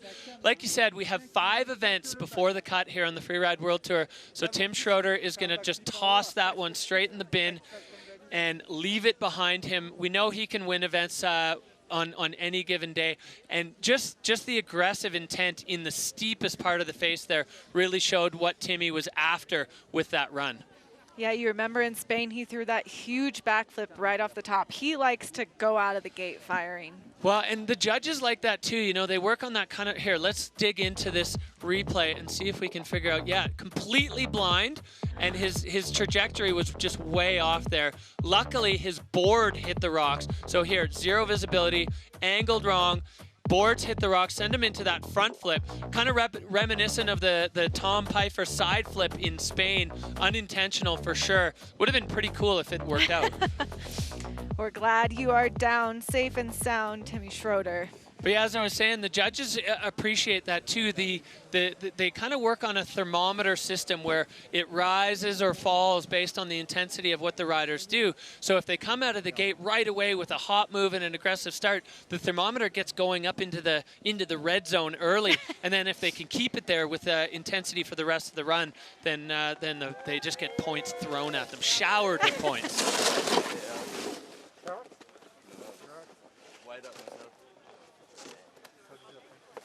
Yeah, that looks like the confirmation. He just got totally white-roomed above that. Checking the board. Looks like it handled it. Make it good. Score of 10.67 coming in. Alles gut. Telling his mom he's okay. That's good. Freeride parents, one of the most stressful jobs in the snow sports world. Watching your kids do this is definitely stomach in your throat. But we are continuing on. We have another hometown hero, another French rider in the mix. This is Camille Armand, riding out of Chamonix, France, part of the 3 Amigos, les trois amis, the Victor, Enzo, Camille squad, working on the Freeride Fiasco project with Alex Heitler. They're putting out some incredible content. This guy is a serious threat for the podium. One of the best backflips in the game. Camille Armand, the French crowd is behind him, lifting him up. He's dropping out of start 3. You can see the breeze is picking up out there as Camille Armand pushing out of the gate from start 3. Riding with the heart. The crowd to us is just firing as he looks to set up his first air. Yeah, approaching this top feature. And a lofty backflip for Camille Armand, but getting bucked in the bomb hole. Not able to hold it. This is one of the challenges for the later riders. Big backside 3 cross court. Yeah, challenges for the later riders, Hadley, with bomb holes and tracks and things. There's a lot to navigate for these guys. Looks like he's searching for something fresh, though. Huge air, doubling that, or singling what some people have taken as a double with that cliff. Making his way out hot. Yeah, full speed approach for Camille Armand. Unfortunate on that first air. Backflips are his bread and butter. But the bomb holes, it's really hard when you're above and it's blind to know exactly where they are, to be able to line yourself up to avoid them. Exactly. It looked like he was trying to adjust his trajectory, but then you also, the first riders are going to take the best line. They're looking for the best transition. So the further back you are, you're kind of left with the scraps. Camille Armand making his way down to the crowd. In his home country of France, they still love him here. Oh, they sure do. And with Enzo Nilo sitting in the hot seat with only 2 riders to go, we are guaranteed a Frenchman on the podium as we look back here at this backflip of Camille's. Yeah, that first bomb hole was just impossible to ride through. But he shows that Getting this big cross-court back three and landing in such deep snow there. The snow has been piling up here in Val Thorens, and then I love this aggressive fall line approach. Perfect landing for Kemi, bouncing out and then getting the heel side edge in just enough to control the speed before he redirects himself over those little nuggets of rock. So much good about that run. Extremely unfortunate that the first feature didn't work out. Mec, t'as fait le run d'enculé, t'as pas fait le backflip. Putain! C'est toi qui fais plaisir, la mène. Ouais, un peu à l'arrache, mais... Ah! Les gars, qu'est-ce que vous faites? Moi, je suis jamais sur le podium, normalement. Je sais pas ce que vous branlez, quoi. Ça me fumait, c'est bien, la brique. Ah, voilà, vrai. Ah! Putain! J'ai chopé un char côté coffre. Mais mec, moi, là, je sais pas si la board, elle est pas repeinte, là, aussi. Mais j'ai pensé à vous, en l'air, hein. Score coming in for Kemi Armand. Not going to challenge that top spot of Enzo Nilo, a 63.33, still in the top 5 for Kemi Armand. So with so many riders going down, that may end up being a salvageable result for Kemi Armand. He's got a 6th in the first event. Now he's looking at somewhere in the top 7 in stop number 2. Enzo Nilo, Remy Benamo, and Michael Mon. That is your top 3 with rookie Tilden Woolley sitting in 4th right now. We only have 2 riders left, but both of them big threats. This man, Jonathan Penfield, riding out of Squamish, BC, out of Whistler Blackcomb, sitting 3rd overall. Always a threat. He's such a technician on the board. He's so smooth, always with the calm demeanor, but as soon as he kicks out of the start gate, fireworks. Exactly. Ooh, and going someplace new. This is the only person we saw go over this way was Jenna. Yeah, and she definitely proved, oh, look at that landing. He is on a film line here. Back 3, Jonathan Penfield. It's so steep over there, handling this like an absolute veteran. Look at where he is on this face, popping out of that last feature with the grab, and now on the toe side edge, just looking to get across this slough field. There is still more below Jonathan Penfield. He's only about halfway down. Well, just sending fluff left to right. Big double there. Oh, and Jonathan bouncing. Unfortunately, that slough cone proving a little bit more dense in the snow. So John Penfield, but he's still got more to come. Lobbing a front 3 now, so he's spun both ways, getting a little hooked up there, but not going down. Wow, John Penfield, second last man of the entire day and opening up a whole new section. Like you said, Hadley, only Jenna Keller going over there so far. Yeah, you know, that is 8 years of riding on the tour kind of experience. He knew he was going essentially last out of the entire 4 fields, and picking a zone where no one goes. His track is solo when you look up at the venue. Oh, and that was close to perfection for John Powell. Jonathan Penfield, he's got a unique eye for lines. He's always kind of poking around in different sections and finding features that he feels can work that other people don't even see. He's got that scientist's eye for the venue. And that side of the face, honestly, watching him ride, it's kind of surprising that it didn't see more action because it's good over there. It looks good. It really looks like a classic Alaskan film line over there. And as you said, a scientist, an enzyme engineer. Those enzymes were flowing down the mountain. Let's check the replay. Straight off the top with such a strong, perfectly landed 360. Getting the grab, connecting, and then John Penfield here as he approaches this double. Nice powdery landing on the first stage. Oh, it's just hard. It was hard there. His board did not sink into the snow at all.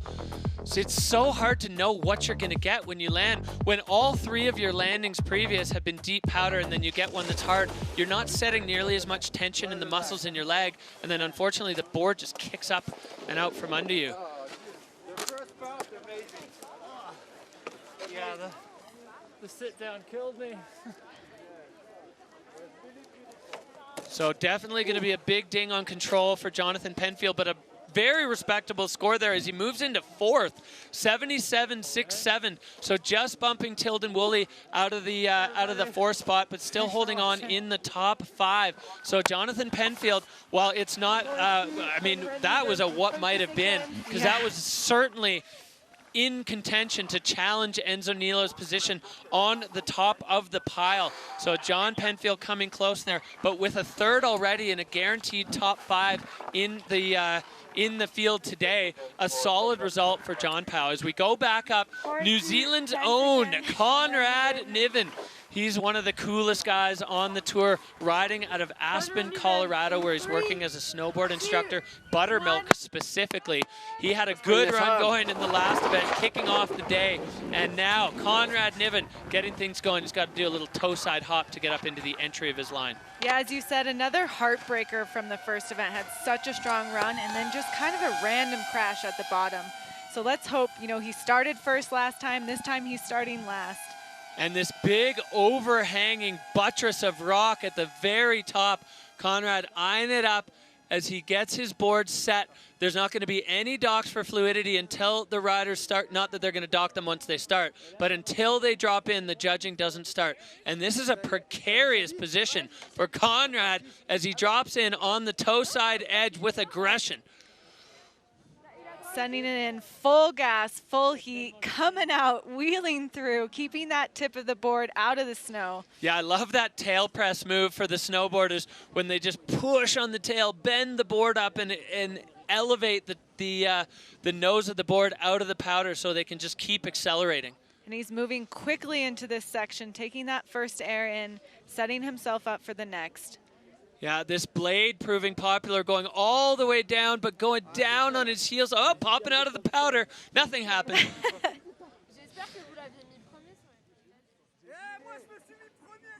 All right. Oh, that looked like a rock. That was definitely a rock. Conrad Niven with a slight trajectory mistake there.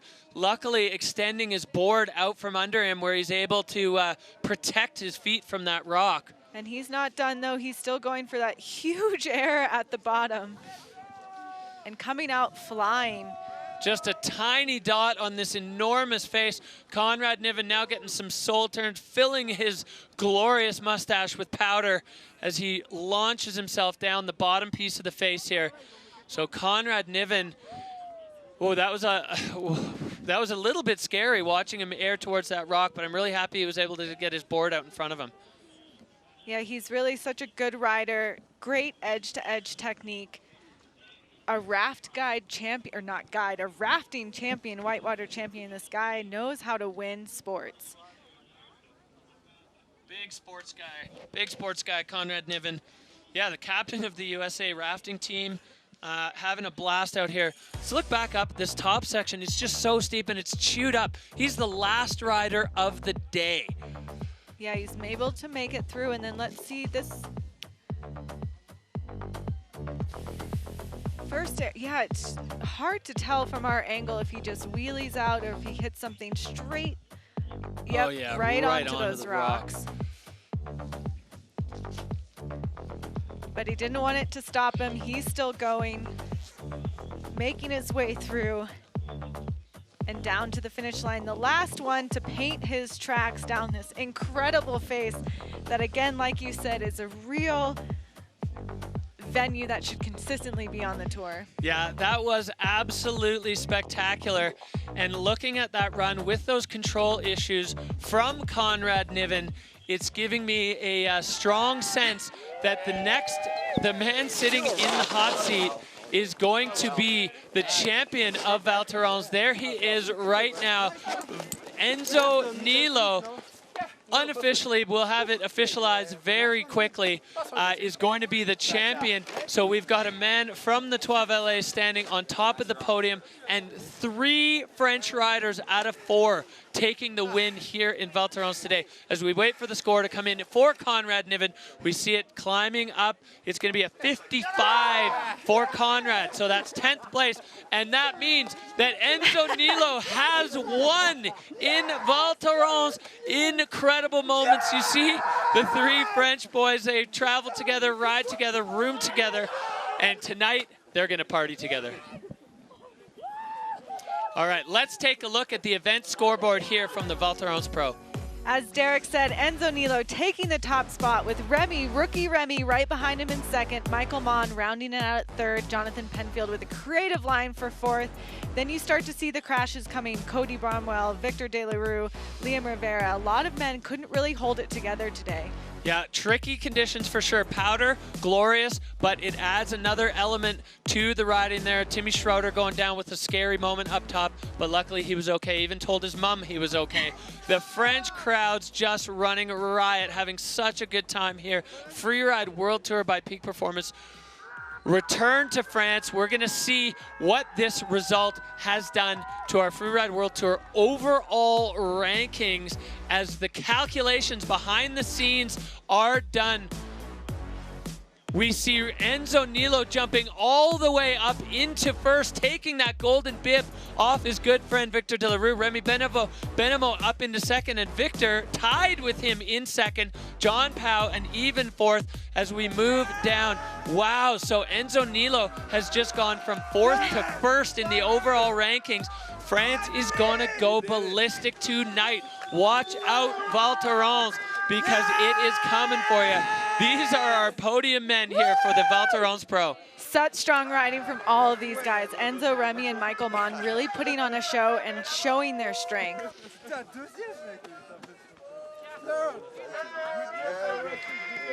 An international field, an international podium. France, Switzerland, and USA lighting it up for the Snowboard Men. Wow, what a show we've had in Val Thorens, France. This has just been absolutely electric. The crowd, the riding, the snow, the venue, everything. We're going to go down to the finish corral and catch up with the local Enzo Nilo. You just won the Freeride World Tour stop in Val Thorens. Tell us about your day and your experience here. I'm so happy right now. Can't believe it. I was so stressed at the beginning, but seeing all the skiers sending it, I was like, you have to go for it. I was so stressed at the top, but actually it felt so good, the snow. Little bit sketchy at the end, so I think Victor or Camille could get me out of the hot seat, but man, I won! Yes! Enzo, a huge congratulations, a massive performance in front of the home crowd. Yeah. You did it, and you are the winner of the Val Thorens Pro here in France. What a show we've seen. This backdrop providing absolute fireworks for the Freeride World Tour's return to France. The Val Thorens Pro, electric. Good. C'est good. Merci.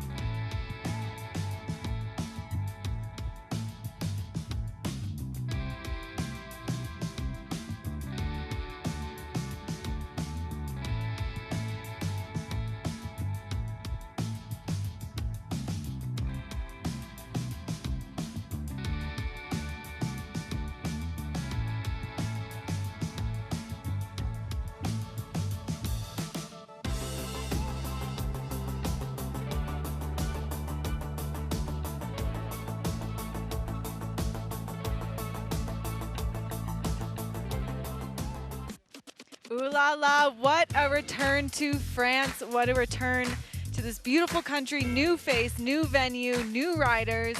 What a show. I'm speechless, honestly. That was such an incredible show. All four categories going absolutely ham here on the Lac Noir face in Val Thorens. This has been incredible from start to finish. Now it's your turn. We want you to log on to freerideworldtour.com and vote for the rider of the day. All categories are open. Who got your juices flowing? Log on to freerideworldtour.com and cast your vote. This is your chance to have your say. The fans, it's wide open. Everybody is in. Oh, rider of the day. I don't even know. I mean, there were so many electric moments in this event. It was incredible. What an entertaining day. What strong riding across every single category. So nice to be in France. We love it here. All right, well, that's going to do it for the Val Thorens Pro Freeride World Tour by Peak Performance. That's a wrap in France, but we would like to invite you to join us next week in Kicking Horse for the Golden Kicking Horse Pro. It's going to be insane. We're going to Canada, to my backyard. Cannot wait to see you there. On behalf of the entire Freeride World Tour family, Hadley Hammer, and myself, Derek Foose, we cannot wait to see you at the next stop. Thanks for tuning in. Merci beaucoup.